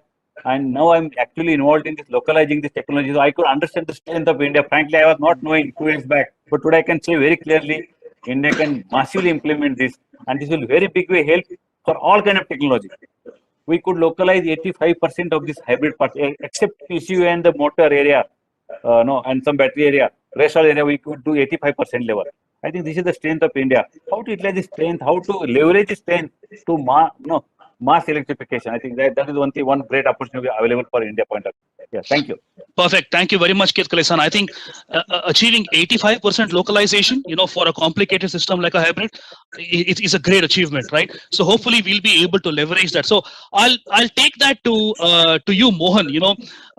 In many ways, you are probably, please pardon me, you are the new kid on the block, right? Which Rivaru Motors, I think you are the new entrant, in the very exciting space of electric mobility, right? And I want you to touch upon a couple of points Ketkale-san made during his opening speech, which is a couple of areas. One is scalability, right? Whenever we talk about electrification in India, especially when we talk about mass electrification, two-wheelers and three-wheelers, scalability is always a point that is often discussed. So how do we achieve scalability, right? As a new entrant, what are your thoughts on that, right? That's number one. The second point I want you to talk about, again, something Ketkale-san mentioned is to have a portfolio that is dependent on that particular country's strength, right? So for India, I think the strength is mass transportation, for example, right? The two-wheeler market in India is so strong, we are the global leaders, of course, and that gives us the opportunity to electrify that particular segment. So what are your thoughts? I mean, going forward, how do you see scalability in terms of localization or building competence in India from the Atmanirbhar campaign perspective? Where do you see scalability? And number two, what are your thoughts on developing a portfolio based on India's strength? Both of those questions are very good questions. On the first point, the scalability side, being a new company, we have two challenges on the scalability. One is, how do we scale our manufacturing? How do we scale our front end, which is also the customers in the dealership side, and also the country, how do we bring the technology in? Yes, Mr. Ashok Kaninja mentioned, the digitization was happening. Being a new company, we are already completely digitized everything. Our supply chain is digitized, our ERP and MRPs are digitized, our quality processes are digitized, all our tools are digitized, even our customer reach is digitized, right? We got to 20 million, like 2 million customers by the digital platform, not by a single stores outside of Coimbatore, right? And we are delivering the vehicles in 4 different states through digital only. Now, what I'm seeing is the investments, some of the other panelists also touched upon on the gray area on the investment and the policy from the government. If we look at it, the most of the ACMA's panels are a small type of family-owned businesses, right? If you take that into the global scale, it's a few $1 million. When you talk about the technology trend, when I worked at Tesla or other big companies, right? For them, burning few billions for innovation is not a big deal. Few billions, right? They can burn on innovation, completely go cash flow negative, happen in Amazon, happen in Tesla, right? But if you look at those two hybrids, what China has done it, I think India has also used to do a long time ago, is equity-based investment on a private sector, right? Like China, if you look at the battery manufacturing sectors, the government has put in like 40,000 crores, 50,000 crores of investment. They took the equity from the company. So when the technology prospers, the country prospers as well, right? Not the totally capitalist way, not the totally communist way. It's kind of a hybrid of both, right? I think that is what we need to do. I met with several ACMA team members and several of the companies. Whenever we talk about making component, it is still the wastage and still the overheads are much higher than what a micro industry can afford, right? So we need to bring the micro industry's efficiency into the large scale. How do we do it is one, digitization. Second is bring in the massive capital required to do that. I think that's key. I know India already did like a few billions of FAME subsidies. Those are demand-based subsidies. In my view, those need to go away. All the subsidies need to be on making efficiency on the manufacturing side. If you make the product efficient, ROI is aligned at par with the other options, customers will buy it. Case in point, like when we talked about Prana motorcycle, we always tell them, look at the EMI, whatever you pay for your regular motorcycle, like 100cc motorcycle, which is nothing, right, these days. People are already buying 150cc or 200cc, 250cc vehicles. Take that vehicle EMI, take your petrol cost, you will be able to pay for Prana. And we will make sure the vehicle runs. That is the guarantee we give, right? And people are happy to buy that. So we need to shift from the cost conscious thing to a quality, then value proposition. And the investment, yes, if you lack the investment, I know India recent days, a lot of FDI investments came in. Even government can do some of the investment and take equity from the company. That's a segment which we need to carefully consider, right? It is not only good for economy, it is also strategically good for implementation, right?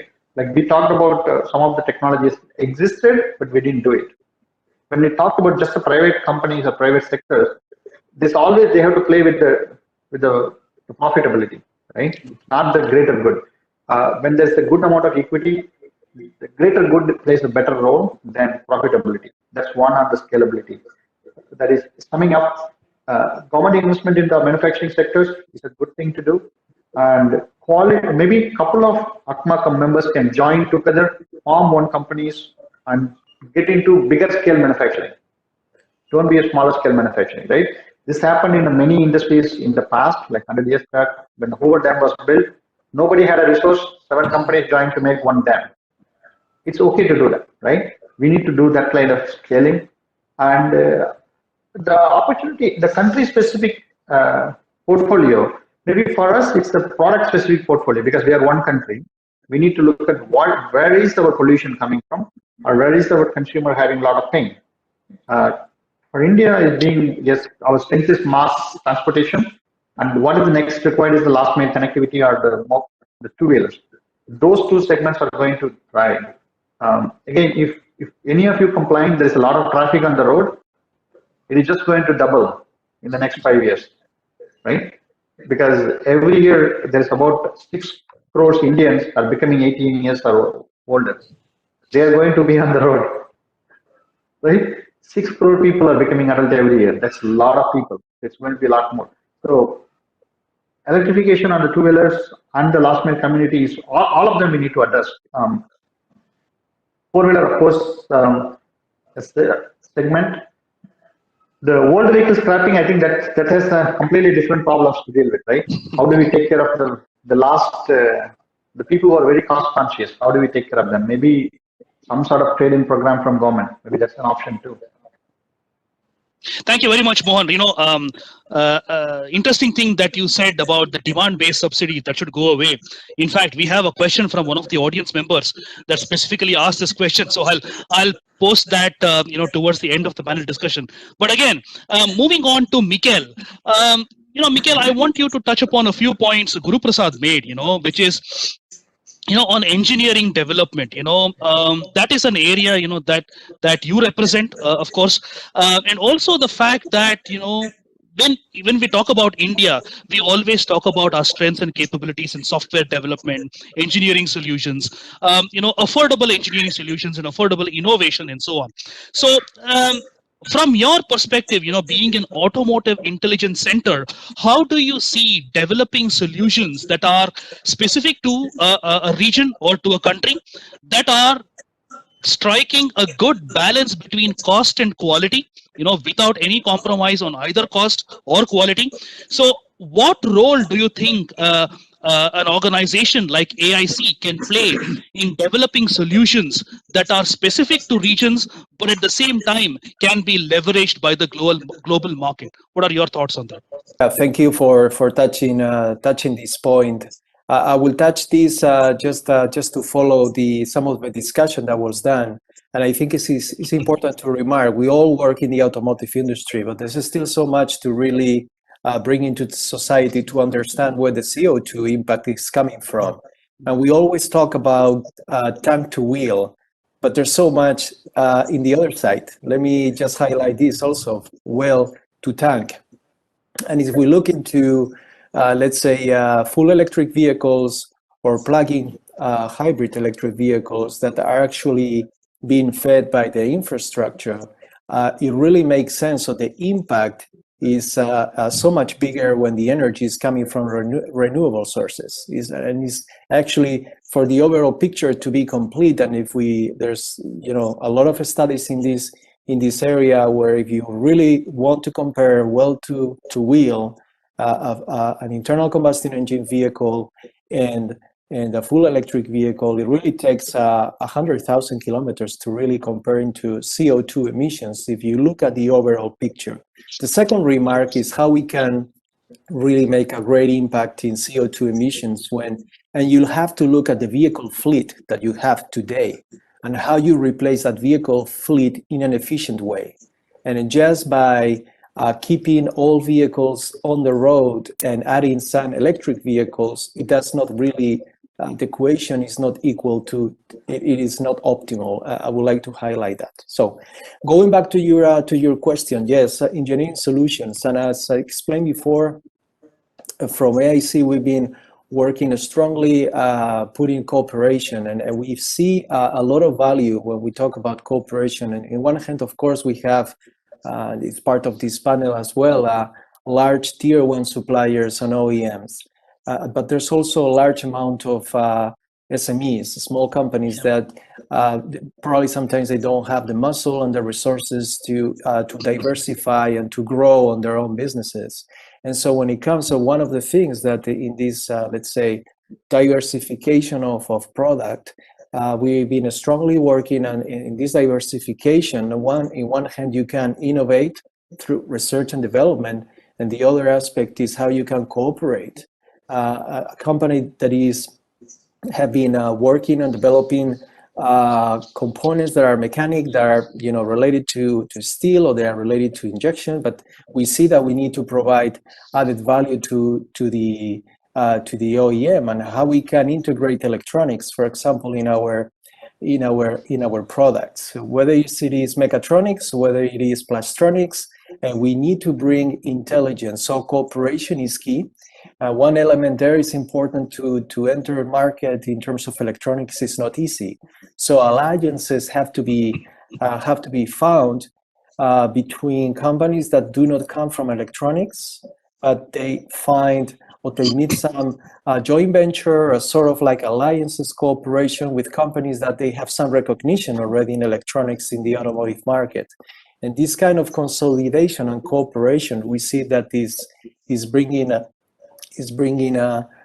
good results. So we are going through this phase of transformation, diversification in one hand, as if today I do have an impact in internal combustion engines, how I can escalate or how can I migrate to other areas of the vehicle, finding support in my know-how in one hand. And the second message would be how I can diversify, not organically through R&D. This market is going just too fast. Yeah. So it is a combination of R&D, but a combination of cooperation to expedite new solutions into the market. That will be my intake. Absolutely. I think indeed automotive electronics, Michael, is an area of development for India as well, from both sides. One driven by regulation, all your emission safety related technologies, but also on the other hand driven by customer demand, like interior infotainment systems, comfort convenience systems, right? So I think from both sides, I think automotive electronics will play a big role in the Indian market. Excellent points. Thank you. Taneja-san, I'm coming to you now. I think one of the points, which Mohan also mentioned when talking about the two-wheeler electrification and mass market electrification was new business models, right? For example, battery swapping, that's one of them. And today we are already looking at policies where you can sell a vehicle without a battery just to make it a little more affordable, and then you can actually buy a battery elsewhere, right? So you can register a vehicle, without a battery. So I want your perspectives, as one of India's premier, powertrain component manufacturer. How do you see these new business models driving business growth for a component manufacturer? That's number one. The second one is something you mentioned as well, which is digitization, right? So again, to touch upon a point which Guru Prasad made on connected living, right? Today, our workplace, our home, our mobility, they're all coming together to form a connected living ecosystem, right? Driven by digitization, of course. So how do you see that evolving in the Indian context? So 2 points, Taneja-san, if you can touch upon. One is new business models, and the other one is connected living ecosystem. Kaushik, before I answer the question on business models and digitization, I do want to make a very quick observation on what was mentioned earlier by Raju Ketkale. I think it merits a little further support. Every country has to find solutions that are best suited to that country's strengths. Absolutely. There is no copy-paste solution which will work in India if we adopt it from Europe or from United States or China or wherever. In this context, policy making plays a very big role. We have to become technology agnostic. Yeah. Our goal, as Mikhail mentioned, is CO2 reduction and safety. We have to become technology agnostic. Number two, we have to look at what are the dynamics of business in our country. It is affordability. Which of these solutions can be made affordable so that there is mass adoption by consumers willingly? The final comment I have in this regard is we must find Indian solutions to Indian problems.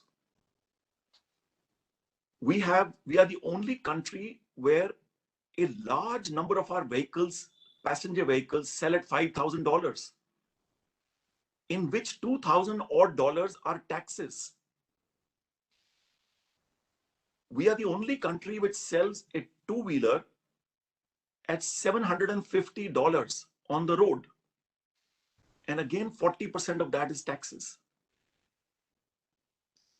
If we had the right combination of policy which allowed us to be technology agnostic, moderate taxes, then it will be possible for us to have affordable mobility and really see mass adoption of the emerging technologies and mass volumes in the country, both of which are desirable goals in a country where mobility continues to remain aspirational for millions of people.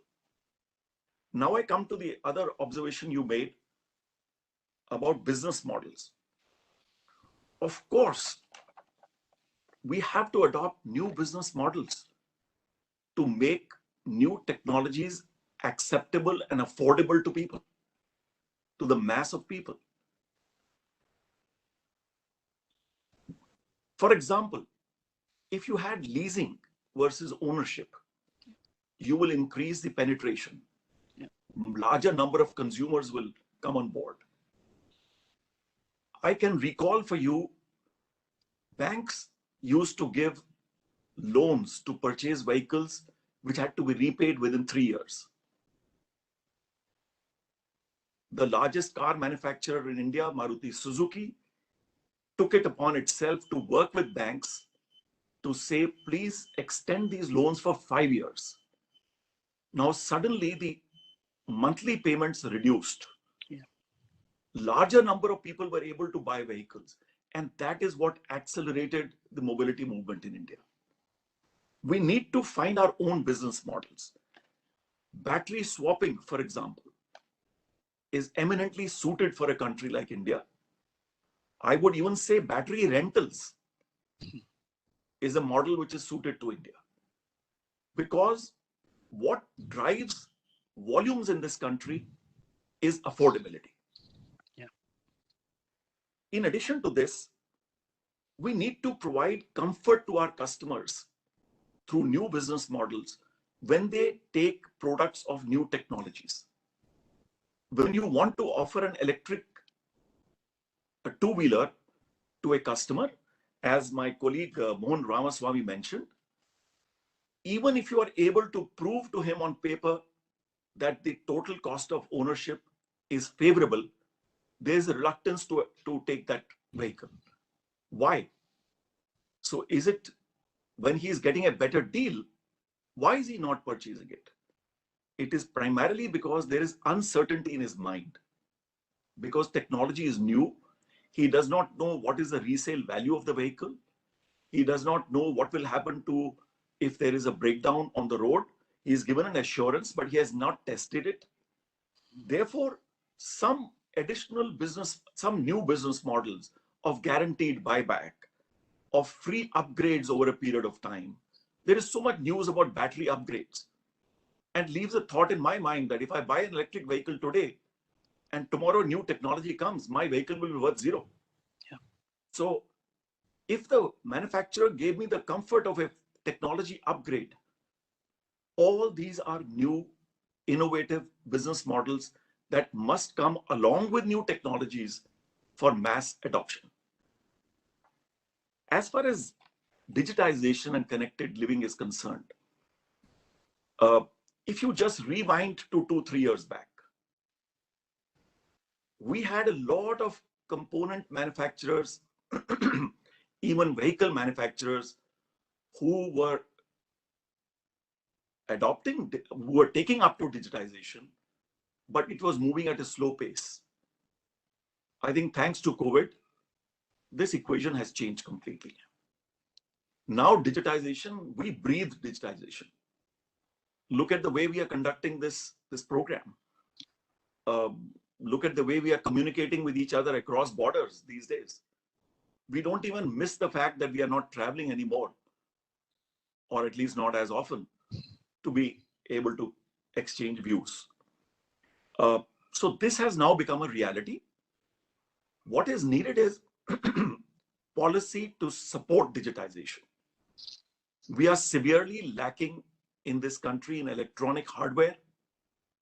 And unless we find a good solution around it, we may see ourselves importing so much electronic hardware that it will then become another challenge for us. So as we go towards digitization, we must concurrently look at how to quickly bring in manufacture of semiconductors, wafer, and you name it, in this country. Thank you very much, Taneja-san. The last point which you made, how can we build competency and capability specifically in the electronic space, very important. And I love the point you made on the buyback guarantee or an assurance that can be provided by a manufacturer. Thankfully, Ather Energy, for example, has done that, right? That if you buy an Ather 450X scooter from them, they actually, tell you that, after 2 years or after 3 years, you can sell it back to them and get an assured price. So hopefully schemes like that will actually change the perception among, the people and make it a lot more attractive to own, electric vehicles. Now I come to you, Guru Prasad. Kaushik, if I may just add here. Yes, yes, sir. The Ather example is a very good example. We need this to be done by a large number of electric vehicle manufacturers. Absolutely, yeah. And then it will give confidence to consumers. Indeed. That model has to be adopted by all the mainstream players as well. You're correct. So Guru Prasad, coming to you, since this is a technology themed panel discussion, one of the points, that was very interesting to me, which Mikhail made, is on open innovation, right? I know Bosch has done a lot of work in the open innovation space. And he also mentioned about working together, collaborative manner, and, talking about competitiveness and co-opetition, right? And that's the new word, that's the new buzzword in the automotive industry today, co-opetition, right? How do you see that, open innovation, open platforms evolving, from the Indian context? Obviously, this has seen a lot of traction globally. OEMs are coming together. OEMs were competitors, 10 years ago, you would have never thought of coming together, are today working together to develop these platforms. So how do you see open innovation going forward, number one? The second point is, again, staying on the technology theme, OEMs are becoming software companies these days. I think classic example is Volkswagen having its own operating system, right? So is there a paradigm shift in terms of how the OEMs are perceived today and what they are positioning themselves as in the automotive market? Where do you see this evolving? On the one hand, open innovation, and on the other hand, OEMs becoming software companies. What are your thoughts there? Okay, thanks, Kaushik. I think two very, very interesting questions and very, very apt developments in the current situation. Open innovation, I think, is, let's put it this way. There is capital constraints all around. So there is actually no choice but to operate and develop new ecosystems. And if you just take a full battery electric vehicle ecosystem, or take a hydrogen fuel cell ecosystem, if you're not riding on ICE today in combustion engine technology, and you want to have something non-legacy based, actually everything is going to be new. So the whole infrastructure has to come up, be it in terms of charging, in terms of battery technologies, raw materials for battery, chemistries, different chemistry batteries, processing of that, making cells, energy distribution, then of course the OEM equation where they put these together. Then there is a whole new amount of power electronics which gets into electric vehicles. This is simply humongous amount of innovation capital that is required. And most auto companies and also a lot of tier ones are simply not equipped to deal with this level of innovation. So I would say getting together, even if you have to get to bed with your competitor in some cases, is the norm. I think it will happen. And as I said earlier, the auto value chain itself is ripe for disruption. So there will be consolidation, there will be changes in the value chain, there will be new ways of doing things. Some of the OEMs have demonstrated this very, very well, and there is a lot of startup energy that's come into automotive space. In 2018 or so, I saw a report in Europe, there are more than 600 electric vehicle and mobility startups who are all new. So this just shows that the money is flowing in a different direction, and the money is sort of demanding, the capital is demanding that there has to be open innovation. There has to be a sort of a platform approach to things. How do we work in the ecosystem? How do we develop this together? And how do we deploy this together? Because no one company or no one corporate is able to get this going. So I would say this is definitely the way to go. We ourselves are doing a lot, both locally and globally. We partner with a lot of companies to get either our technologies adopted and taken over by them, or we take we get into partnerships with innovative companies, get things going for us. So this is something that's happening on a very, very wide scale. The second topic you said, touched upon was OEMs as software companies. I think this is also a trend in line with the non-legacy nature of an electric vehicle. The non-legacy nature of this vehicle helps it to be configured in a very, very different way. An electric vehicle of the future is most likely going to be a very advanced, quite a high level of autonomous driving, quite a level, high level of user interface comforts brought in. There is going to be a lot of connectivity, be it within the vehicle, vehicle to vehicle, or vehicle to grid, or vehicle to infrastructure. So a lot of these things come in, and each of this is extreme high level of software. The new cars today are at the level of an aircraft. I mean, a Boeing 747, or so it's an easy comparison to say the lines of code far exceed that of a commercial airliner today. So that's the amount of software that's coming. And if you get into autonomous driving and you want to be one up in the top ranks there, software is the key. So it's the building block, it's the key, and it opens up fundamentally different business models as well. For example, with a Tesla, you could turn on and off autonomous driving. You can buy it as a package. These are all unheard of things earlier. FOTA or over-the-air updates is an absolute new thing into the automotive industry. I mean, cars would never get flashed unless they are in a very secure service center where the OEM has all the control and they are able to manage all this and ensure everything is okay. There were no upgrades at all. And today, car is like a mobile phone which gets frequent upgrades, frequent changes in everything, new features on demand, features on payment. So a lot of these things make it mandatory that there is extensive amount of software coming in.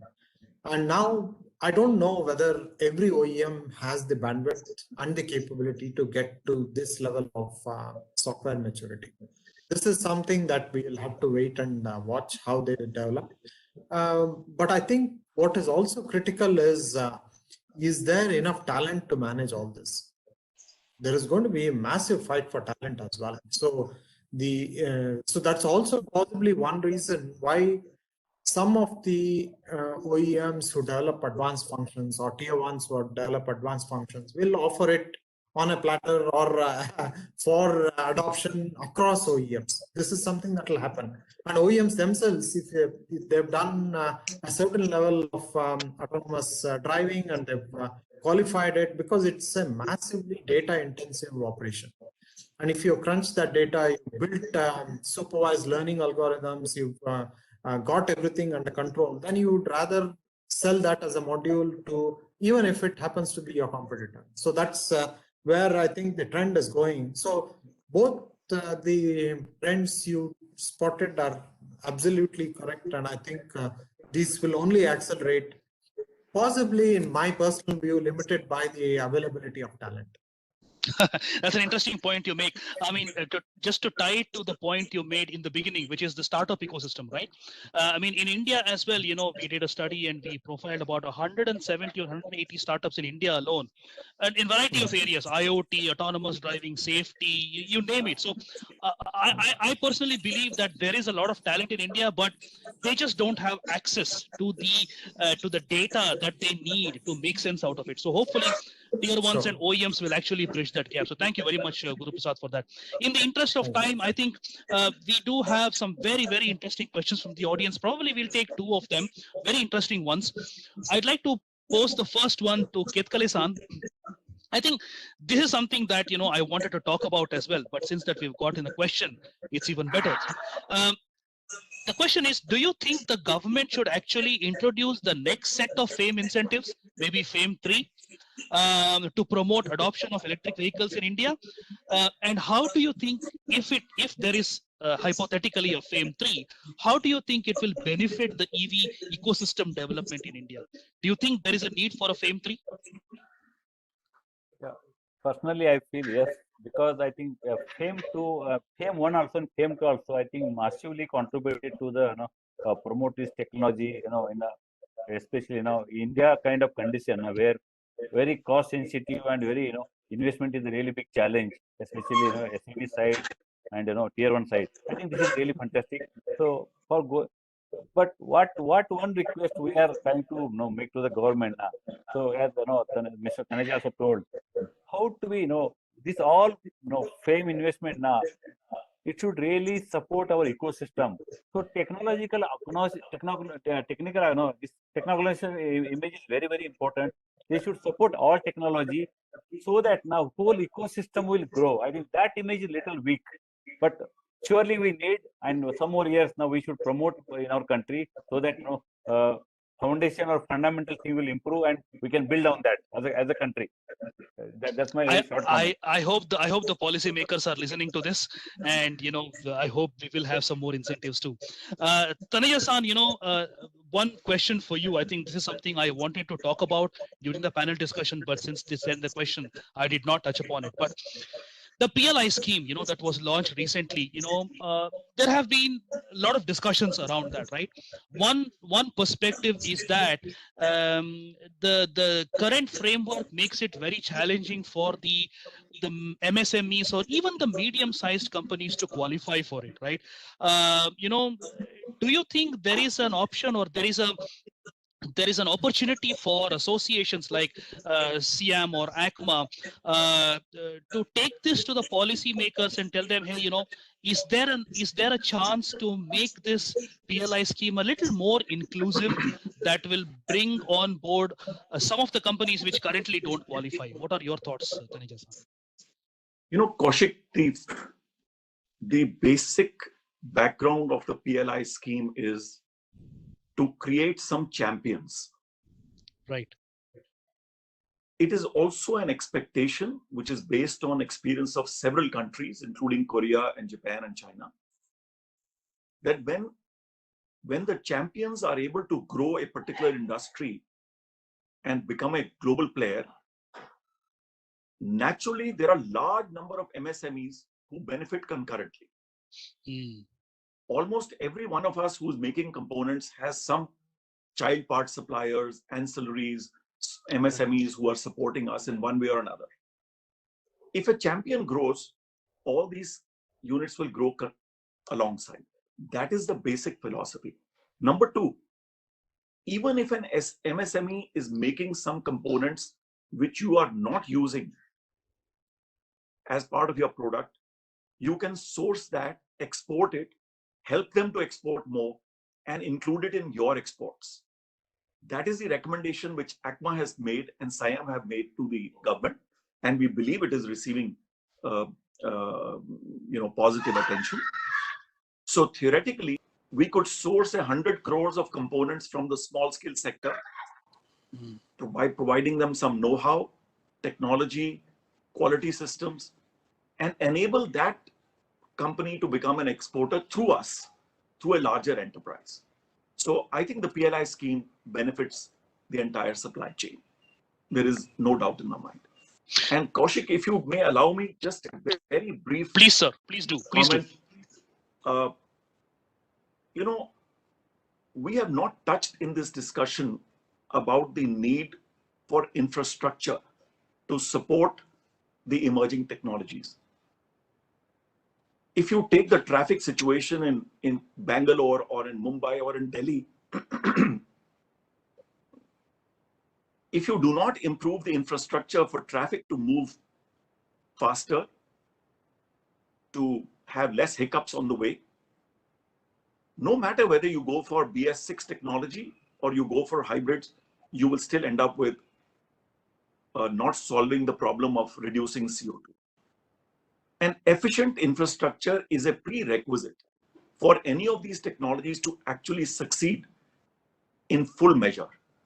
Therefore, we must make sure that infrastructure development is not just electric vehicle charging infrastructure. It is also the normal road infrastructure which allows free and fast movement of goods and people, which is important. The last comment which I want to make is, or in the same context is, we have plenty of CNG in this country. We have vehicle technology which is developed for CNG. But the infrastructure did not keep pace. We found queues of vehicles outside petrol stations which needed CNG. As the infrastructure is growing, the acceptance of CNG vehicles is growing. Now, we may not be zero emission as in electric vehicles, but we are certainly much lower emissions compared to other fuels which are there. Therefore, sometimes better is the enemy of good. Let us go technology agnostic. Let us give a free hand to the OEM and to the automakers to go full electric, to go hybrid, to go with BS6 solutions or smart BS6 solutions. I think that is what is best suited for this country. Taneja-san, I think you made a very, very valid point on the infrastructure side of things. I think this is where I must compliment Bosch, right? Because I think one of the few companies who have partnered, for example, with Bangalore Traffic Police to understand traffic management systems, to implement new traffic management solutions that could be solving local problems, right? I think we need more such collaborations where industry is going to collaborate with the policymakers, with the local authorities to develop solutions to improve infrastructure. So very valid point again, Tanvi-san. So, I mean, this has been a very, very engaging discussion. Thank you very much, gentlemen, for your sharing your thoughts. I think the future is very bright for India. On the one hand, we are seeing improvement in infrastructure, investment in infrastructure, and most importantly, we are also seeing capability development, under the bigger Atmanirbhar Bharat campaign. So hopefully we will see more solutions, electronics, automated driving, safety, electrification, that are more suited to the Indian market and can be adopted by the global leaders as well. So with that, thank you very much once again, my panelists, and I hand over back to Vinny for the closing comments. Vinny, over to you. Thank you, Kaushik, and our eminent panelists. Your deliberations and interventions have been very thought-provoking. Being a large and diverse country, many kinds of solutions and technologies will indeed coexist in India. The automotive roadmap for our country and our industry has to be technology agnostic. We require uniquely Indian solutions for uniquely Indian needs and our challenges, but at the same time at uniquely Indian price points. Thank you once again for that very interesting and engaging panel discussion. Ladies and gentlemen, we will now take a short break of 5 minutes as we get on board our speakers for the next session. You may as well get yourself a cup of tea or coffee. I hope you are continuing to comment and are tagging us on social media platforms across Facebook, LinkedIn and Twitter. Please use the hashtag ATSA2021. I repeat, hashtag ATSA2021. Ladies and gentlemen, please do not forget to come back. More excitement awaits you as we will have the next round of ACMA Excellence Awards in our valedictory session. Thank you.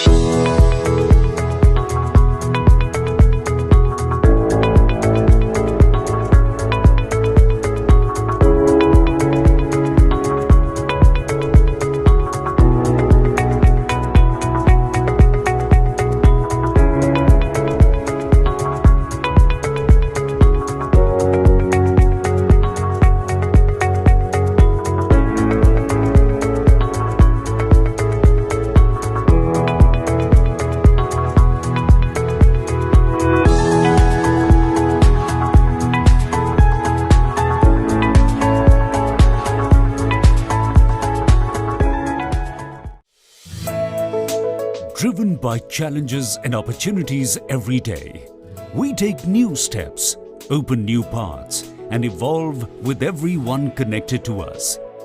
Bearing the lineage of the Sri Ram Group, one of India's oldest industrial house, we grow year after year, making our products better and better, until we turned to a grand example of technology, leadership, and partnership.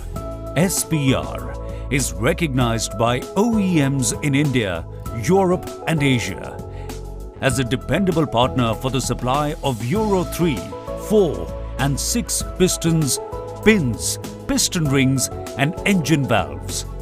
SPR is fully capable of designing, developing, validating and manufacturing finished products at its tech centers.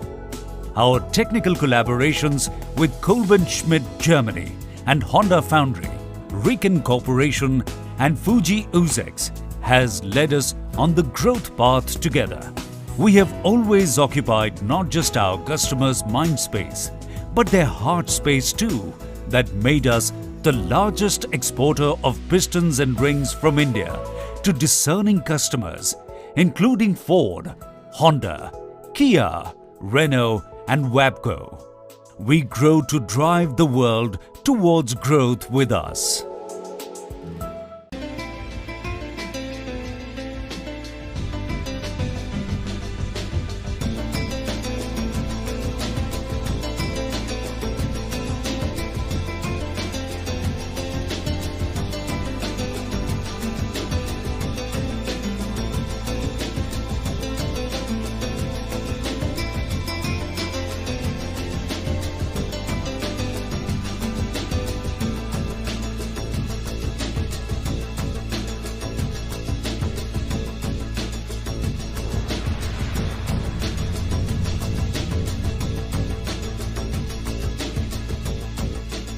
The number one.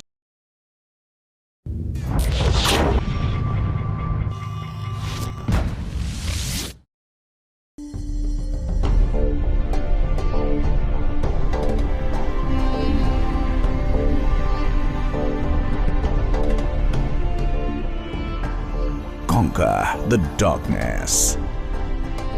Neolight, with a progressive and dynamic visionary management approach, is blended with highly dedicated and qualified professionals and world-class infrastructure, which has led to it becoming one of the major Indian automotive lighting equipment suppliers. A small beginning that had become a hugely successful enterprise in 40 years.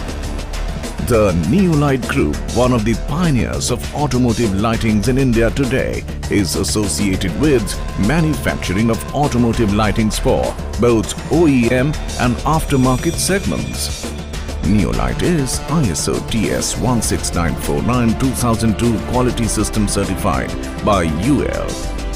The Neolight Group is also associated with manufacturing of home lighting products.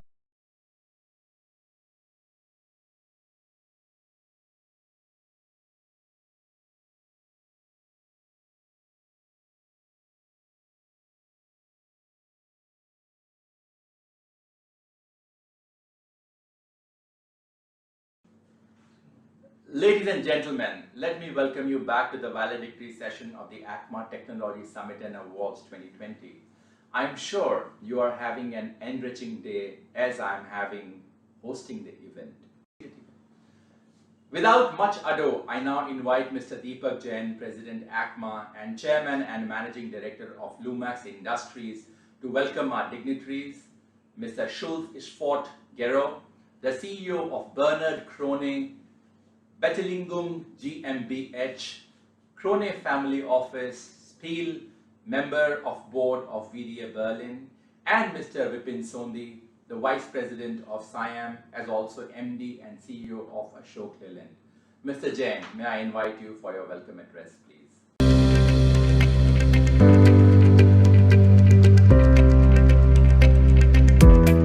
Thank you, Vinny. Good afternoon, ladies and gentlemen. I take great pleasure in welcoming you all to the valedictory session of the 6th edition of the ACMA Technology Summit and Awards as we move towards conclusion of this very contemporary and inspiring technology summit of ACMA. I'm delighted to welcome Mr. Vipin Sondhi, Vice President Siam and MD and CEO Ashok Leyland. Thank you, sir, for your guidance and support to ACMA and the component sector. We are indeed very glad that the CV industry is also on its path to recovery, and we hope that this growth will be sustainable. Thank you for joining us today.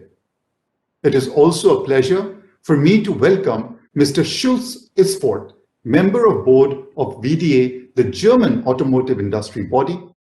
We are indeed very thankful to VDA for their partnership with us and also engaging with us on several projects, including this event. We look forward to further strengthening our relationship through mutual cooperation. As I mentioned in the morning, today's event is all about celebrating excellence. I'm indeed very proud of the fact that we, as an industry, have very resiliently braved the unprecedented disruptions in the wake of the pandemic. Despite these challenges, we received one of the highest number of applications ever, which were 305. This speaks volumes on the optimism and self-confidence that the component industry has in itself. I salute the never give up spirit of our industry and not only congratulate all the 75 award winners, but also all the applicants, as each one of you embodies the spirit of excellence. This event is also a testimony to the industry's rebound, and ACMA remains strongly committed to realizing our Honorable Prime Minister's vision of an Atmanirbhar India, and more specifically, an Atmanirbhar automotive global value chain. ACMA will continue to educate the industry on affordable and accessible technologies. We will continue to drive excellence in our member companies through ACMA's signature cluster programs. We are committed to upskill the workforce in our membership through the ACT Center of Excellence at the IIT Delhi campus at Sonipat. The center is equipped with state-of-the-art design labs and mechatronics lab. We will replicate such center of excellence across all the automotive hubs in the country for the benefit of all our members. Once again, a hearty welcome to all of you and to our distinguished guests today. Thank you very much. Thank you, Deepak, for your warm welcome. I now invite Mr. Schulz Fort-Gero, the CEO of Bernard Krone Bettelingum GmbH, for his address.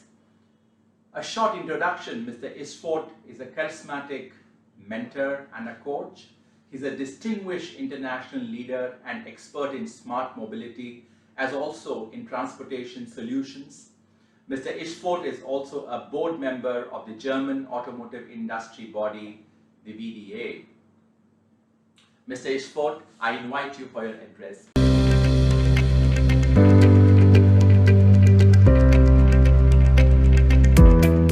It is a great honor for me to welcome Mr. Sondi, Vice President, Siam, Managing Director and CEO of Ashok Leyland. Mr. Jain, President, ACMA, and Chairman and Managing Director, Lumax Industries Limited. Mr. Mehta, Director General, ACMA. Dear ladies and gentlemen, a very happy, prosperous, and healthy New Year to India. At the outset, I wish to thank ACMA President Mr. Jain for extending such warm welcome to entire delegation present here at this forum. It is a great pleasure for me to welcome you on behalf of the VDA today's event ACMA Awards. First of all, I would like to congratulate ACMA on this great virtual event. The relationship with India is significant for the German automotive industry. German automotive manufacturers and suppliers have more than 120 production facilities in India, which shows that VDA members see considerable potential in India. Indo-German cooperation is an important pillar of the global automotive industry development. The collaboration between the European Union, Germany, and India is strong and important.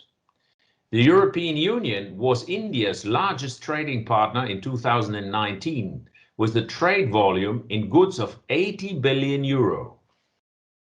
Especially the ties in the component trade are strong between Germany and India. In 2020, Germany was the top 2 export market for component exports out of India and the top 3 importers of components into India.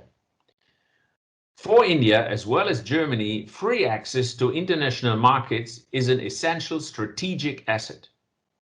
Trade and cooperation lead to economic development and will lead to a win-win situation for both countries.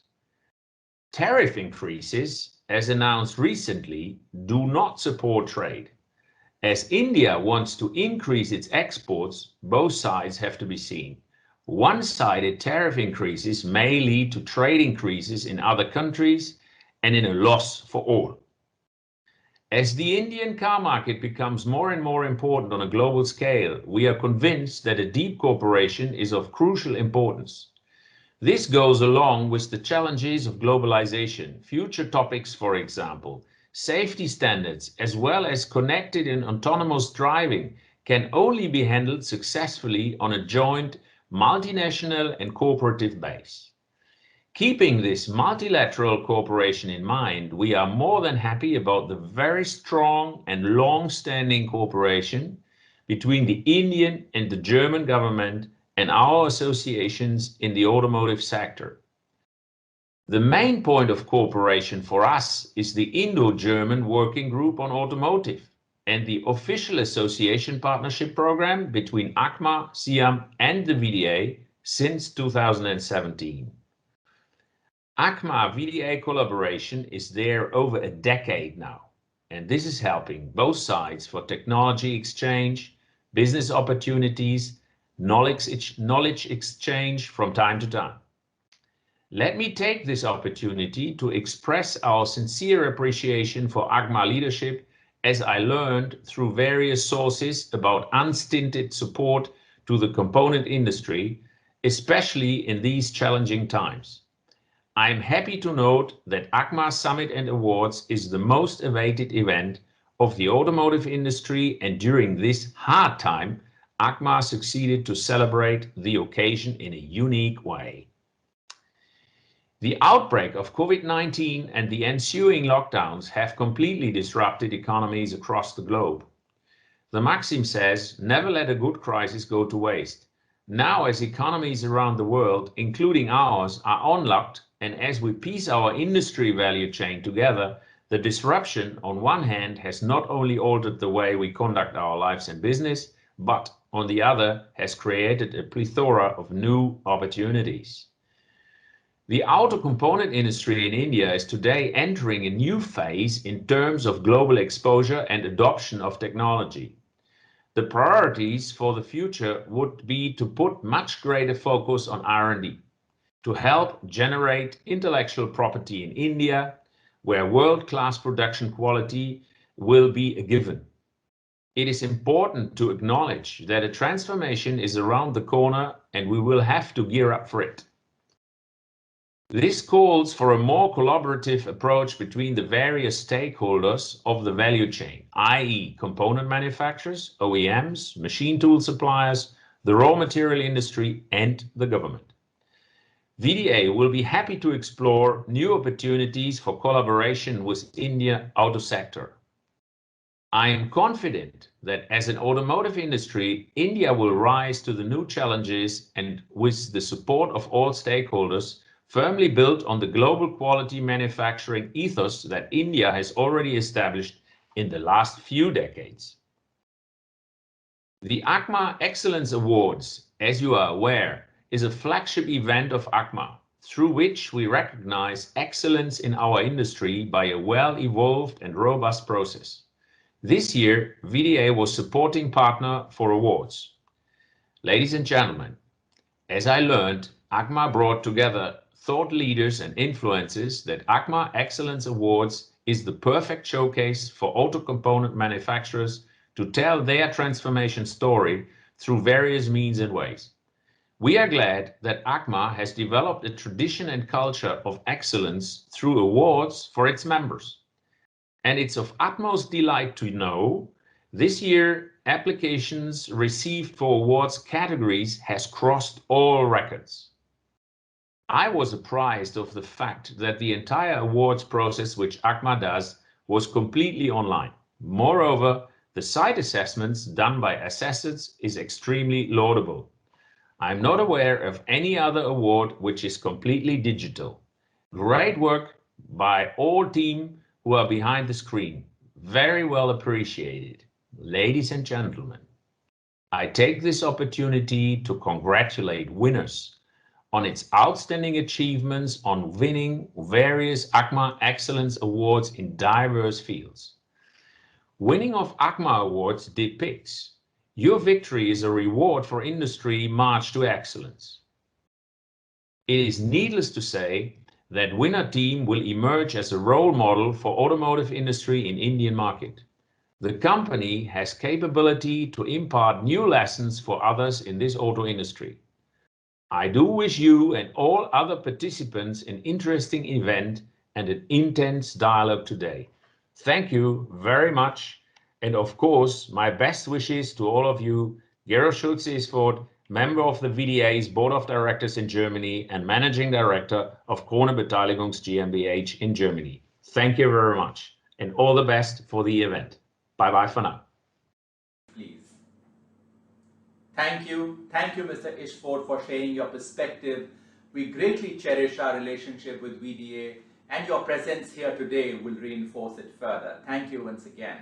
Ladies and gentlemen, before I move on to the announcement on ACMA Awards, let me take a few moments to brief you on the latest offerings from the ACMA Pillar 3 on skilling and mentoring. As you're aware, in the year 2018, ACMA set up its Center of Excellence called Saksham at IIT Delhi Sonipat campus. It has 2 state-of-art labs for industrial automation and for new product design and development with latest 3D experience design tools. I'm very glad to mention that we have for our knowledge partners MACE, IIT Delhi, UNIDO, the Cardiff University of UK, AOTS of Japan, VDA of Germany, CDAC and BFZ Germany.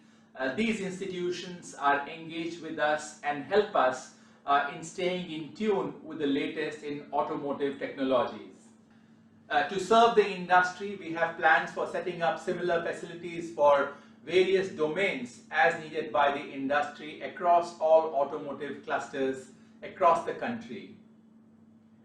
Ladies and gentlemen, I'm also happy to mention that to disseminate world-class training to our industry for future technologies, the ACMA Center of Excellence has joined hands with the Automotive Intelligence Center of Spain. ACMA and AIC will work together in the domains of Industry 4.0 and e-mobility. That apart, the Professional Training and Development Center of the Bavarian Employees Association, BFZ Germany, has signed an MOU with ACMA Center of Excellence for strengthening of flexible, efficient, sustainable, technical vocational training and education. That apart, ACMA and TERI have recently come together to leverage their expertise to design a customized sustainable manufacturing program to support the Indian auto component clusters to emerge as successful global manufacturing hubs. The program would provide a unique opportunity to improve the automotive supply chain for ACMA members and their supplies as well. And lastly, for upgradation of our members, we have initiated several new cluster programs. These include a suppliers assessment and development for the OEM supply chain, digitization cluster program, sustainability cluster program, and industry specific cluster program for domains like plastics, foundry, and for several other commodities. Ladies and gentlemen, ACMA continues to offer you the latest and best in technologies. Please engage with us for upgrading your plants. Ladies and gentlemen, now we will announce the winners in the large and very large categories. To begin with, Excellence in Export, large category. Ladies and gentlemen, please put your hands together for Advic High-Tech Private Limited, Pune, for bronze. The silver goes to Roop Automotive Limited, Gurgaon. There's another silver winner, Harita Ferrer Limited, Hosur. And the coveted gold goes to Precision Camshafts Limited, Solapur. We move on. Excellence in Export, very large. Ladies and gentlemen, the bronze goes to SEG Automotive India Private Limited, Bangalore. The silver to FTech Limited, Pitampur. And the gold to Indo MIM Private Limited, Tirupati. Ladies and gentlemen, please do not stop cheering our awardees. It means a lot to them. We move on to our next category, Excellence in New Product Design and Development, large. Here the bronze goes to Global Autotech Limited, Plant 2 PDC Division at Noida. The bronze to Harita Ferrer Limited, Hosur. The silver to Rane Brake Lining Limited at Tiruchirappalli. And the gold to A. Raymond Fasteners India Private Limited at Pune. Ladies and gentlemen, as we celebrate our awards, please do not stop to cheer for our winners. Our next category is Excellence in New Product Design and Development, very large. The bronze goes to Subros Limited, Noida. SEG Automotive India Private Limited, Bangalore is the other bronze winner. The silver here goes to Gabriel India Limited at Dewas. The gold here goes to Shriram Pistons and Rings Limited, Ghaziabad. Our next category is Excellence in Manufacturing, Large.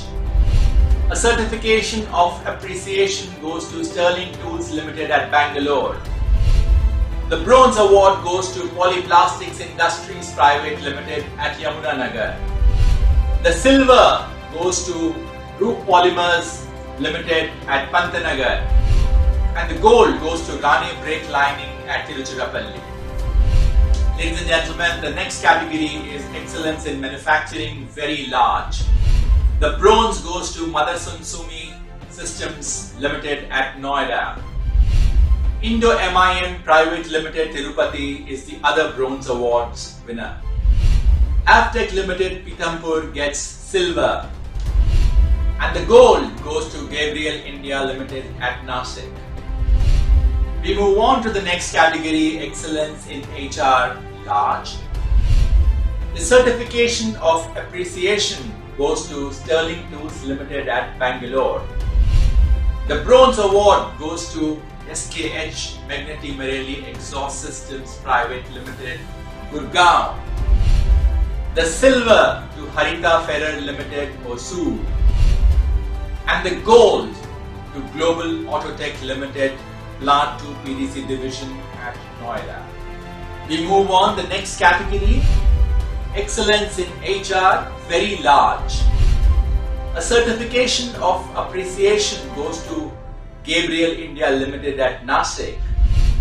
Indo-MIM Private Limited Tirupati also grabs a certificate of appreciation. The bronze goes to Gabriel India Limited at Dewas. The silver to JK Finner India Limited at Madurai. And the coveted gold to Shriram Pistons and Rings Limited at Ghaziabad. Ladies and gentlemen, the next category is a very important category on health, safety and environment. The award, Excellence in HSE in Large. A certificate of appreciation goes to Sterling Tools Limited, Bangalore. The bronze goes to Munjal Kiriu Industries Private Limited at Manesar. Another bronze to Minda Stonebridge Instruments Limited at Pune. The silver goes to Harita Ferrer Limited at Hosur. And the covetous gold to Precision Camshafts Limited at Solapur. Excellence in HSE, Very Large category. Here, a certificate of appreciation goes to Gabriel India Limited at Nashik. Forasia India Private Limited Pune also gets a certificate of appreciation.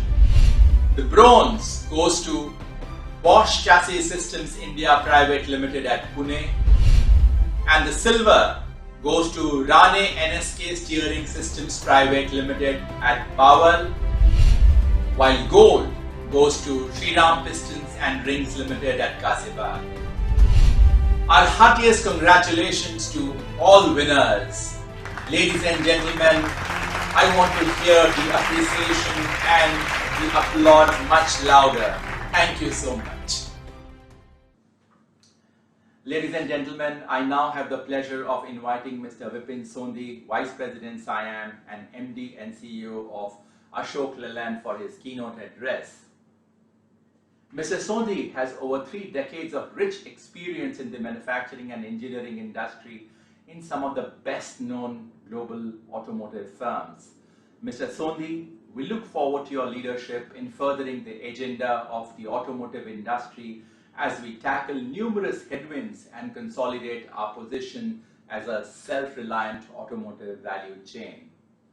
Mr. Sondhi, your address, please.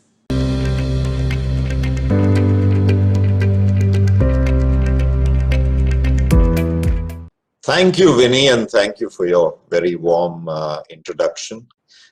Mr. Isfort, my friends, Mr. Deepak Jain, Ms. Vinny Mehta, and ladies and gentlemen.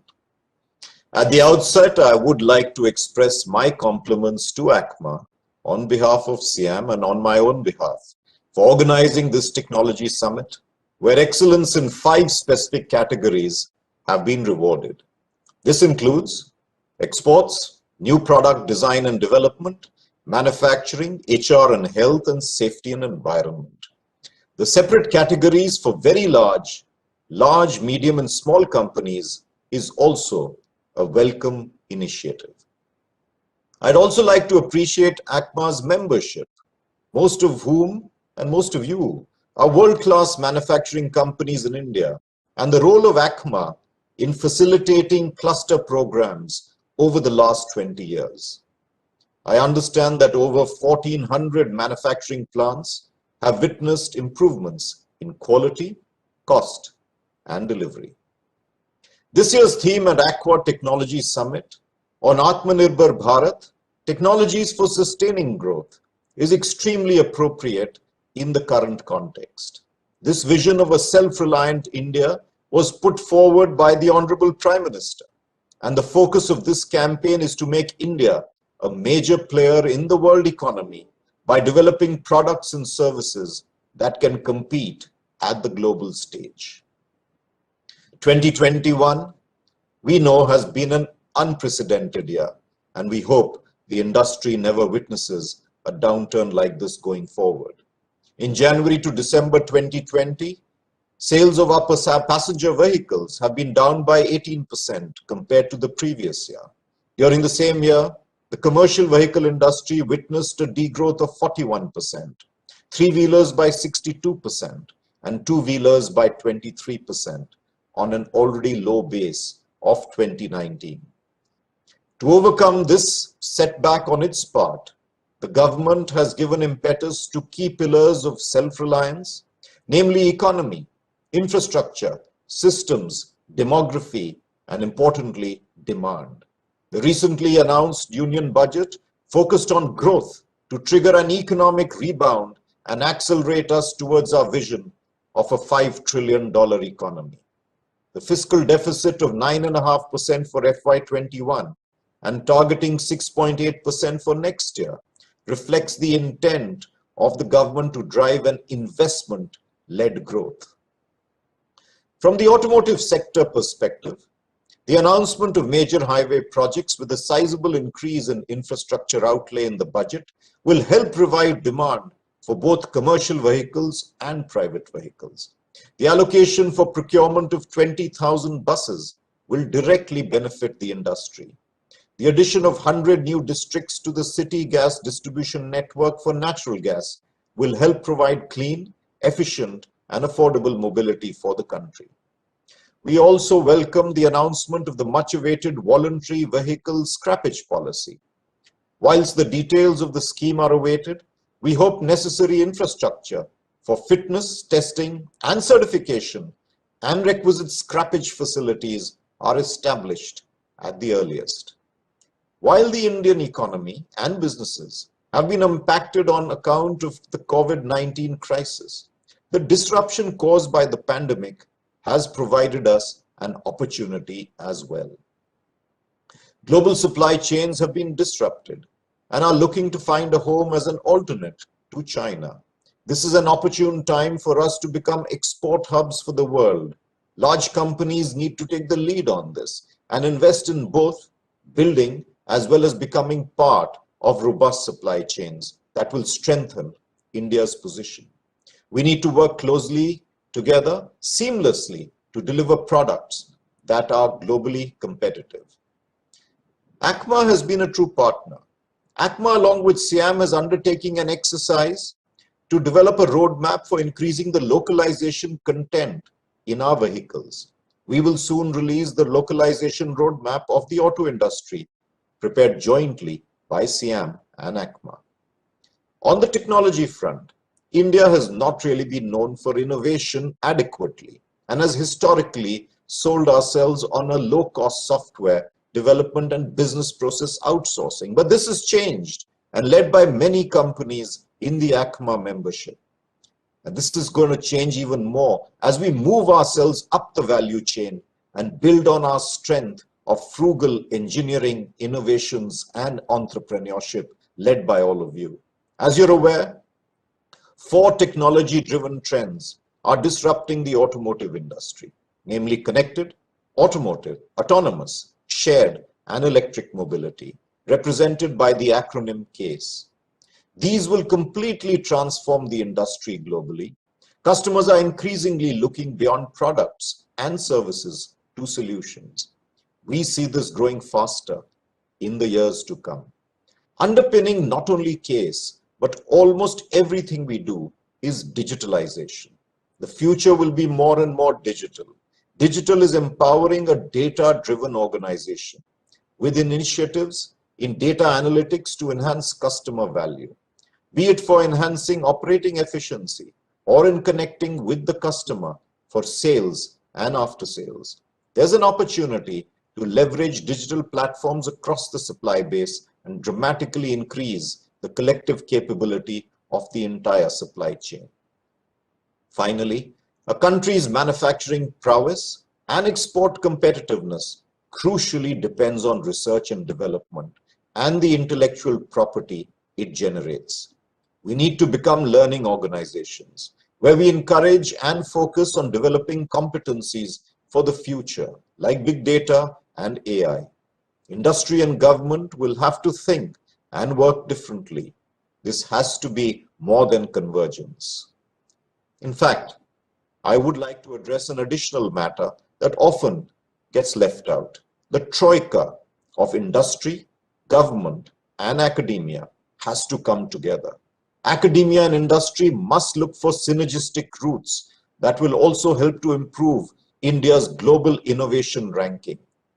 The allocation of rupees 50,000 crore over 5 years to the National Research Foundation announced in the budget will spur innovation and strengthen the overall research ecosystem of the country.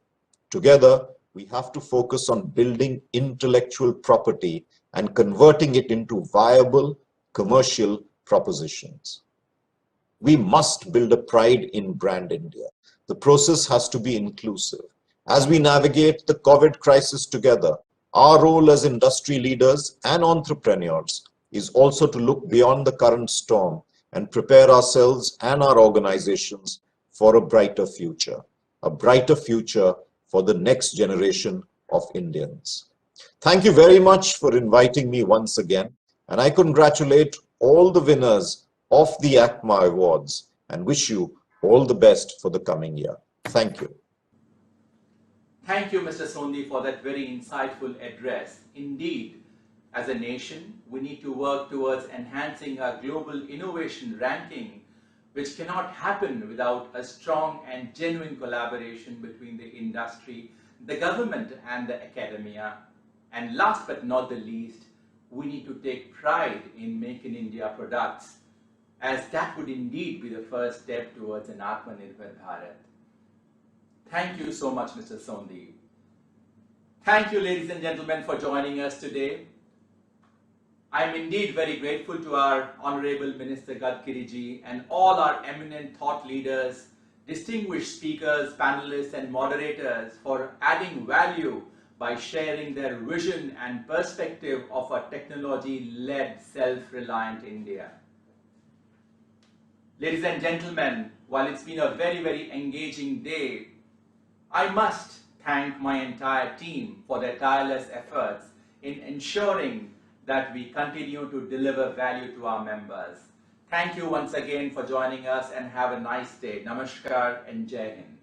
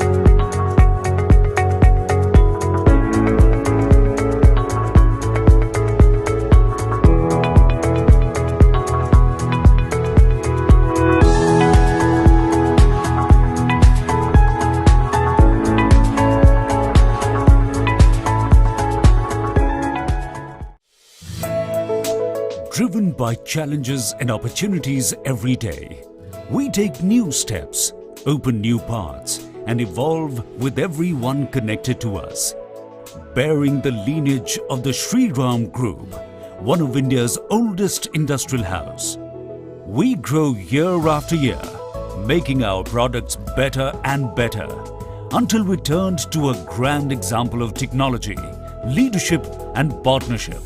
SPR is recognized by OEMs in India, Europe and Asia as a dependable partner for the supply of Euro 3, 4 and 6 pistons, pins, piston rings and engine valves. SPR is fully capable of designing, developing, validating and manufacturing finished products at its tech centers. Our technical collaborations with Kolben Schmidt Germany and Honda Foundry, Riken Corporation and Fuji Uzex has led us on the growth path together. We have always occupied not just our customers' mind space, but their heart space too, that made us the largest exporter of pistons and rings from India to discerning customers, including Ford, Honda, Kia, Renault and WABCO. We grow to drive the world towards growth with us.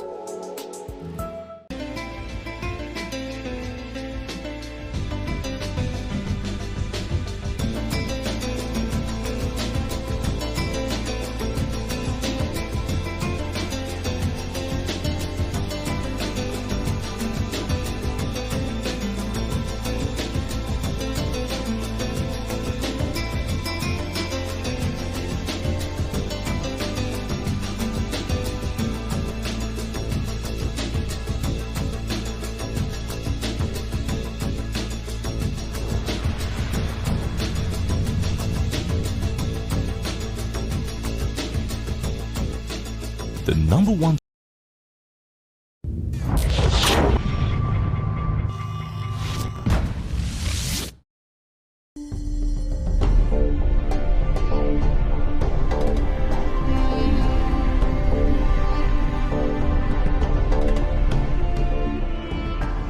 Conquer the darkness. Neolite, with a progressive and dynamic visionary management approach, is blended with highly dedicated and qualified professionals and world-class infrastructure, which has led to it becoming one of the major Indian automotive lighting equipment suppliers. A small beginning that had become a hugely successful enterprise in 40 years. The Neolite Group, one of the pioneers of automotive lightings in India today, is associated with manufacturing of automotive lightings for both OEM and aftermarket segments. Neolite is ISO TS 16949-2002 quality system certified by UL. The Neolite Group is also associated with manufacturing of home lighting products.